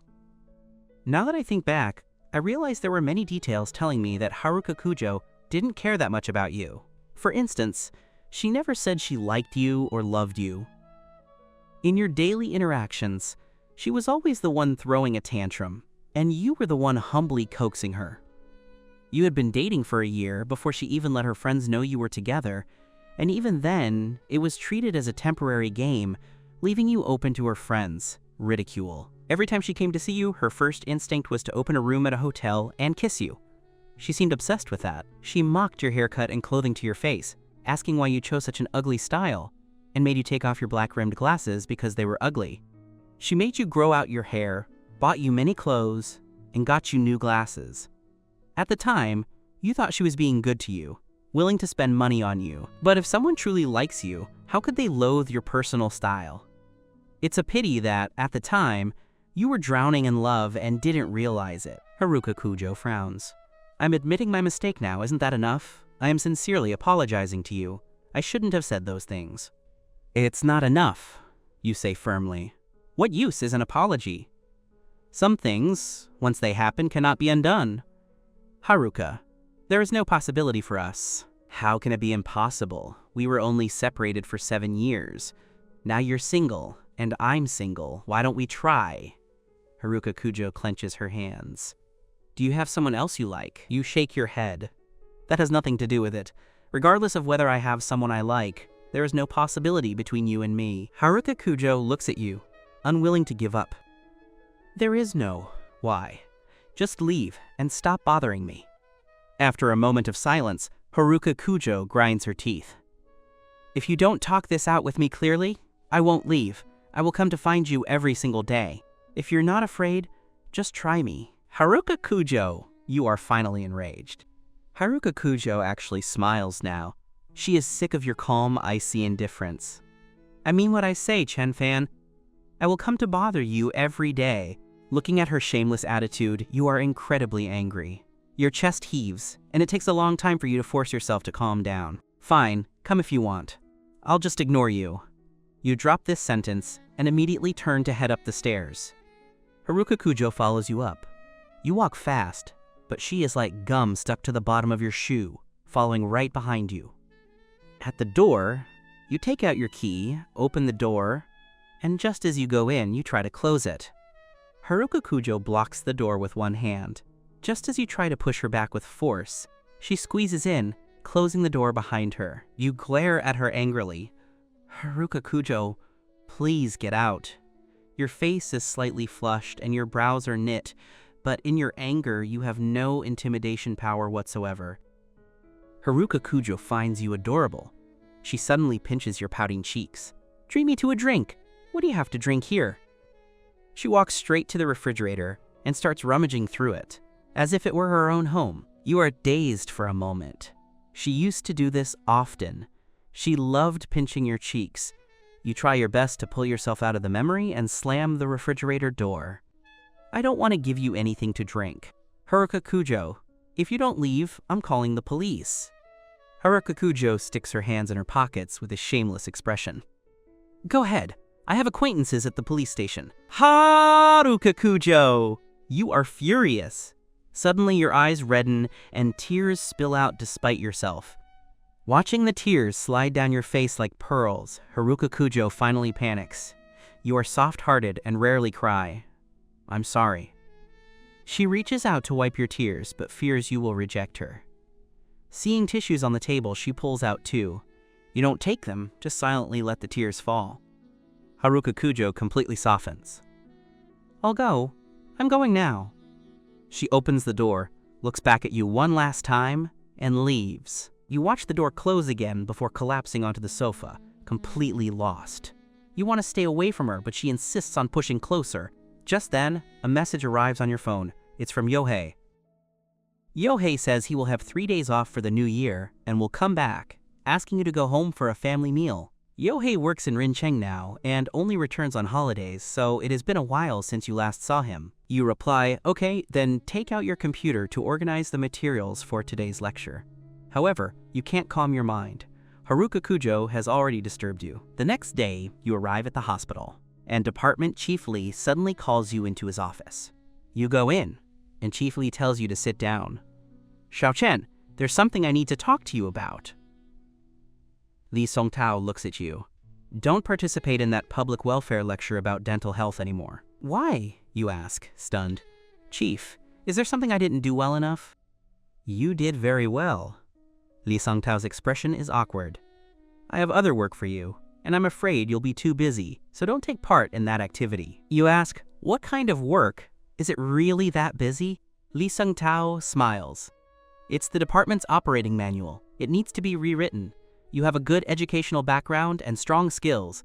This task is meant for you. Chief, writing the manual and participating in the public welfare activity don't conflict, you argue. The activity is only once a week. I have plenty of time. Why must I withdraw? I put a lot of work into this, researching materials and even consulting with teachers to make the lecture interesting for the children. I've practiced many times with Suzuki. To be suddenly pulled off it now, you feel bitter inside. Li Songtao avoids your gaze. Don't ask so much. This is a decision by the hospital leadership. The hospital leadership? You suddenly realize it. It's because of Kaito. Seeing that you have figured it out, Li Songtao stops hiding it. Xiaochen, I've heard about you and Kaito. I know it wasn't your fault. Even though Kaito clarified it, the impact is still bad. This recorded program is going to be on TV. If anything goes wrong, it won't just affect you. It will affect the hospital's reputation. The leadership decided to replace you after careful consideration. You clench your fists. Chief Lee, this is unfair. The one at fault is clearly Kaito. I have a clear conscience. Why am I being pulled off? Li Songtao sighs. You're still too young. Kaito is the dean's son, and you're just a regular employee. When you offended him, you should have known what you would face. So, regardless of whether it's your fault, if you offend the dean's son, you're not going to get a good outcome. Li Songtao says, I personally wanted you to handle this lecture. Your image is good, your qualifications are high, you're hardworking, and the rehearsal yesterday was a success. But this is the leadership's decision. I cannot change it. You lower your eyes. Understood. Just then, there is a knock at the door. Lee Song-tao says, "Come in." Hana Mei-yoon walks in. "Chief." Lee Song-tao nods and says to you, "Xiao Chen, work hard these next few days and hand over the work to Dr. Hana. She will be taking over the public welfare activity." You look at Hana Mei-yoon. She is high-spirited, her face full of triumph. "Dr. Chen, thanks for your hard work." Your expression is indifferent. You walk out without a word, and Hana Mei-yoon follows you. You go to the doctor's office, send the materials to Hana Mei-yoon and say, "Dr. Hana, please take some time to review these in the next few days. If there's anything you don't understand, just ask Suzuki." Hana Mei-yoon glances at them and says, "Just these materials?" "Just these." Hana Mei-yoon smiles. "Dr. Chen, don't keep secrets from me. You know I'm taking this over at the last minute and don't understand a lot of things. I'll be relying on your guidance, Dr. Chen." You are expressionless. It's just a lecture for children. The slide deck is done. Dr. Hana just needs to read along. Where is the difficulty? It's my first time lecturing to children too, so I can't really offer guidance. Plus, there's still a week until the formal recording. Dr. Hana has plenty of time to practice. What are you afraid of? After finishing, you stand up. "My patients are waiting for me. I'm leaving." Hana Mei-yoon looks at your back, then at the materials on the computer, finally revealing a triumphant expression. Flattering Kaito was worth it after all.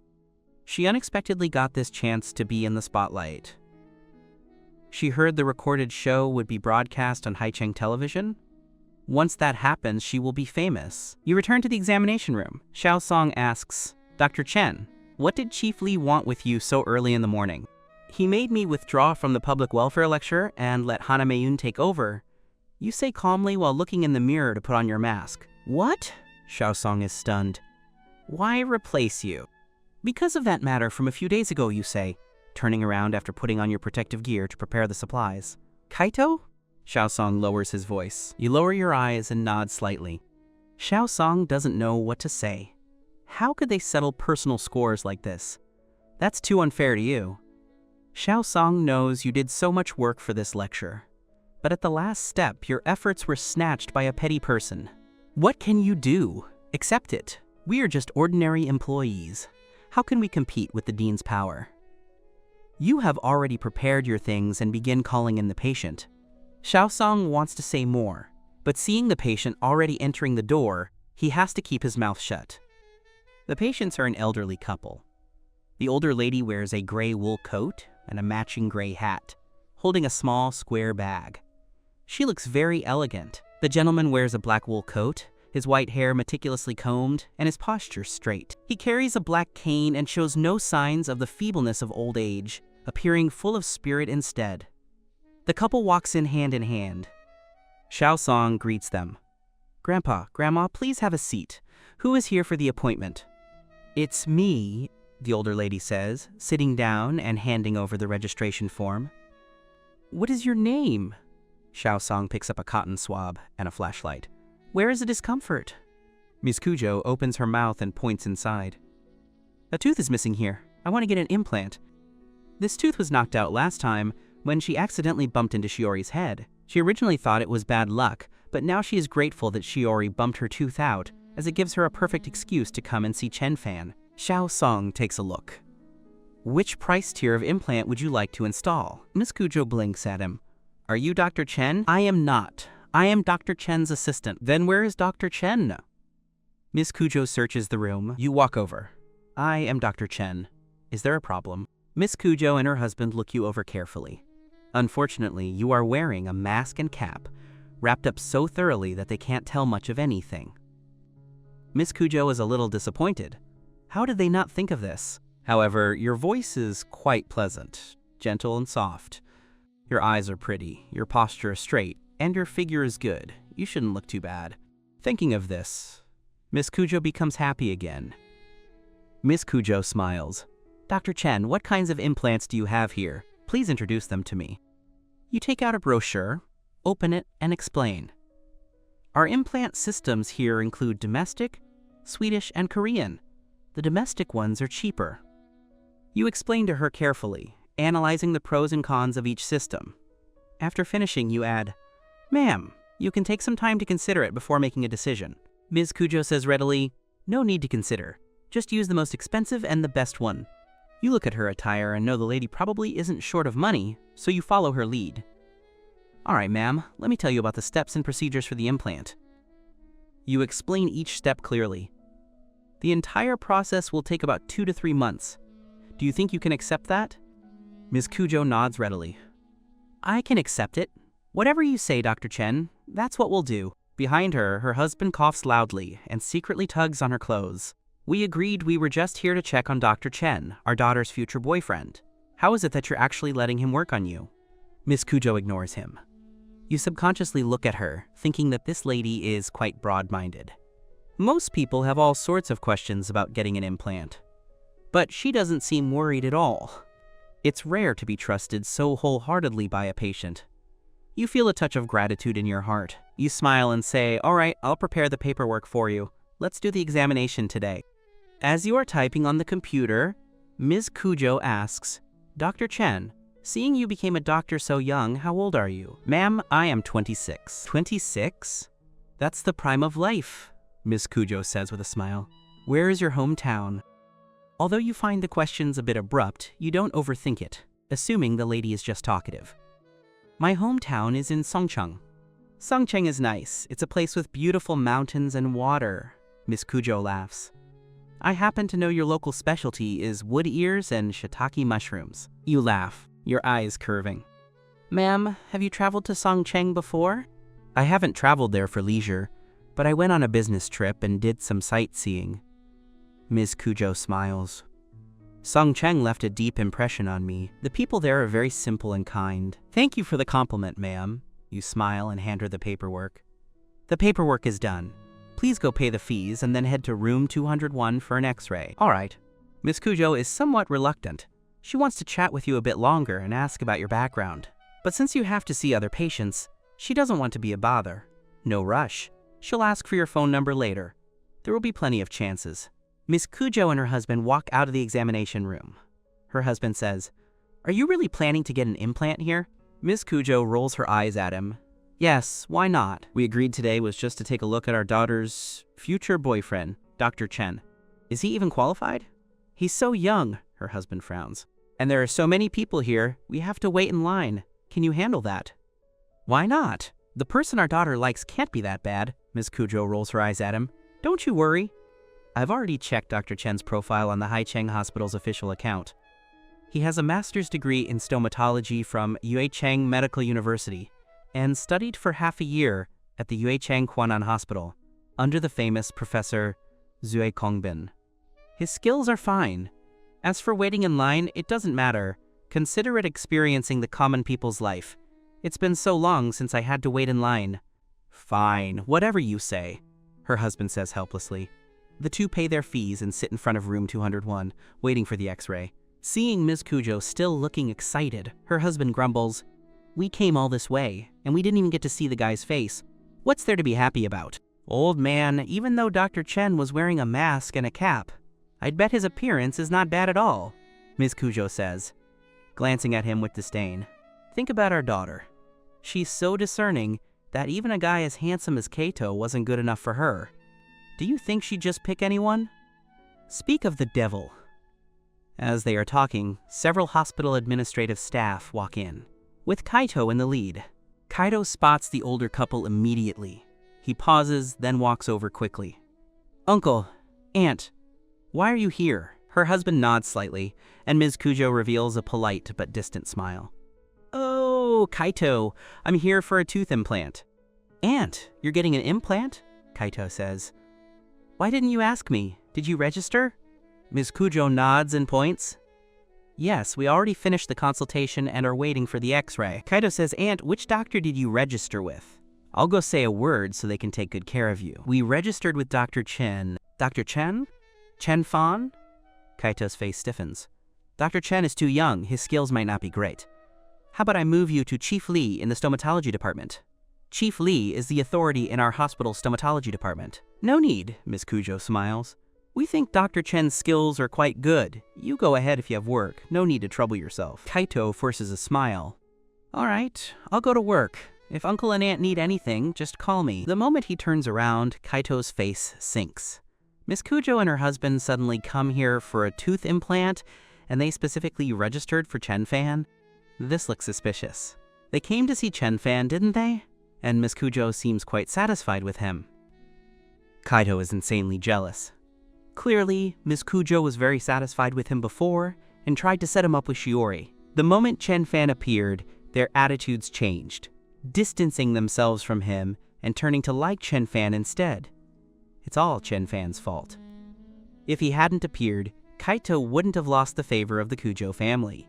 Kaito grips his fists tightly. Kaito leads the team to inspect the hospital's infection control. He wanders through other examination rooms before arriving at your room. You are treating a patient.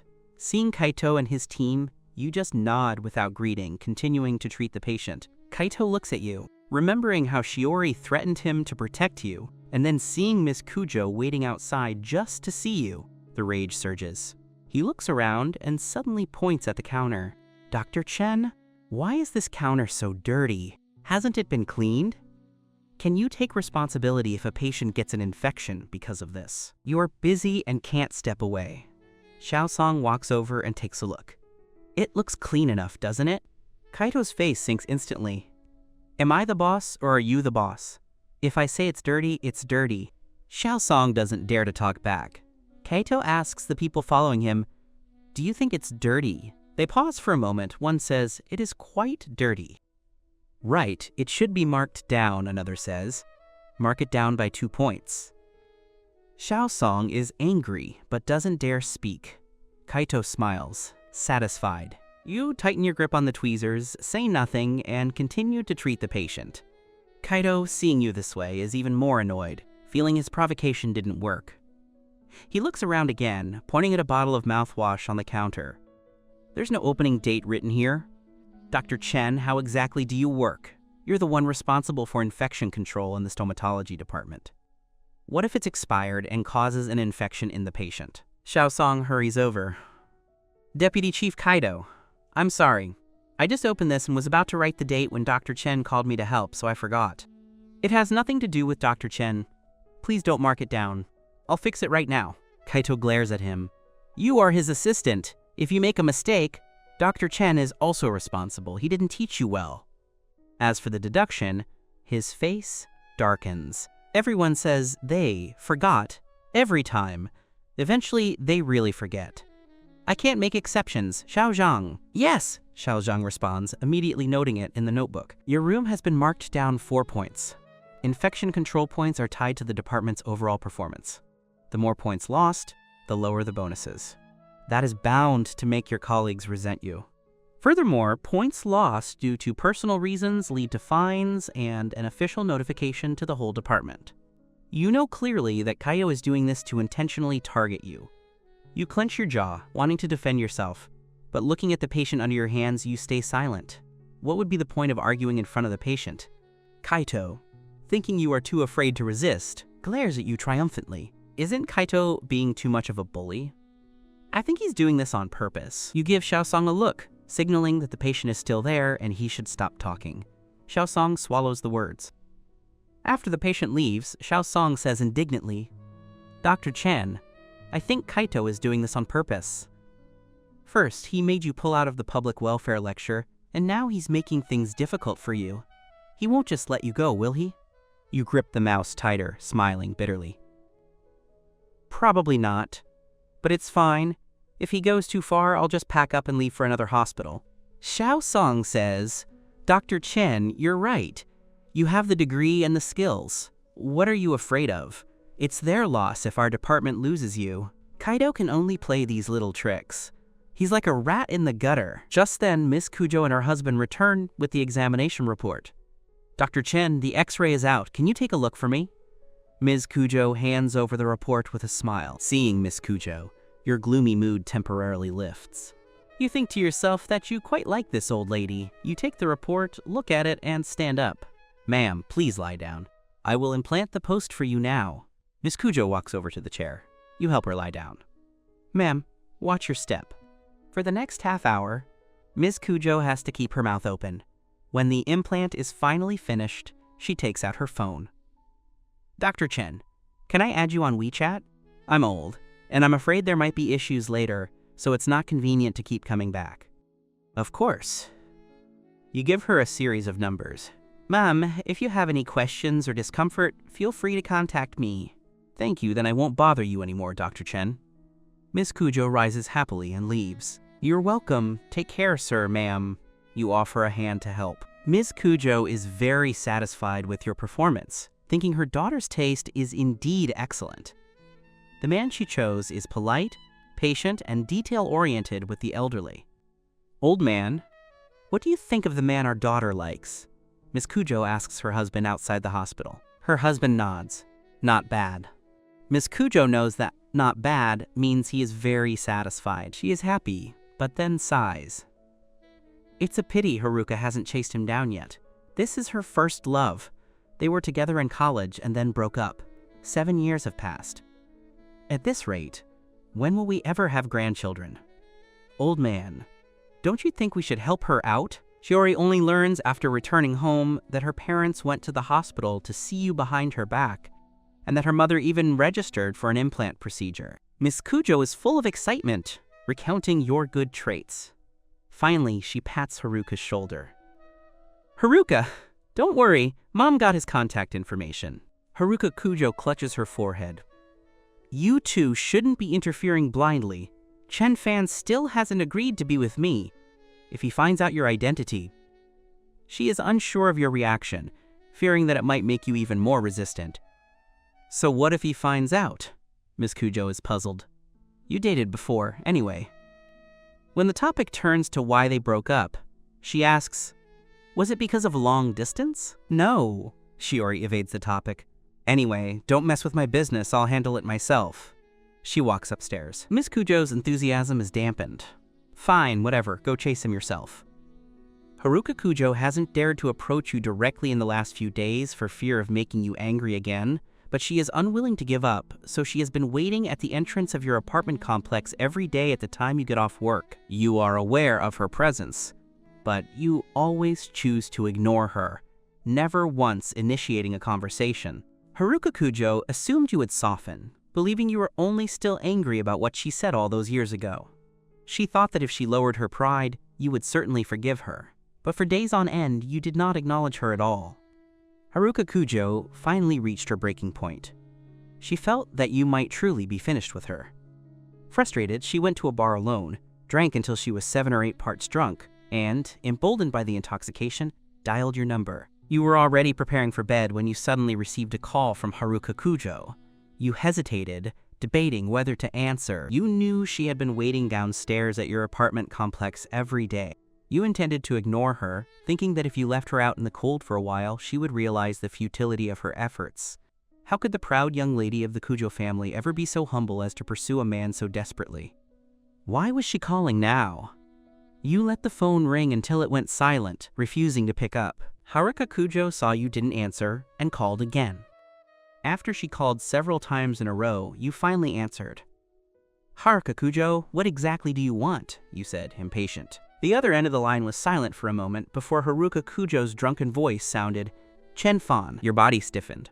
This was the phrase Haruka Cujo said most often when you were dating. Back then, you were in a long-distance relationship, and every night she would call and say those words. At the time, it made you smile with sweetness, but now, it felt ironic.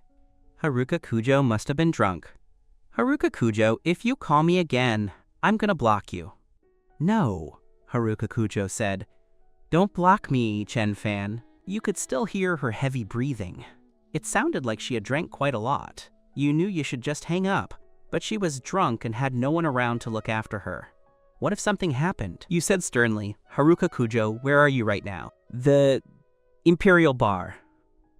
Are there any friends with you? No, Haruka Cujo said, clutching her forehead. Just me.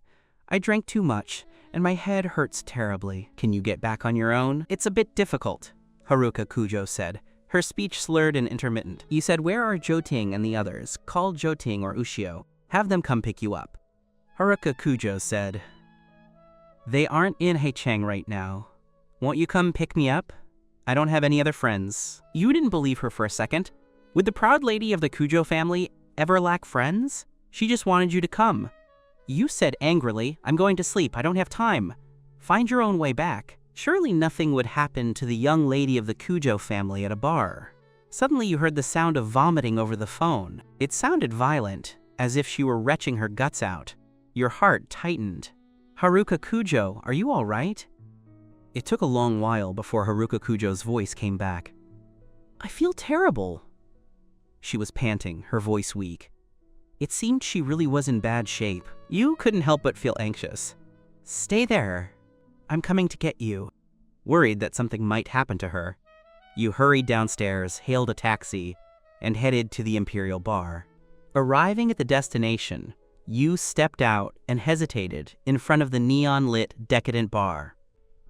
You had never been to a bar before and had a natural fear of such places, not to mention being there alone at night. But thinking of Haruka Kujo, you steeled yourself and went inside. She had already texted you the booth number, but you were unfamiliar with the layout. And with the crowd and the dim lighting, you were unsure of where to go. A woman approached you to flirt. "Hey, handsome, want to have some fun?" You were nervous, but feigned composure. "Not interested. I'm here to find someone." "Who are you looking for?" "I'll help you find them." The woman swirled her drink, eyeing you from head to toe. Her gaze revealed malicious intent. Your conservative clothing clearly marked you as a novice. No need. You sidestepped her and ran to the other side, unaware that she was still watching you. You found a staff member to lead the way. Pushing open the booth door, you immediately saw Haruka Kujo lying on the sofa. There were a dozen bottles of various sizes on the table. She had clearly drunk a lot. You frowned and walked over. "Haruka Kujo." Hearing your voice, Haruka Kujo struggled to sit up, then stood up unsteadily, and suddenly stumbled toward you. You reached out to support her. "Careful!" Due to your haste, you lost your footing and you both tumbled onto the sofa. You landed on top of Haruka Kujo. Your faces were inches apart and you could feel her warm, alcohol-scented breath. You panicked and tried to stand up, but Haruka Kujo wrapped her arms around your waist. Haruka Kujo looked at you from close range, and in a heat-of-the-moment impulse, she suddenly kissed you. You struggled. "Haruka Kujo, let me go!" Perhaps it was the alcohol, but her boldness had grown exponentially. Haruka Kujo held you tightly, kissing you frantically. You tried to push her away, but it was useless. For the first time, you realized that when it came to her, you had no defenses whatsoever. Haruka Kujo's original intention was just to kiss you, but once she made contact, the mingling of lips and teeth, combined with the alcohol, led her to lose control. She missed you, craved you. That longing had been suppressed for 7 years. Haruka Kujo took the opportunity to flip over and pin you to the sofa. "Haruka Kujo, you're shameless." You were trembling with anger. You tried to pull your hand away to slap her, but she caught it, tied it with her silk scarf, and raised it above your head. Ignoring your resistance, Haruka Kujo pushed up your shirt, exposing your skin to the cold air. You felt a wave of fury. Haruka Kujo had lost her reason. She kissed you, venting the desires deep in her heart. "I missed you so much, so much." Normally she never called you fan, only on those nights when she wanted you. Was this all you were in her heart? Just a plaything to satisfy her desires? You were trembling all over, and suddenly you stopped struggling. Haruka Kujo noticed that the person beneath her had stopped struggling. She leaned in closer and saw the tears on your face, instantly losing her nerve. Her brain cleared a little. "I'm sorry." She hurriedly wiped your tears away. She couldn't stand seeing you cry. The sight made her heart ache. Haruka Kujo untied the scarf, and you sat up, trembling as you adjusted your clothes. You then stood up, slapped Haruka Kujo hard across the face, and turned to walk out quickly. Haruka Kujo was stunned. Once she recovered, she rushed out to chase you. "Chen-fan, listen to me." She ran out, but the bar was too crowded, and she couldn't see you. Haruka Kujo grew anxious. You were walking very fast. When you reached the lobby, you accidentally bumped into someone. You muttered an apology and tried to walk away. Unexpectedly, the person blocked your path. "Handsome, what a coincidence. We meet again." You looked up. It was the woman who had tried to flirt with you earlier. You were in no mood to talk and kept your head down, trying to leave. The woman grabbed your arm. "Hey, handsome, why are you crying? Who bullied you? Tell big sister I'll help you. Let go of me. Your face flushed red. Don't be like that, handsome. Let's play. The woman gripped your arm tightly, her malicious intent clear. You were terrified, looking around for help. But everyone was indifferent, as if this were a common sight in the bar. The woman grew bolder, trying to drag you into a corner. She held you and covered your mouth. Despite the crowd, no one noticed. Just then, bang, a beer bottle was smashed over the woman's head from behind. Glass shards and bright red blood streamed down her head. The woman shuddered, released you, and wiped the beer and blood from her face as she turned around. Haruka Kujo stood there, holding the broken neck of a bottle, her face dark and murderous. You looking for death. The woman hadn't finished her curse before Haruka Kujo pinned the hand that had just grabbed you onto the bar counter and drove the broken glass neck straight into it. The woman screamed. Before she could react, Haruka Kujo landed a punch on her face. The woman collapsed, but Haruka Kujo didn't let up. She grabbed the woman by the collar and beat her, punch after punch. You were frozen in shock. When you finally snapped out of it, you rushed over to hold Haruka Kujo back. Stop it, Haruka Kujo! Don't hit her anymore! Haruka Kujo ignored you, kicking the woman several times more. You grabbed her with all your strength and fled the scene. Only when you reached the entrance of the bar did you let go. Haruka Kujo, can you not be so impulsive? You said, breathless. Haruka Kujo's eyes held a fierce edge. People like that deserve a beating. You said angrily, she deserved it, but you can't beat her to death. What if you killed her? Haruka Kujo bit her lip tightly and said nothing. Her expression was just like it had been in high school, stubborn and rebellious. Images flashed through your mind. In your final year of high school, you were technically Haruka Kujo's boyfriend, but you two had little interaction. You didn't speak much at school, and after class, you went your separate ways. You forgot what had delayed you that day, but by the time you left school, it was already dark. You were walking home and had to pass an internet cafe. There were always people hanging out at the entrance, smoking, with long hair, dyed colorful manes, or tattoos. Clearly not good people. Usually during the day, it was fine, and when school let out, it was crowded, so you weren't afraid. But now that it was dark, the street was empty. 2 or 3 female hoodlums blocked your way. Hey, handsome, why so late? Come in and have some fun. Big sister will pay for your internet. Hey, what grade are you in? Amidst their mocking laughter, you retreated in fear. Their gazes were malicious, scanning your body. Though you were still slender, you were quite tall by then. You tried to run, but were blocked by the hoodlums. You clutched your book bag to your chest, shaking with fear, unable to even scream for help. Just then, a figure darted out from the shadows and started attacking the hoodlums. It was Haruka Kujo. Haruka Kujo fought ruthlessly. Although the hoodlums were numerous, they were thin as reeds and collapsed easily. With Haruka Kujo's desperate, suicidal style of fighting, they couldn't take it and began begging for mercy. Haruka Kujo didn't intend to let them off. She kicked one of the girls, who curled up in pain. You were terrified. You said in a trembling voice, Haruka Kujo, stop it, let's go. These hoodlums were regulars. You and Haruka Kujo would have to pass here again. You didn't want to overdo it and provoke retaliation. At that time, Haruka Kujo had that same expression, lips pressed tight, cold and fierce. You don't know where you found the courage, but you grabbed her hand and dragged her away until you reached a crowded area. Only then did you realize you had been abrupt. You panicked and let go of her hand. You knew Haruka Kujo had a bit of a clean freak streak and hated being touched by people she wasn't close to. Once, a boy had grabbed her hand without permission, and she had taken out a wet wipe to clean it right in front of him, calling him dirty, which made the boy run away in tears. Fortunately, Haruka Kujo didn't blame you, just dismissively saying you were too cowardly. You whispered in defense that you were just afraid of retaliation. Haruka Kujo said nothing more then, and just walked you home. Sometime later, Rin Jingfei in your class suddenly transferred schools, and that internet cafe closed down. Even the dilapidated building was torn down. Haruka Kujo told you that the harassment had been orchestrated by Rin Jingfei, who deliberately sent people to retaliate against you. She told you not to worry about those hoodlums anymore. Your heart felt a complex mix of emotions. Perhaps that was when you began to have different feelings for Haruka Kujo. No matter what, she had saved you when you were in danger. Your heart softened. You noticed the back of her hand had been scraped. Subconsciously, you took her hand, feeling a pang of pain. Your hand is injured. Haruka Kujo pulled her hand back. It's fine, just a small scratch. You looked around and saw a pharmacy across the street. Wait here for a moment. You ran across the road, entered the pharmacy, and returned with a small bag. Sit down, let me disinfect it. You led her to a nearby flower bed. Watching you carefully apply the medicine and bandage it, Haruka Kujo felt a warm current flow through her heart. Once finished, she suddenly grabbed your hand.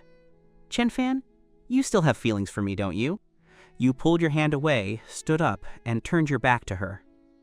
You're overthinking it. I only bandaged it because you saved me. Don't think that just because you saved me, I'm gonna overlook what you did just now.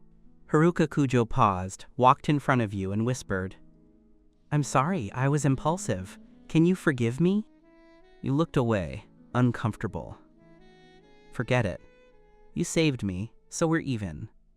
You glanced at her. I see you're fine now, so I don't need to see you home. I'm going back. As you turned to leave, Haruka Kujo grabbed you again. Chenfan, she said. Be honest, do you still have feelings for me? Your heart skipped a beat. You said angrily, Haruka Kujo, can you stop obsessing over this? It's been 7 years, my heart has no place for you anymore. If you don't have feelings for me, why would you come looking for me? If you didn't care, you would have let me die, Haruka Kujo said. But you came. You had no rebuttal. Deep down, you knew you couldn't let her go. She was your first and only woman. You gave all your youthful sincerity to her, but she was also the one who hurt you. You were unwilling to face this. You were afraid of being hurt again. So you refused to reveal those hidden feelings. You clenched your fists. Haruka Kujo, what exactly do you want? Haruka Kujo looked at you. I don't want anything. I just want to be with you. Haruka Kujo, you roared. Do you not understand plain speech? I told you, we can never be together. Haruka Kujo ignored your rage, holding on to you stubbornly. Chenfan, 7 years ago I was wrong. I shouldn't have said those things and hurt your heart. These past 7 years, I haven't been able to forget you, but my pride wouldn't let me reach out. I thought with time I'd forget you, but I realized I couldn't. She held your shoulders, looking at you. 7 years. Now I am absolutely certain of my heart. Chenfan, I want to be with you. Meeting her deep, intense gaze and her passionate confession, your head spun. This, I love you. She had never said it when you were dating, only 7 years later. How ironic. You coldly pulled her hand away and mocked. Haruka Kujo, is it that the unattainable is always the best? You say you can't forget me. That's because I was the one who initiated the breakup. You never expected me to take the initiative to leave you, did you? In your eyes, I was the lowly one, and you were high above. You say you still love me, but ask your heart. Is it truly me you love? You love your own pride and face. You want to pursue me again and then discard me again, don't you?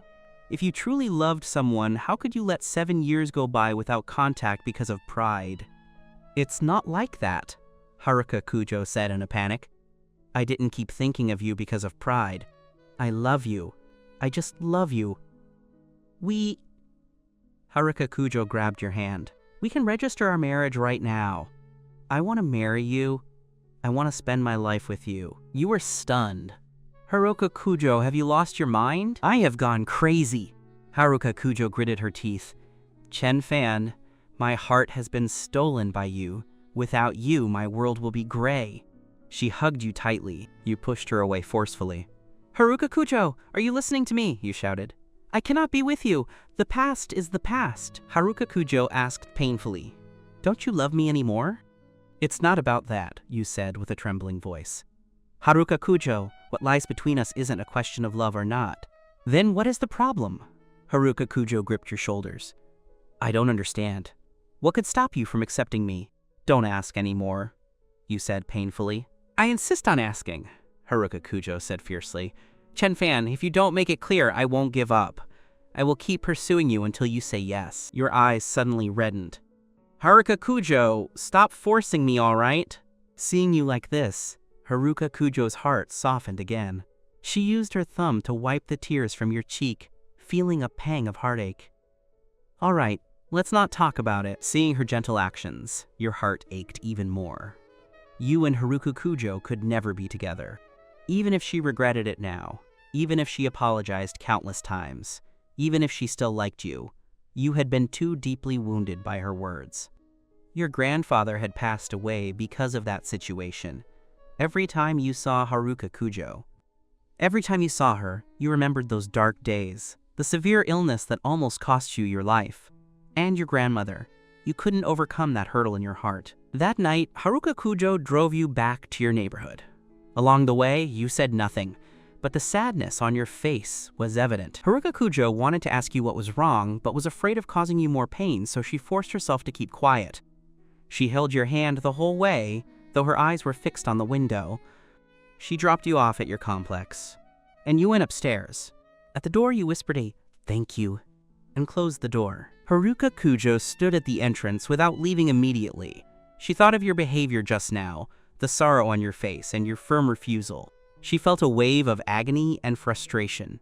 With weary steps, she walked downstairs, lit a cigarette, and stood there smoking, silently staring at your balcony. The light was still on. The orange-yellow glow shone through the thin, pale blue curtains, warm, just like the feeling you once gave her. Haruka Kujo had always thought of you as soft and cowardly, but now, for the first time, she sensed your stubbornness and strength. Not until the light went out did Haruka Kujo stub out her cigarette, turn, and walk away. Tomorrow was New Year's Day, and Yohei would be returning tonight. You intended to go straight to Yanghai and Chen Yue's home after work. Unexpectedly, as soon as you stepped out of the clinic, you saw Haruka Kujo standing at the door. Since that night, you had been avoiding Haruka Kujo. You lied about going away for training, but in reality, you were staying at Xiao Song's place. But lies couldn't last forever. Haruka Kujo had seen your schedule on the hospital website and came directly to the clinic to intercept you. You looked at Haruka Kujo and froze. Haruka Kujo walked over, looking at you. "Why are you avoiding me?" You clenched your teeth. "Let's go outside and talk." You went out first. Haruka Kujo followed. You stood facing each other. You said, "Haruka Kujo, you should understand what I mean. I said the past is past. It's impossible for you and me." Haruka Kujo stared at you steadily. "You haven't given me a reason yet. The reason is that I no longer have feelings for you. That's a sufficient reason, right?" "I don't believe you," Haruka Kujo said. "Didn't you say before that the problem wasn't whether or not you like me?" Your heart ached, but you maintained a cold facade. "I meant that for you I have neither liking nor disliking. I feel nothing." Haruka Kujo gripped her hands tight. "Do you have someone else you like?" You were silent for a moment. "No." "Then why can't you give me a chance?" You clenched your hands. "Haruka Kujo, what do I have to say for you to understand? I don't like you anymore. I have no feelings for you. What else do you want me to try?" Haruka Kujo looked at you listlessly. Seeing her like this, your heart broke. You used to be unable to stand Haruka Kujo being sad. Seeing it made you panic, and your subconscious reaction was to please her. But now, the past was the past. "Haruka Kujo, I hope you can look forward and stop dwelling on past feelings." Finishing this, you turned and walked away quickly, for if you waited 1 second longer, you would be unable to stop your tears from falling. Haruka Kujo stood there, feeling as though her heart had been hollowed out. He said he didn't like her anymore, that he felt nothing for her. He had rejected her so decisively, without a shred of hesitation. Haruka Kujo was suddenly overcome with unbearable heartache.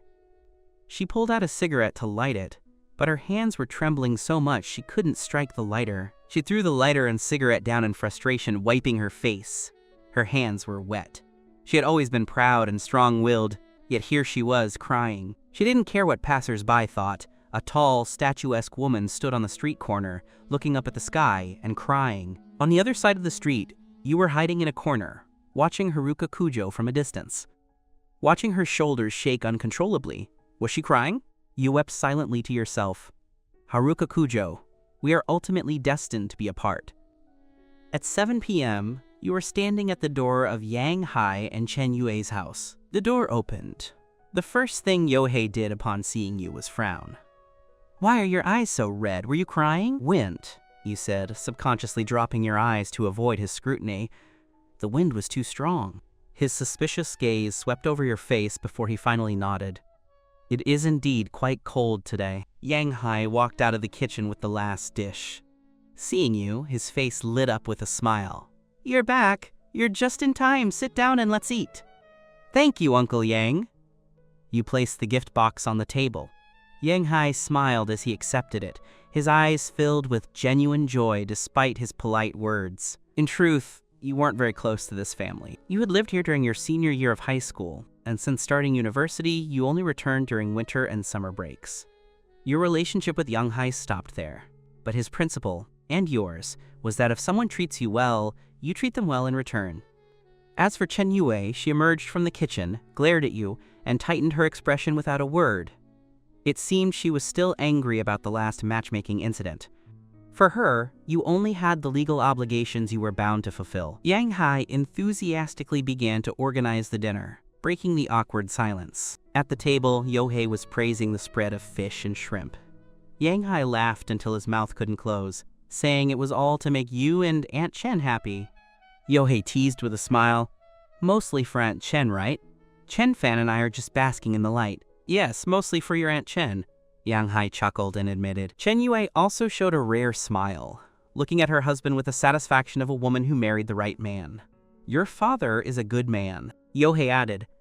"Every pot has a matching lid. My mother used to think my father lacked ambition and only cared about the kitchen, but in Aunt Chen's eyes, he's a good family man. You two are really well matched." Watching the family of three laughing together, you felt a surge of envy. Yohei could speak so candidly about his divorced parents, while you were still unable to let go of your own pain. As a child, you never understood why your parents separated, why they couldn't be like other families. When Chen Yue married Yang Hai, you were even hostile toward him. But now, you seem to have suddenly understood. It is a torture to stay with someone who isn't right for you. It is better to split. Just like you and Haruka Kujo. This thought flashed by, and your heart ached fiercely. And your father? Had he found the right person? 20 years.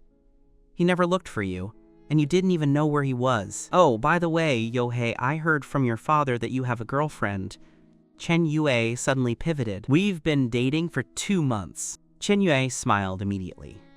"You'd better seize the chance. When will you bring her over to meet us?" "Yohei is capable, unlike you." She sighed, her gaze falling on you.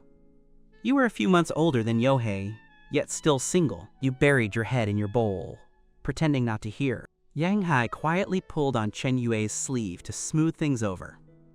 "Chen Fan is talented. It's just that his fate hasn't arrived yet. When it does, nothing can stop it." Chen Yu curled her lip, not giving him any face. "That wooden block? If he ever finds a girlfriend, the sun will rise in the west." The atmosphere froze instantly. Yohei quickly intervened, steering the conversation elsewhere. After dinner, you offered to clear the dishes, but Yang Hai stopped you. At that moment, Yohei walked over. "Chen Fan, let's go for a walk." You realized he had something to say, so you grabbed your coat and nodded. "All right." Under the neighborhood streetlights, you both walked slowly side by side. "How have you been lately?" Yohei started. "Did anything special happen?" You curled the corner of your mouth. "What could possibly happen to me?" Yohei didn't believe it. He stopped and looked at you steadily. "Stop lying to me. I passed by your hospital today and saw you and Haruka Kujo." Your steps faltered. You were silent. Why was she looking for you? The light stretched your shadow long. You stared at the ground, your voice barely audible. "She wants to reconcile." "How thick-skinned is she?" Yohei snorted angrily. 7 years later, she comes to contact you? What deep love? You pursed your lips. In your mind, the image of Haruka Kujo standing lonely on the street appeared. "But I don't think she was lying to me." You lowered your gaze, your voice dropping further. "I could feel it." You couldn't forget the sight of her weeping on the street after she turned away. That pain didn't seem fake. "No way, Chen Fan." Yohei was stunned, his voice full of disbelief. "You're taking her words to heart just like that? Have you forgotten all that pain? Wasn't it all because of her?" You tightened your lips. A bold and absurd thought popped up. "Yohei," you said, lifting your head, your eyes filled with confusion and struggle you hadn't even realized were there. "If I hadn't been so impulsive and broken up with her back then, would the later tragedies have happened?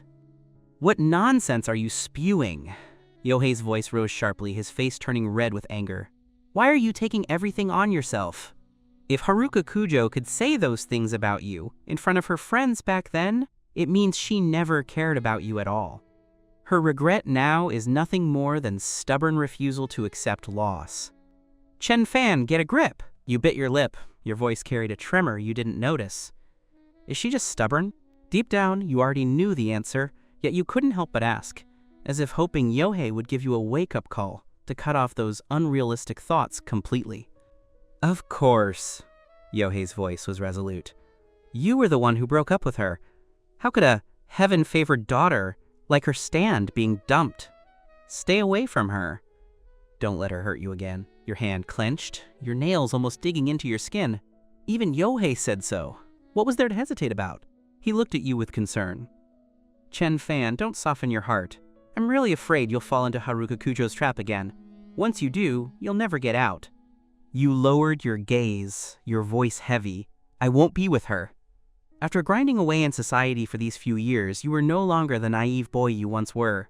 You and Haruka Kujo were from two different worlds. Your backgrounds were incompatible. It wasn't that easy. Love couldn't solve every problem, so separation was the best ending for both of you. You're right to think that way. Yohei patted your shoulder heavily. Regardless of the reason, you two are simply not suited for each other. A wave of bitterness washed over you, and you quickly changed the subject. Don't just talk about me. What about your girlfriend? What's she like? Mentioning his girlfriend, Yohei instantly turned bashful, though his eyes sparkled. Her? She's my colleague, same company, different department. Is she good to you? Of course, he said with confidence and sweetness. Otherwise, why would I be with her? You curled your lips into a forced smile. What's her family background? Average family. Much like ours, her father is an elementary school teacher, her mother is a doctor. That sounds great. You nodded, truly happy for him. You should hurry up and find someone too. Yohei's gaze shifted back to you. Don't lose hope in love because of one Haruka Kujo. There are plenty of good women in this world. You could only respond with a bitter smile. Let's talk about it later. Later? He was getting impatient, starting to nag. Look at how worried your mother is. I'm telling you, a man's golden window for dating is only these few years. Once you hit 30 without any achievements, your value starts dropping. If you don't have anyone suitable around you, I'll introduce you to some. My company has plenty of quality single beauties. However, you shook your head, cutting him off. No need. You took a deep breath as if you had made a decision. I plan to resign soon. Kaito was stunned. Ah? I plan to develop my career in Yueching, you said, looking up at the gray sky, your voice filled with a sense of relief. There are too many painful memories here in Haiching. I want to go somewhere else and start over. With Kaito's endless difficulties at work and the shadow of Haruka Kujo everywhere, leaving was the best choice. You patted his shoulder, feigning ease. I won't be able to come back often. Please take care of Uncle Yang and my mother for me. It was more than half a month until the new year, and you planned to submit your resignation after the holidays. After all, you still owed Keitedo, your colleague, a favor. Last year, it should have been your turn to work the holiday shift, but he covered for you because of family matters. You wanted to repay this debt before you left. After the New Year holidays passed, as soon as you stepped into the clinic, Xiao Song leaned in secretively. Dr. Chen, have you heard? Hana Meiyun really messed up that public welfare lecture. You were a bit curious. I heard from Suzuki that she gave a terrible lecture. The group of little kids at the kindergarten weren't having it at all. They were crying and making a fuss, insisting on you, saying they had made a promise with you. Xiao Song laughed with schadenfreude. As a result, the recording was forced to stop and had to be rescheduled. There's such a thing? You were indeed a bit surprised. You'd better believe it. Xiao Song gave you a thumbs up. Dr. Chen, you're something else. You won over that bunch of little masters in just one lesson. You hadn't expected those children to remember you. You thought the promise to see each other again during the rehearsal was just something people said to coax children, something you could easily brush off with an excuse. It seems Hana Meiyun's lecture was just that bad. You didn't take it to heart. The matter had nothing to do with you anyway. But just before you got off work, Department Chief Lee called you. Hana Meiyun was in the office, her eyes red and swollen. She had clearly been crying. When she saw you, she gave you a cold look and swept past you like a gust of wind. That vengeful look made your heart sink. Ah, Chen, Department Chief Lai said with a smile, his attitude unusually kind. Regarding that public welfare lecture, the hospital leadership has decided that you should be the one to do it. Understood? You kept it to yourself, though you were surprised.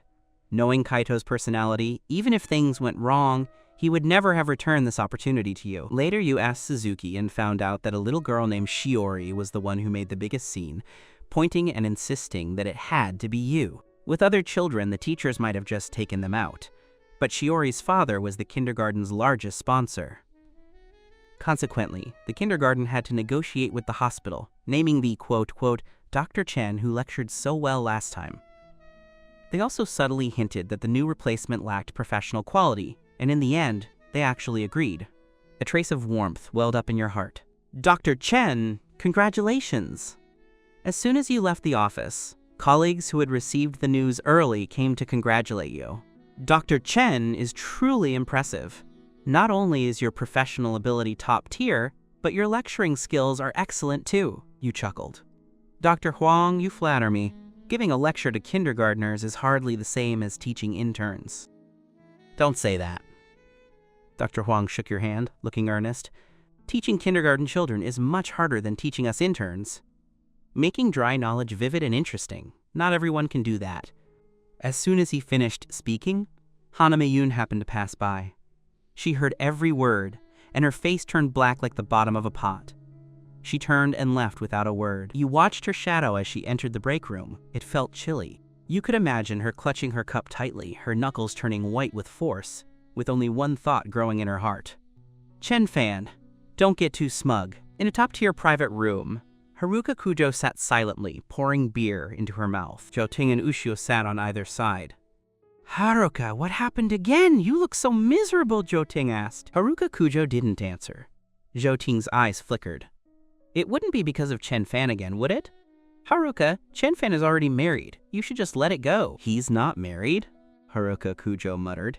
He's still single. Joting and Ushio looked at each other. What do you mean? Didn't you say he was married and even had kids? Haruka Kujo gripped her beer glass.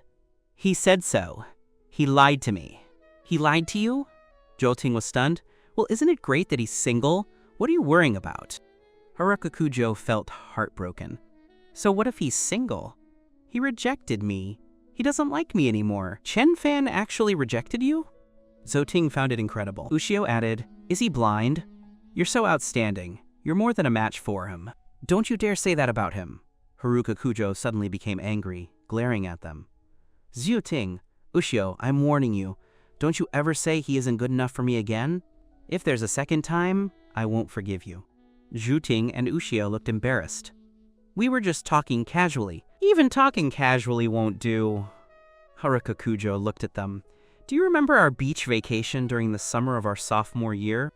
Joting and Ushio looked at each other. We remember. What about it? That morning, she said, we were eating breakfast at the restaurant. Chen Fan didn't come. Do you remember what you said about him? Joting and Ushio fell into memory, and suddenly their expressions crumbled. Of course, they remembered. They had been teasing Haruka Kujo about why she had chosen Chen Fan, calling him ugly, and saying he wasn't good enough for her. Chen Fan heard you, Haruka Kujo said, holding her forehead. That's why he broke up with me later. Joting and Ushio were stunned. So Chen Fan was the one who initiated the breakup? They had always assumed Haruka Kujo had ended it. If you hadn't mocked him then.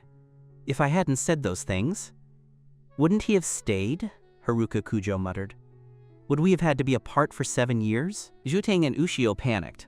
Haruka, we're sorry. We were just teasing. We thought you were just playing around with him. We didn't know you were that serious. If they had known Haruka truly loved Chen Fan, they never would have said such things. Haruka Kujo pinched her brow. It's not entirely your fault. I have responsibility too. So it's my own fault that he's rejecting me now. I deserve it. She picked up her beer bottle to drink again. Joting and Ushio hurried to take the bottle away. Haruka, let's go apologize to Chen Fan. Explain everything. He will definitely forgive you. It's useless. He doesn't like me anymore, Haruka Kujo said painfully. That night, Haruka Kujo drank until she was unconscious. Joting and Ushio sent her back. She had already moved into her own place. Over the next few days, Haruka Kujo looked for them every night to drink beer. When drunk, she started calling Chen Fan's name until she passed out, and Joting and Ushio had to carry her home. For several days, Joting and Ushio watched Haruka like this. They had been best friends since childhood. Seeing her like this, they felt terrible as well. After carrying the drunk Haruka home one more time, Joting frowned and said to Ushio, "Haruka is going to ruin herself like this. Asisi, should we call Chen Fan and apologize? Let him forgive Haruka and give her a chance." Ushio nodded. "Do you have his contact information?" Haruka probably had it. Joting picked up Haruka's phone, unlocked it with her fingerprint, found Chen Fan's number, and dialed it from her own phone. The call connected, and you answered. "Who is this?" Joting's voice came from the other side. "Chen Fan, it's me, Joting, Haruka's friend. You should remember me, right?" You paused. "What do you want?" Joting gritted her teeth. "Chen Fan, Ushio, and I want to apologize to you. You should know Ushio, she's Haruka's friend too. Please don't take to heart the things we said during that summer of our sophomore year. We were wrong. We shouldn't have said those things. We're sorry. We're really sorry." Ushio added, "Chen Fan, I'm Ushio. I apologize to you too. We were wrong, but Haruka never looked down on you. She was serious about you and has never been able to forget you. Chen Fan, can you give Haruka a chance?" The two waited nervously for your answer. There was a silence on your end of the line before you asked, "Did Haruka Kujo tell you to apologize?" "No, we apologized on our own initiative," Joting said quickly. "Haruka has been very sad these days. She's been drinking a lot of beer and told us why you broke up. We feel so guilty after hearing it. If we hadn't said those things, you and Haruka wouldn't have broken up. Really, we're sorry." Your hand on the phone tightened involuntarily. You replied calmly, "The past is in the past. There's no point in saying more. As for me and Haruka Kujo, it's already impossible. Please don't act as her lobbyists anymore." Joting was anxious. "Chen Fan, Haruka is really serious about you. Because you rejected her, she's become so depressed. She drinks until she passes out every day. Once she even started coughing up blood. If this continues, her body won't hold up. Just give her a chance, please." Hearing that Haruka Kujo was drinking until she coughed up blood, your heart gave a painful tug. But you knew that a long pain is worse than a short one. If you showed a hint of softness now, Haruka Kujo would entangle you again. What would you do then? You harden your heart. "Sorry, there's no possibility between us. Tell her to cheer up and stop drinking." You hung up the phone abruptly. "Hey, Chen Fan?" Joting looked at the hung-up phone, then toward Ushio. "What should we do? How can Chen Fan be so heartless? What exactly does he not like about Haruka?" Ushio was helpless. Who knows? The two looked back at the passed-out Haruka Kujo, who was occasionally calling out your name in her sleep. Being too affectionate isn't always a good thing. A girl like Zhu who changed boyfriends every year, never had such troubles. The recording of the public welfare lecture went very smoothly. You just finished packing your things and were preparing to leave. A soft little figure ran over and threw her arms around your leg. "Tomorrow is my birthday. Can you come to my birthday party?" It was Shiori. You hesitated and crouched down, looking at her gently. "Brother has to work tomorrow. I might not have time." "Then, in the evening," Shiori's eyes rolled, full of wit. "You should be off work by evening, right?" You felt a bit troubled. After all, you hadn't known this child for long. To show up at someone's house so suddenly seemed inappropriate. Not to mention, you didn't know her parents at all. It was a question of whether they would even want a stranger like you over. "Come on, Brother Chen."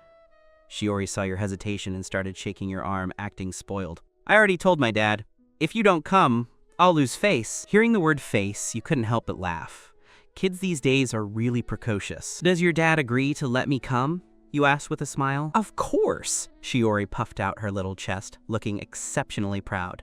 "My dad said that since it's my birthday, I'm in charge. I can invite whoever I want." Since it had reached this point, refusing would seem heartless. "All right, just tell me the time and location, and I will definitely go." Unexpectedly, Shiori's face turned troubled. She scratched her head. "I don't know the time either."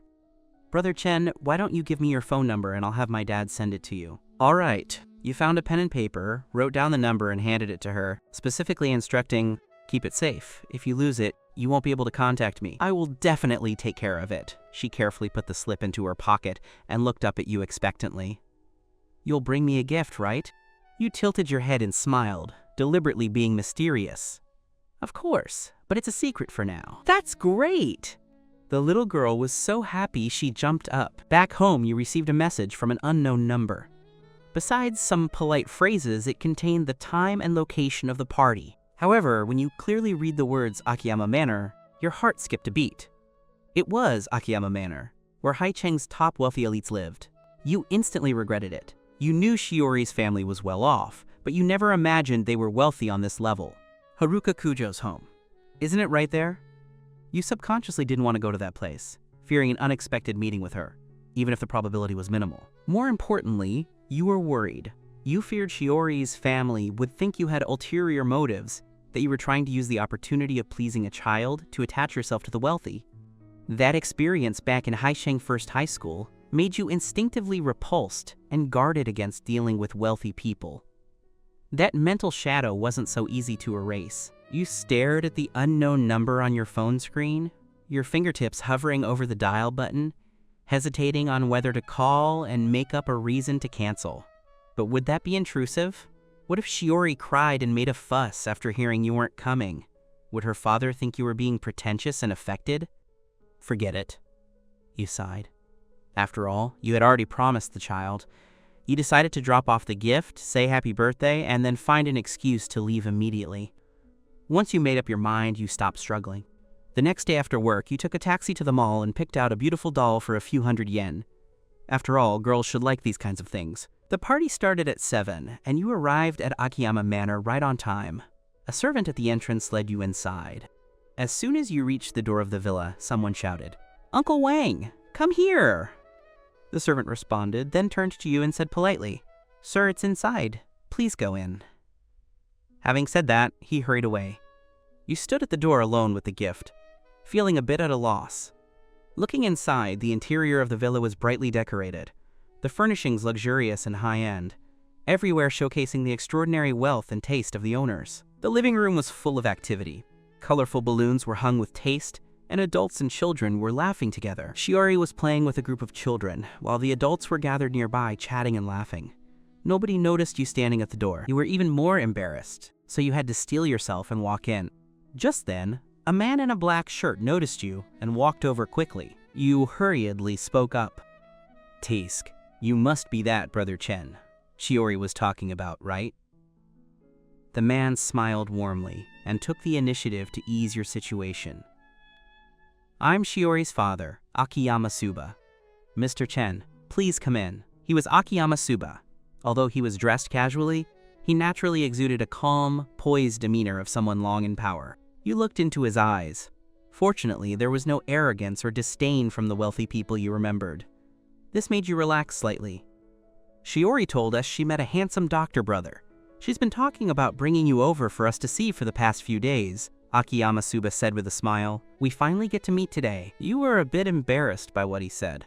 Akiyama Suba noticed your shyness and shouted toward the group of playing children, "Shiori, your brother Chen is here." Upon hearing this, Shiori immediately dropped the toy in her hand and flew toward you like a happy little bird, hugging you. "You're here! Did you bring me a gift?" You hurriedly handed her the gift in your hand. "A doll? I'm not sure if you like it." "A doll? I like it, of course I like it." She took the gift happily, and then grabbed your hand, walking inside. "Brother Chen, hurry and sit down and eat something." She pushed you onto the sofa and, like a little hostess, grabbed all kinds of snacks from the table and shoved them into your arms. "Brother Chen, you try this, and this one too."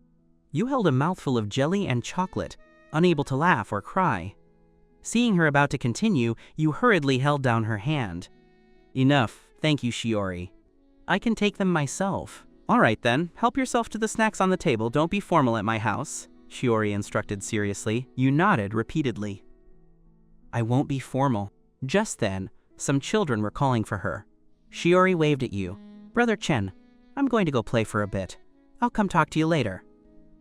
"Go ahead," you said, watching her run away with a smile, then secretly breathed a sigh of relief and hurriedly put the pile of snacks back on the table. Several young people were still sitting on the sofa, their gazes filled with undisguised curiosity as they sized you up. "Brother-in-law, who is he? Why haven't I seen him before?" A boy with fashionable hair and exquisite clothes couldn't help but ask Akiyama Suba. Akiyama Suba introduced you with a smile. "He's a new big friend Shiori made. A dentist. Isn't that right, Mr. Chen?" You nodded with a smile and added, "Yes, our hospital held a public welfare event to promote dental health at the kindergarten, and through a coincidence, I got to know Shiori." "Oh, a dentist," a woman with exquisite makeup nearby said. After hearing this, the interest in her eyes disappeared completely, and she turned to talk about other topics with others, as if you didn't exist at all. "Brother-in-law, this watch on your wrist is really nice. Where did you buy it?" asked Huoyumo. "This one? I bought it at an auction last time." Akiyama Suba raised his hand. "Do you like it? If you do, I'll give it to you." Huoyumo's eyes brightened, but her lips still said, "That wouldn't be good, would it?" "What's good or not? It's just something worth tens of thousands," Akiyama Suba said, already having unfastened the watch and handed it to Huoyumo. Huoyumo took it joyfully. "Thank you, brother-in-law." Akiyama Suba smiled at you. "You chat with Yumo and the others. I'm going over there to entertain some guests." You nodded. After Akiyama Suba left, Huoyumo and those people treated you like air, chatting among themselves about their clothes, watches, and limited edition trendy brands. You didn't understand any of this, nor could you join the conversation. You could tell the disdain these people had for you. You didn't want to be the hot face stuck to a cold butt. So you simply sat there scrolling through your phone, pondering that you'd find an excuse to say you had something to do, and then sneak off. Halfway through, you went to the bathroom. As soon as you left, a young man next to Huoyumo immediately said, "What kind of person is he, to have the nerve to come to your niece's birthday party?" Huoyumo mocked. "My brother-in-law just has a good temper. People like this are obviously here to climb the social ladder and befriend wealthy people." Another young man teased, "That kid is actually pretty handsome. Your Haruka sister should be coming soon. Be careful, he seduces her." "Him? Just based on him?" Huoyumo tossed her hair. "His entire outfit probably doesn't even add up to 1,000 yen. He reeks of cheapness. Can my Haruka sister's taste be that poor?" "Exactly. Look at the gift he brought." The young man at the beginning pointed to the remote-controlled car on the table. "Something worth a few hundred yen." He actually had the nerve to take that out, thinking they can squeeze into our upper-class society for a few hundred yen. They laughed loudly, treating you as a joke. You were standing right behind them, your face turning pale. You had forgotten your phone, so you had come back, not expecting to hear such things. Perhaps you shouldn't have come here at all. This wasn't a place for someone of your social standing. You pretended to have heard nothing, walked over to the sofa, picked up your phone, and headed toward the bathroom. The young men hadn't expected you to return so quickly. They all closed their mouths at once. After you left, a young man said, "He didn't hear what we said, did he?" Huoyumo rolled her eyes. "So what if he heard? What are you afraid of?" After using the bathroom, you walked straight to find Akiyama Suba. "Shiori's father, sorry, I suddenly have something to attend to." Akiyama Suba stood up hurriedly. "Oh, in such a hurry? Why not wait until after eating cake before you leave?" You knew he was just being polite, so you smiled.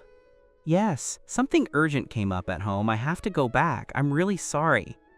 "Shiori might be disappointed then," Akiyama Suba said, then shouted, "Shiori!" Shiori ran over quickly. "Dad, what's wrong?" Akiyama Suba laughed. "Your brother Chen has something to do and has to leave early. Say goodbye to him." "Ah? Brother Chen, why are you leaving so soon? We haven't even started eating the cake yet," Shiori said with deep reluctance. You crouched down and said to her gently, "Sorry, Shiori. Brother suddenly has something urgent to handle. I already came for your birthday and brought you a gift, and I told you happy birthday. Isn't that enough?" "Can't you wait a little longer?" Shiori said. "It's just my aunt who hasn't arrived yet. She should be here soon. Once she arrives, we'll cut the cake." "Please, eat the cake before you go." You felt a bit troubled. Shiori immediately yelled to Akiyama Suba, "Dad, hurry and urge Auntie. Everyone is here. She's the only one missing." All right, I'll urge her." Akiyama Suba laughed, picked up his phone, and dialed a number. When will you be here? We're waiting for you." "All right." After hanging up, Akiyama Suba smiled at you. My little sister will be here soon. Mr. Chen, why don't you wait a little while and leave after the cake?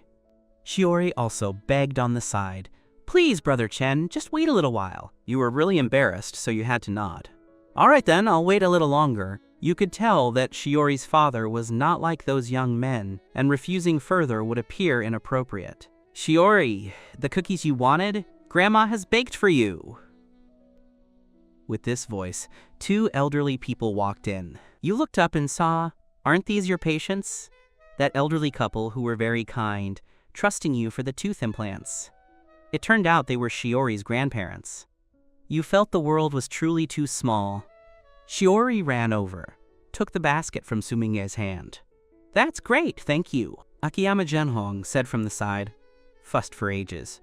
Busy from morning until now just to bake them. Don't know how much time and materials were wasted. Might as well have bought them. Sumingyue glanced at him. Can what's bought be the same as what's handmade? This represents my heart for my granddaughter. Shiori, hurry and try them. See if they're delicious. Shiori picked one up and tasted it. After that, she picked up another and handed it to you. Brother Chen, try the cookies my grandmother made. They're delicious. Only then did Sumingyu notice you.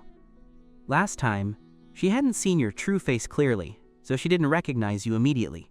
She only felt you looked a bit familiar. It's me, you said with a smile. I'm Dr. Chen. Sumingyue was stunned, and her eyes brightened immediately. Dr. Chen, why are you here? She looked around but didn't see Haruka Kujo's figure. Akiyama Suba was stunned.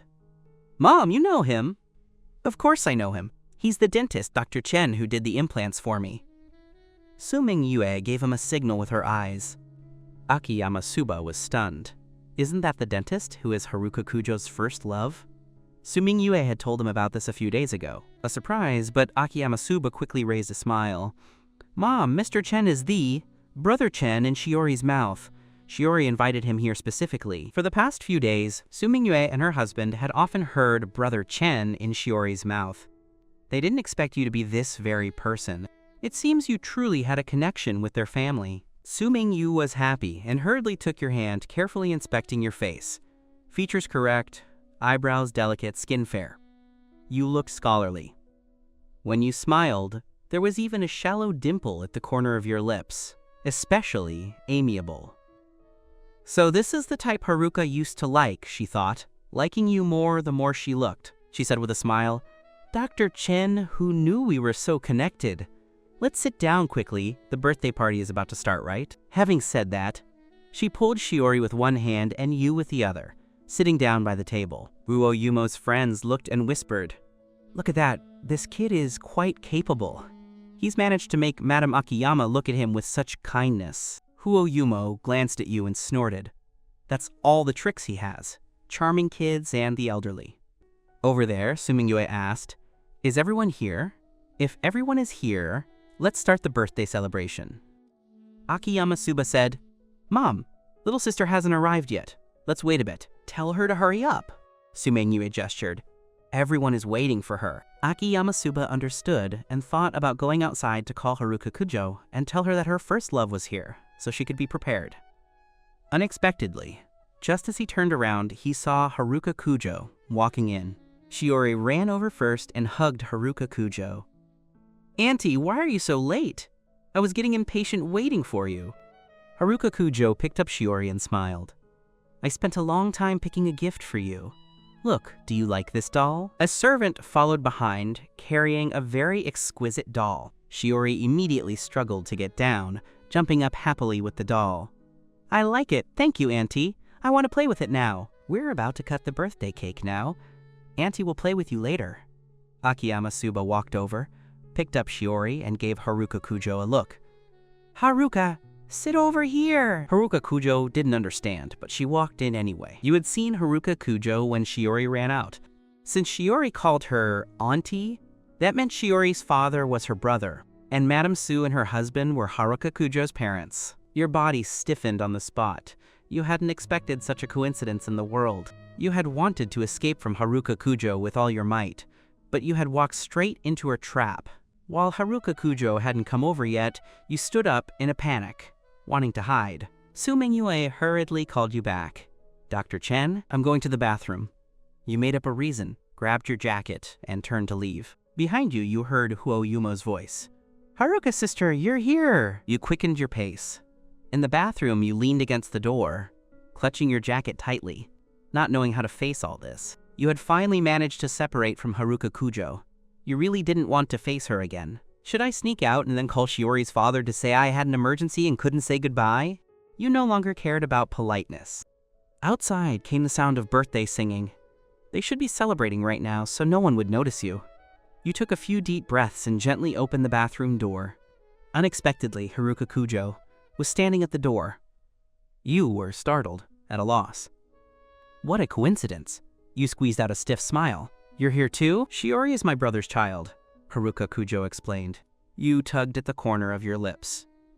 Haruka Kujo smiled bitterly. If you had known, you wouldn't have come, right? You were silent.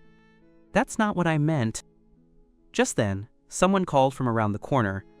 Haruka sister, where are you? It sounded like Huo Yumo. Haruka Kujo suddenly pushed you inside and closed the door. You were puzzled. What are you doing?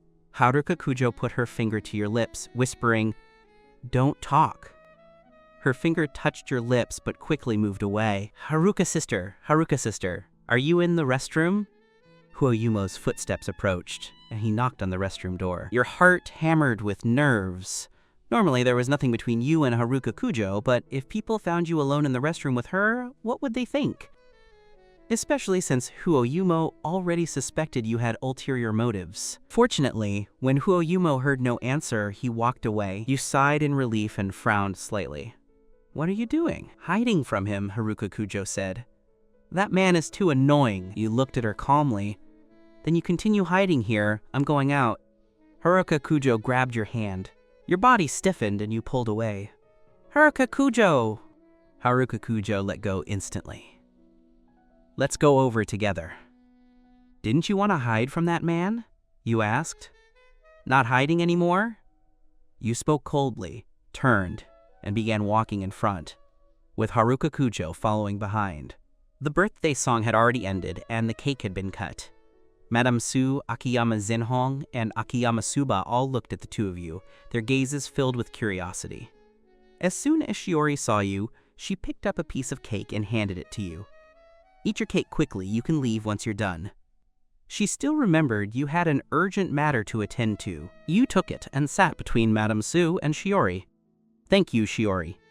Haruka Kujo had no choice but to sit in an empty seat opposite you. Haruka sister, where did you go? Huo Yumo walked over and sat down beside Haruka Kujo. I didn't see you just now. Haruka Kujo didn't speak, her gaze drifting toward you from time to time. Huo Yumo didn't notice, diligently handing her a piece of cake. Haruka sister, have a piece of cake. Haruka Kujo remained non-committal. Haruka sister, my friend gave me 2 tickets to a concert. I remember that idol is your favorite. Should we go together? Huo Yumo shook her arm. Haruka Kujo frowned and pulled her arm away. No time! There was a trace of disappointment in Huo Yumo's eyes, but he quickly regrouped. Haruka sister, would you like to drink something? I'll pour it for you. Since he had met Haruka Kujo by chance at her brother's house a while ago, he had fallen in love at first sight. It was a pity he hadn't found many opportunities to see her.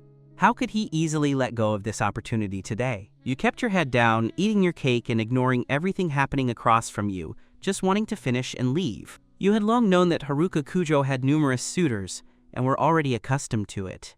Madame Su secretly nudged Akiyama Suba and gave him a look. Akiyama Suba understood.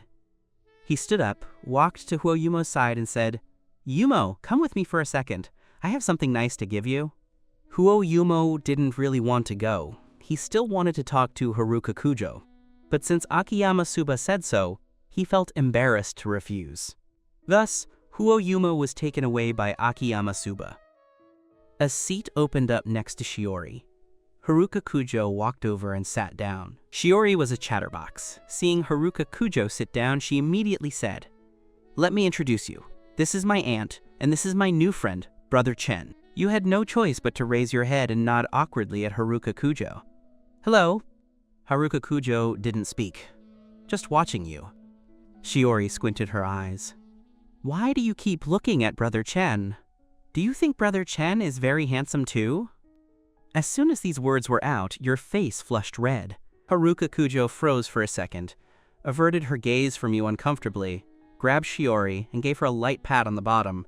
"Don't talk nonsense," Shiori called out indignantly. "I'm not talking nonsense. Just now, when you were sitting opposite, you kept looking at Brother Chen. And now that you've sat over here, you still are. You haven't taken your eyes off him." Haruka Kujo stuffed a piece of cake into her mouth. "Hurry and eat your cake. Didn't you say you wanted to play with your dolls? If you don't finish, I won't take you." Once she heard that, Shiori's attention was indeed diverted. "I'll eat it right now, Auntie. Wait for me." Madame Sue chuckled secretly to the side. Her granddaughter was truly a godsend. You felt very uncomfortable. You finished your cake in a few bites and said to Madame Sue, "Madame Sue, I've finished the cake. I have something to take care of, so I'll be going." "Why are you leaving so soon?" Haruka Kujo said suddenly. "Sit for a while longer," Shiori answered for you. "Brother Chen has an emergency at home. He said he had to go back once he finished his cake." Haruka Kujo looked at you with an inquiring gaze. You said, "Shiori is right. I do have something urgent at home. I have to go." "Haruka, then you take Dr. Chen," Madame Sue said. "She couldn't very well keep dragging you there, especially since you had already mentioned having matters to attend to." "No need," you said hurriedly. "I'll just take a taxi back." Haruka Kujo picked up her coat. "It's hard to get a taxi here. I'll take you." Madame Sue said, "Exactly, it is hard to get a taxi here, Dr. Chen. Just let my daughter take you back." Akiyama Zhenhong also spoke up, which was rare. "Dr. Chen, don't be so formal. Just let Haruka take you." With all three of them saying it, you felt embarrassed to refuse again. Shiori suddenly remembered something. "You just said you were going to play dolls with me." Madame Sue immediately said, "Grandma will play with you. Grandpa and Grandma will both play with you, okay? It's dangerous for Brother Chen to go back alone, and Auntie needs to take him." As she spoke, she immediately pulled Shiori away. Shiori was still shouting, "Auntie, I'll wait for you to come back." Haruka Kujo walked out one after the other with you. As soon as you stepped out the door, a cold wind blew. You couldn't help but wrap your arms around yourself and shiver. The cold air had arrived early, and you were only wearing a thin shirt. Haruka Kujo stopped in her tracks. You shook your head. "I'm fine." Haruka Kujo handed you the long trench coat she was holding. "Put it on." You took a step back. "I won't be cold once I get in the car." Haruka Kujo's hand holding the coat paused, and she had no choice but to retract it. She walked to the car and opened the passenger door for you. "Get in. I'll sit in the back," you said, pulling open the rear door. Haruka Kujo gripped the door handle, slammed it shut, and got into the driver's seat. Throughout the journey, Haruka Kujo didn't speak. You couldn't see the expression on her face, but you knew she was unhappy. After dating Haruka Kujo for over a year, you were very clear. Whenever she was angry, she would just stay cold and silent. However, you didn't intend to coax her. Since you had decided to separate, you would make it thorough. No point in dragging it out. You turned your face to the window, watching the night view receding rapidly without moving.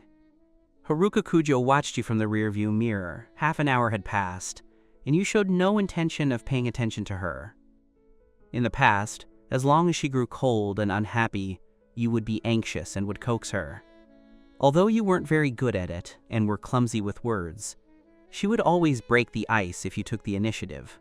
Haruka Kujo remembered one time on your birthday she gave you a watch that cost tens of thousands. You refused to accept it, saying you didn't like wearing such things, and asked her to return it. Haruka Kujo was angry and turned to leave. You became anxious, following behind her silently. After following for a distance, Haruka Kujo couldn't help but stop, turning around impatiently. "Chen-fan, how long are you going to follow me?" You took a step forward, carefully tugging on the hem of her coat, whispering, "Please don't be angry, okay?" Haruka Kujo kept a straight face. No, you didn't know what to do, standing there with a furrowed brow. Haruka Kujo waited for a while, but seeing you didn't move, she couldn't help but grow agitated. "Chen-fan, why are you so clumsy? You don't even know how to coax someone." You blushed. You knew what she wanted, but you felt embarrassed. But seeing Haruka Kujo growing angrier, you couldn't worry about so much. You hurriedly lowered your head and kissed the corner of her lips. "Is this okay?" you asked, nervously clutching your hem. Although Haruka Kujo still kept a straight face, She knew her anger had long since dissipated, but now you would never coax her again. Haruka Kujo's hand on the steering wheel tightened involuntarily. When you reached the bottom of your apartment building, you unfastened your seatbelt. Thank you. You pushed the door, but found it wasn't unlocked. You thought she had forgotten and reminded her. Haruka Kujo didn't move. Haruka Kujo, please unlock the door. You called out again. Haruka Kujo looked at you from the rearview mirror. Can we talk? You paused, then said calmly, what do you want to say? Haruka Kujo said, Chen-fan, we can't be boyfriend and girlfriend. Can't we even be ordinary friends? You froze, a mocking smile tugging at your lips. Do you think we are suited to be friends? My social circle has nothing in common with yours. Why not? Haruka Kujo said. Didn't you just meet my niece, my brother, and my parents? You were momentarily stunned, speechless. Can we just get along like ordinary friends? Haruka Kujo was still facing away from you. I won't force anything on you, nor will I do anything to you. You said, what if I say no? If not, then you're not going to pay attention to Shiori anymore? Haruka Kujo said. I think she still likes you quite a lot. Shiori is Shiori. Then you will often run into me. Do you think it wouldn't be strange if we met and didn't say a word? You thought she was being unreasonable. Why would it be strange not to speak? Besides, you didn't play with Shiori every day. You couldn't be bothered to waste any more words with her. Anyway, after the new year, you were going to resign and go to Uejo. At that point, you would be thousands of miles apart, so what did it matter if you were friends or not? Thinking of this, you said fine. Haruka Kujo unlocked the door. Get out! You got out, and Haruka Kujo followed. Just as you were about to say goodbye, Haruka Kujo said, as a friend, I'm seeing you home. Aren't you going to invite me up for a cup of tea? You felt like you had been outmaneuvered. Haruka Kujo had her hands in her trouser pockets, her expression relaxed. I said if we are friends, I won't do anything to you. You finally conceded and entered the door. As you put down your bag, you said, sit anywhere. What do you want to drink? Tea or juice? Do you have beer? Haruka Kujo asked. Your hand on the refrigerator paused, remembering what Juting said about her drinking until she vomited blood. No, I only have tea and juice, Haruka Kujo said. Then make me a cup of tea. You took the tea from the cupboard, but there was no hot water in the kettle, so you went to the kitchen to draw water and boil it. In the gap, while waiting for the water to boil, you saw apples, bananas, and pears in the fridge, so you washed them and planned to make a fruit platter. Haruka Kujo sat on the sofa, starting to size up your apartment. The place wasn't large, about 40 square meters, with one bedroom and one living room. There weren't many things in the living room, simply furnished with a sofa and a coffee table. This coffee table was likely where you ate, as she saw no dining table. Further on was the balcony. It wasn't large, with light blue gauze curtains hanging that added a touch of warmth to the living room. The kettle whistled, the water was ready. Haruka Kujo listened to the sounds of daily life, then looked at your back, busy in the kitchen. She suddenly had the illusion. How good would it be if she lived with you? The tea was ready. You brought it out with the fruit platter. You poured her a cup. This is black tea. It won't irritate the stomach. Have a taste. Haruka Kujo said, I prefer green tea. You pursed your lips. You're already vomiting blood from your stomach, and you still want green tea? You regretted saying it as soon as the words left your mouth. Why say that? It made you seem very concerned about her. Haruka Kujo's hand holding the teacup paused. How do you know? Zhao Ting called and told me. She said you drank beer until you vomited blood. Haruka Kujo put down the teacup. What else did she say? You lowered your eyes. Nothing much. Her call was mainly to apologize for what happened 7 years ago. The living room went quiet for a moment. After a long while, Haruka Kujo said, actually, it wasn't vomiting blood. The doctor said a capillary in my mouth ruptured. You held your cup and said, regardless, you shouldn't drink too much. Your body is your own. If it breaks, you're the one who suffers. Are you saying these things to me in the capacity of a friend? Haruka Kujo looked at you. You froze for a moment, averting your gaze uncomfortably. Of course. Haruka Kujo stroked the smooth rim of the cup with her jade-like fingers and gave a bitter laugh. She finished the tea in one gulp and said, Chen-fan, can you tell me how you've lived these past 7 years? Your hand subconsciously twitched. Nothing worth saying.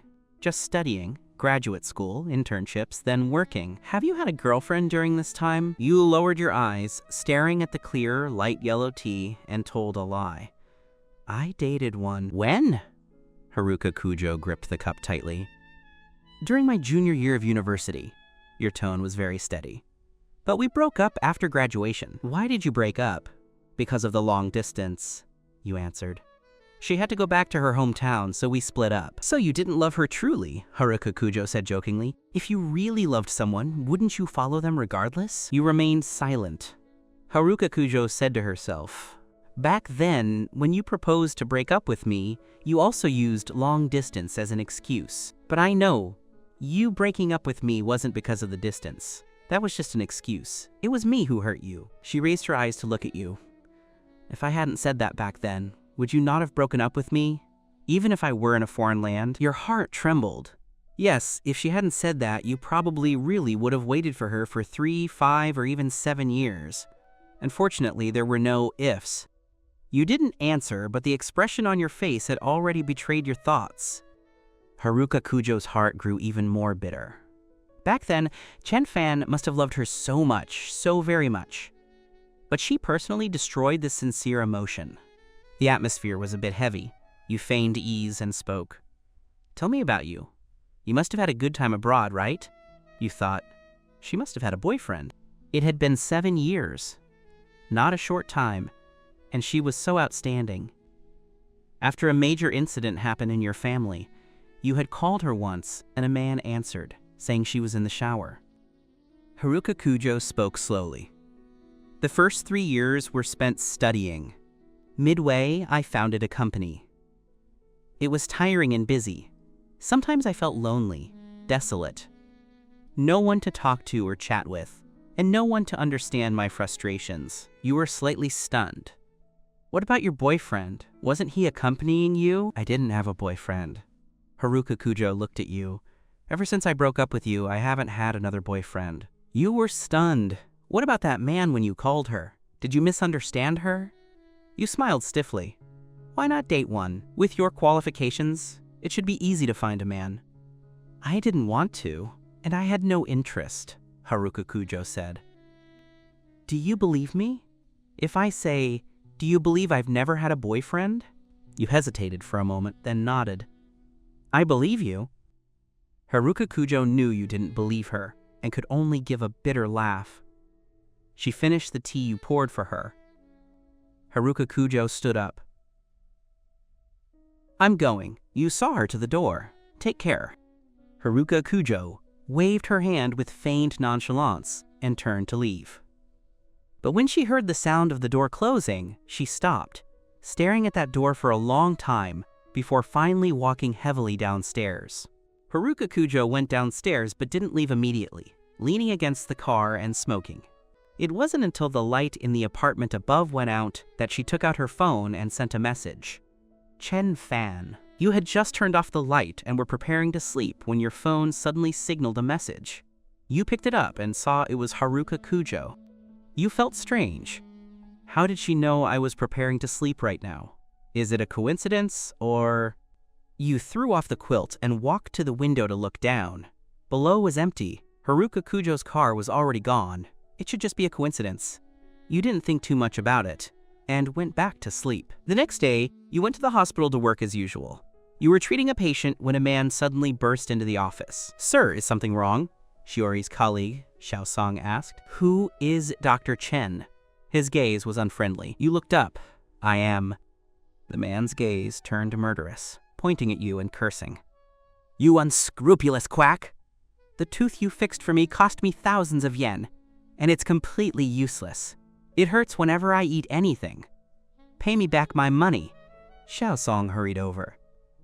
Sir, don't get excited. Let's talk things over. None of your business. Get lost! The man pushed Xiao Song away, walked over and grabbed you roughly. Pay me back! Although you were shocked, you didn't forget to comfort the patient in the chair. I'm sorry. Please go out and wait a moment. The patient hurriedly got up and stood outside. You gestured for Xiao Song to go out and call security, while you said to the man, Sir, what is your name? When was the treatment done? Let me see what the situation is. You could no longer remember this patient. Nothing to talk about. A year ago, I had a root canal here, and now I can't eat anything at all, the man shouted angrily. Doctors at other hospitals say that once you do a root canal, the tooth becomes a dead tooth. My current condition is untreatable and must be pulled. You quack, you only coaxed me into doing the root canal back then to make more of my money. Pay me back." The clinic was quickly surrounded by some patients, all looking on curiously. The man pointed at you and shouted loudly, "Everyone look, this Dr. Chen is a quack." To make money, he cheated us patients with his conscience. Everyone see clearly, Chen Fan from the Akiyama Hospital Dental Department is an unscrupulous quack. Everyone, don't let him treat you. The onlookers whispered, discussing you and that man. You clenched your hands. Sir, everything I did was based on the hospital's relevant operational procedures. There is no such thing as cheating. Let me see first. What other doctors say isn't necessarily correct. A doctor nearby who heard the commotion also came over to persuade him. Yes, sir, let Dr. Chen take a look first. If it's Dr. Chen's responsibility, he definitely won't refuse it. The man was speechless. If he did it, he'd admit it? We patients don't understand, we were just fooled by him. You frowned. In that case, go to the medical affairs department. You can report any problems you have to the department, rather than disturbing our work here. The man shouted, what's the use of going to the medical affairs department? Your hospital protects its own. Pity us vulnerable groups meant to be butchered by quacks like you. If you don't give me an explanation today, I'll smash this clinic. He suddenly lifted a chair and started smashing the office. The incident came too suddenly, and the crowd retreated in fear. You also nervously backed up to the office door. By this time, Xiaosong had already rushed up with security, and police sirens rang out outside. Someone had called the police. The man panicked and wanted to flee. You happened to be standing in the doorway and were pushed aside by him violently. You fell, hitting your head heavily against the edge of the wash basin. Security was busy chasing the man. Xiaosong hurried over to help you up, asking anxiously, Dr. Chen, are you okay? You used your hand to touch the back of your head and felt blood. You were dizzy. You only had time to finish that sentence before closing your eyes as the world spun. In a haze, you seemed to hear Xiaosong's anxious voice. Dr. Chen. Afterward, you lost consciousness. You were sent to surgery by Xiaosong and your colleagues. When you woke up, you found Xiaosong sitting by your side. Dr. Chen, you're awake. How do you feel? Xiaosong asked hurriedly. You shook your head gently, but felt the world spinning and had to close your eyes. Xiaosong said hurriedly, Dr. Chen, don't move your head. The doctor said you have a slight concussion. Nothing else, just a small cut on the back of your head. You groaned and asked, was that man caught? Was it investigated? You were still worried about this matter, as it was important to your reputation. He was caught, but released not long after, Xiaosong said with hatred. That patient had the root canal done by you a year ago. We checked the treatment records from that year, and your process was fine. Now it's just his one-sided claim that the tooth has problems, but he refuses to let us see it, only saying you scammed him and wanting the hospital to compensate. It's clear he's looking for a payout. The hospital is still negotiating with him. You smiled bitterly. Is this year my bad luck year? One unfortunate thing after another. Xiaosong comforted, don't worry, the hospital won't let him mess around. Without evidence, he can't just blackmail you. Just now, the hospital leadership and the chief came to see you while you were still unconscious. They told me to pass on that you should rest well, and the hospital will cover your medical expenses. You nodded. And my patients, you still remembered your patients whose treatments were only halfway done. The chief has arranged everything and transferred them to other doctors. Don't worry about these things, Xiaosong said. Do you want to call your family to take care of you? I have to work tomorrow and can't watch you anytime. You still need someone with you for the concussion. Just help me call a caregiver, you said. My mother doesn't have time. You didn't want Shen Yue to come either. You would rather have a stranger than have her take care of you. All right, I'll go find you a caregiver and bring you some food on the way. Xiaosong stood up. Thank you, you said gratefully. My jacket is still in the duty room at the department. Please help me bring it over later. No problem. Xiaosong went out, first finding you a caregiver, then going to the cafeteria to get food, and only then going to the department to find your jacket. Suddenly, a cell phone rang in your jacket. He picked it up and saw it was a number with no name. Afraid it was your family or friend, Xiaosong answered. Who is this? Haruka Kujo was playing with Shiori at the playground opposite the hospital. Shiori was very happy. She didn't know what had happened to her aunt today. but she had actually volunteered to take her to the playground. Haruka Kujo looked at her watch and suddenly asked Shiori, "Shiori, do you want to play with Brother Chen?" Shiori said, "Yes, but I don't have his phone number, only my dad has it." Haruka Kujo crouched down. "Auntie has his number. Do you want to call him and ask him to come out?" "Yes, yes." Shiori immediately took out her smartwatch. Haruka Kujo entered your phone number for her, and before dialing added, "Shiori, don't tell him Auntie is here too when you get through." "Why?" Shiori was puzzled. Haruka Kujo rubbed her little cheek. "We want to give him a surprise. When he suddenly sees me here too, he'll definitely be very happy." "Okay, I got it." Shiori took the watch and dialed. "Brother Chen, are you off work?" Shiori's childish voice rang out. "If you're off, can you come over and play with me? I'm at the playground, opposite your hospital." "Who is this? Are you looking for Dr. Chen?" Xiao Song was also surprised to hear a child's voice. He had never heard of Dr. Chen having children. Shiori was also puzzled. "You're not Brother Chen?" Xiao Song said hurriedly, "I'm Dr. Chen's colleague. Who are you?" Shiori said, "I'm Brother Chen's friend. Where's Brother Chen?" Xiao Song said, "Dr. Chen had an accident and is now hospitalized." He hadn't finished speaking when he was interrupted by an anxious female voice. "Chen Fan, what happened to him?" Xiao Song was stunned. "I'm Chen Fan's friend," Haruka Kujo said. "What happened to Chen Fan?" Xiao Song said, "Dr. Chen had an accident at the hospital, was pushed by a patient, and is now hospitalized." Haruka Kujo asked nervously, "Is it serious? Is he at your hospital? Which?" "Don't worry, just a small cut on the back of the head, a slight concussion," Xiao Song said hurriedly. "If you want to come see him, come to the surgery ward. Room 15. "Okay, thank you." Haruka Kujo hung up, immediately picked up Shiori, and said, "Shiori, let's go to the hospital to see Brother Chen, okay? He's hurt." Shiori naturally wouldn't object. Haruka Kujo carried Shiori toward the hospital. Passing a florist at the entrance, she paused, walked in to buy a bouquet of flowers, and then went to the fruit shop next door to buy a fruit basket. Only then did she pull Shiori into the hospital. Xiao Song arrived at the ward a step before Haruka Kujo, set down the lunchbox, and hung your jacket by the bed. "A child called your phone just now," I answered. You were stunned for a moment. The only children you knew were Dudu and Shiori. However, if it were Dudu calling, Xiao Song couldn't have said that. It must have been Shiori. "Yes, a little girl," Xiao Song said. "There was also a woman who claimed to be your friend," he teased. "Listening to her voice, she seems very worried about you." "A woman?" You suddenly understood something. Just then, there was a knock at the door. Xiao Song walked over to open the door, seeing a woman and a little girl standing there, holding a bouquet of flowers and a fruit basket. "Isn't this woman that great beauty?" "Excuse me, does Chen Fan live here?" Haruka Kujo asked. Xiao Song was stunned. "You're that person from the phone?" Haruka Kujo quickly reacted as well. "The person in front of her must be your colleague. Is he here? Is Chen Fan here?" Haruka Kujo could not help but peer inside. Xiao Song still remembered your attitude toward this great beauty, so he hesitated. At this moment, you called out from inside, "Xiao Song, let her in." Only then did Xiao Song step aside. Haruka Kujo had already run in first.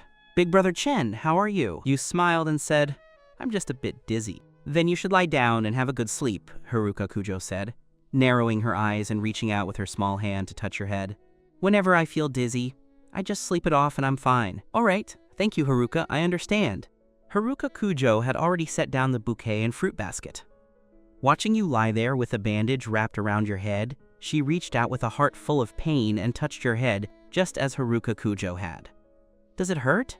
You turned your face away, feeling uncomfortable. Xiao Song was still here. You didn't know what he might imagine if he saw this. Xiao Song was indeed stunned by this scene. Since when did Dr. Chen become so close to this great beauty? Seeing them like this, could it be that they have something going on? You did not answer Haruka Kujo's question first, but instead said to Xiao Song, "You have work tomorrow, so you should head back early. Thank you for today." "It's nothing, just a small favor."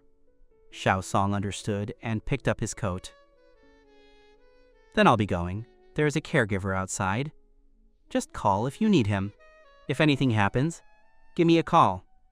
"Understood. Also, eat the meal while it's hot." Before leaving, Xiao Song pointed to the food on the small table. After Xiao Song left, you said to Haruka Kujo, I'm fine, it's just a minor injury. Why did you come over? And you brought Haruka Kujo with you. We were just playing at the playground opposite your hospital, Haruka Kujo said. Haruka Kujo wanted to see you, and when she heard the news that you were hospitalized, she insisted on coming to visit. Haruka Kujo suddenly said, Auntie, you're lying. I didn't insist. It was clearly you who wanted to see Big Brother Chen. Haruka Kujo coughed uncomfortably. As if explaining, she said, I am Dr. Chen's friend. It is normal for me to come see him. You acted as if you didn't understand. Thank you both, I'm fine. Haruka, you should hurry and take Haruka Kujo back. This is a hospital, the air isn't good, and there are many germs. Haruka Kujo glanced around. Is there no one here to take care of you? You said, my colleague hired a caregiver for me. Haruka Kujo frowned. What about your family? They aren't coming to take care of you? You lowered your gaze. My mother has to work, and my injury isn't very serious. Why call her over? A caregiver is enough. Haruka Kujo covered her lips and didn't speak.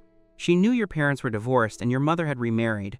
However, your mother and stepfather were in the same city, yet you lived alone in a rented apartment. It was evident that your relationship with your mother was not very good. I'll take Haruka Kujo back first, Haruka Kujo said. Then I'll come back. No need. I have a caregiver. Haruka Kujo said, I still have things to ask you. I want to know why you were injured. Just a common medical dispute. You said, nothing worth talking about. Has the matter been resolved? The hospital was already negotiating with the patient. You didn't want to say too much to Haruka Kujo. Haruka Kujo didn't say anything more. She picked up Haruka Kujo. Say goodbye to Big Brother Chen, we have to go back. Haruka Kujo waved her hand. Goodbye, Big Brother Chen. You have to recover well. Goodbye, Haruka, you said, smiling and waving. Haruka Kujo glanced at the food on the table. You're injured. You should eat something better. It's fine, you said. This is quite good. It has meat and vegetables. Haruka Kujo glared at you and suddenly asked, Are you hungry now? It's okay. Not very hungry, you said. Haruka Kujo picked up the bento box. If you're not hungry, I'll bring you food later. Don't eat this. Haruka, no need. Haruka Kujo ignored you, holding Haruka Kujo in one hand and carrying your bento box in the other, and just left like that. You wanted to get up, but unfortunately, as soon as you moved, the world spun, so you had to lie back down. You gritted your teeth. You shouldn't have been soft-hearted last night and agreed to her nonsense about being ordinary friends. After sending Haruka Kujo back, Haruka Kujo went to the Kujo family estate to get the meal prepared by Aunt Wang. Half an hour ago, she had already called Aunt Wang to make some nutritious and easy-to-digest food. When she arrived at the estate, Aunt Wang had already prepared the meal. 4 dishes and 1 soup, all packed in a food box. Thank you, Aunt Wang, Haruka Kujo said. Please prepare an extra portion for all 3 meals for the next few days. I will come to pick it up at the scheduled time. Aunt Wang agreed. Haruka Kujo took the food box and drove straight to the hospital, afraid you would go hungry. She drove faster than usual. Entering the ward, Haruka Kujo happened to see the caregiver helping you out of the restroom. She quickly set down the food box, walked over, and caught you. How can you walk on your own with a concussion? She carried you to the bed. Being carried like that made your head sway again, and you felt even more dizzy. After lying down for a while, you recovered and glared at Haruka Kujo. Who said someone with a concussion can't walk? It's just a minor one. It's fine to move around a little. Your swaying made me even dizzier. Haruka Kujo apologized. Sorry, I'll be more careful next time. The caregiver smiled and said, Dr. Chen, your wife is so worried about you. She is not my wife. You quickly explained. The caregiver laughed. Is that so? Then she is your girlfriend? Just ordinary friends. You said, feeling embarrassed and slightly annoyed that Haruka Kujo's actions had caused a misunderstanding. The caregiver glanced at Haruka Kujo and understood instantly. Looks like he hasn't caught her yet. It's really not easy for women to find boyfriends nowadays. Even such a beautiful woman still needs to chase men. Haruka Kujo opened the food box. Are you hungry? I brought you some food. You should go back first, you said. Don't bring food next time. The cafeteria food at our hospital is quite good. Do you think I've never eaten cafeteria food? What's so good about it? Don't eat from the cafeteria for the next few days. I'll bring you food, Haruka Kujo said, propping up the bed and setting up the small table. You felt helpless. Haruka, the caregiver can do these things. You should go back. Haruka Kujo remained unmoved, continuing to arrange the dishes and chopsticks. Can you eat by yourself? Do you want me to feed you? Seeing this, the caregiver felt embarrassed to remain a third wheel, so he snuck out. Once the caregiver left, Haruka Kujo became even more uninhibited. She scooped up a spoonful of soup, blew on it, and handed it to your mouth. This is red snapper soup. It's good for your wound. You were just about to scold her when the door was pushed open. A male nurse walked in, and Haruka Kujo had to put down the spoon. He was clearly stunned to see Haruka Kujo there. He glanced casually at the 4 dishes and soup on the table and smiled. Dr. Chen, having a meal? It's quite a rich spread. You weren't very close to this nurse, so you just smiled slightly and didn't say anything. The nurse checked the IV drip, adjusted it, and took your temperature. The temperature is normal. Dr. Chen, keep an eye on the drip. It should be done in about half an hour. Just press the bell to call us. You thanked him. As soon as the nurse went out, he immediately walked to a quiet spot and dialed a number. Arata, you won't believe what I just saw. Arata was at home making coffee. What did you see? The nurse whispered. Didn't that Chen fan have a medical dispute today? He got a small cut on his head and a concussion. He's hospitalized in our department. I know about that, Arata said dismissively. That person was someone he had specifically arranged. Chen fan getting injured was an accident, but he didn't intend to do anything to him. He just wanted the patient to cause a scene to ruin Chen fan's reputation. Doctors fear difficult patients the most. That man didn't need to do much. Just causing trouble for Chen fan every now and then would be enough to annoy him. The nurse said anxiously. The point isn't that. I saw Haruka Kujo come to see him. She even brought him food and was feeding him personally. Arata knocked over his teapot. What are you saying? You didn't see wrong, did you? I saw it clearly, Goro said. I am his attending nurse. Just as I walked in, I saw Haruka Kujo holding a spoon to feed him. The food box on the table was clearly brought from home. Goro was Arata's friend, and he knew Arata liked Haruka Kujo. Arata clenched his palm tightly. He had really underestimated Chen fan. While telling him he wouldn't have anything to do with Haruka Kujo, he was secretly getting close to her. They wouldn't be together, would they? What are you gonna do? What is Haruka Kujo's real attitude toward you? Arata didn't want to lose face in front of his friend and forced a calm expression. How is that possible? Kujo is just playing with him. Excellent women are like that. It's normal to be a bit fickle. Just wait and see. In a few days, Haruka Kujo will be bored of him. Goro was scornful but said, that may not be the case. But are you going to let Chen fan step all over you? What would people think? They'll say the son of the director was defeated by a small doctor. Can you swallow this insult? Arata gritted his teeth. Chen fan won't be proud for much longer. In the ward, after the nurse left, Haruka Kujo picked up the spoon again. Come, let's continue with the soup. Haruka, if you do this again, I will take back what I promised you last night. Haruka Kujo paused and put down the spoon. Fine, then you eat yourself. You should go back. You glared at her. I'm not at the point where I need someone watching me 24/7. Haruka Kujo covered her lips and said, Don't be angry, I'm leaving. She stood up, picked up her coat, and looked at you. Call me if you need anything. You didn't look at her again. Haruka Kujo had no choice but to turn and leave. The moment she turned, you looked at her back, then immediately lowered your gaze as she closed the door. Only after the door was shut did you look up again, staring blankly outside. Were you wrong last night? You shouldn't have agreed to be ordinary friends with her. You sensed that the closer Haruka Kujo got to you, the more chaotic your heart became. Back in the car, Haruka Kujo took a cigarette from her case and put it in her lips. With a click, a blue flame emerged from the lighter. She brought the cigarette to the flame, lit it, took a drag, and slowly exhaled the smoke. She stared fixedly at the hospital building. You lived there. Although her relationship with you had no progress, it was better than before. Since they couldn't be a couple, she would start from being an ordinary friend, step by step. If you never agreed to be with her, she would stay by your side forever.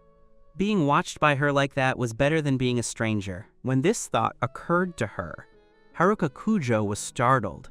She felt that she was becoming more and more humble in front of you. If it were in the past, let alone being a doormat, she wouldn't have even wanted to coax a man. When she was dating you, you were the one who mostly coaxed her. So now, perhaps this is heaven's punishment for her? Haruka Kujo finished the cigarette in silence before driving away. The next morning, Haruka Kujo went to the Kujo estate to pick up the breakfast Aunt Wang had prepared. Moonsu had already heard about this from Aunt Wang. Seeing Haruka Kujo, she stopped her and asked, "Aunt Wang said you've been asking for an extra portion these few days. Who is this for?" Haruka Kujo didn't change her expression. "Chen-fan." Moonsu's eyes lit up. "You've made progress with him." "No," Haruka Kujo said, picking up the food box. "He was injured and is hospitalized." "How did he get injured? Is it serious?" Moonsu immediately asked nervously. "A minor injury," Haruka Kujo said. "I don't have time to explain. I have to go to the hospital, or Chen-fan will be hungry." "Then I'll go with you to see him," Moonsu said hurriedly. "He's injured. How can his future mother-in-law ignore it?" Haruka Kujo was helpless. "What future mother-in-law? There's nothing between us yet. If you go, he'll feel a lot of pressure." "Why can't I go?" "Chen-fan is my doctor and Haruka Kujo's friend," Moonsu said, brushing her lips. "It's normal for me to visit him as a friend." "You can't go," Haruka Kujo said firmly. "I'm leaving. In any case, don't go to join in the fun." She carried the food box and hurried away. Moonsu grumbled dissatisfiedly. "Why can't I go? My future son-in-law is hospitalized. If I don't show any concern, wouldn't that chill his heart? If you won't let me go, I'll sneak off with Suba." Haruka Kujo was unaware of Moonsu's thoughts. When she arrived at the hospital and pushed open the door, she happened to see you sitting on the bed, about to open the bento box in front of you. Haruka Kujo walked up, took the bento box away, and placed her food box there. You looked at her speechlessly. "Haruka!" Haruka Kujo opened the food box without changing her expression. "Takeout has no nutrients. This is made by my family's housekeeper. I just happened to bring an extra portion. If you still treat me as a friend, don't refuse it." "Haruka, you have crossed the line," you glared at her.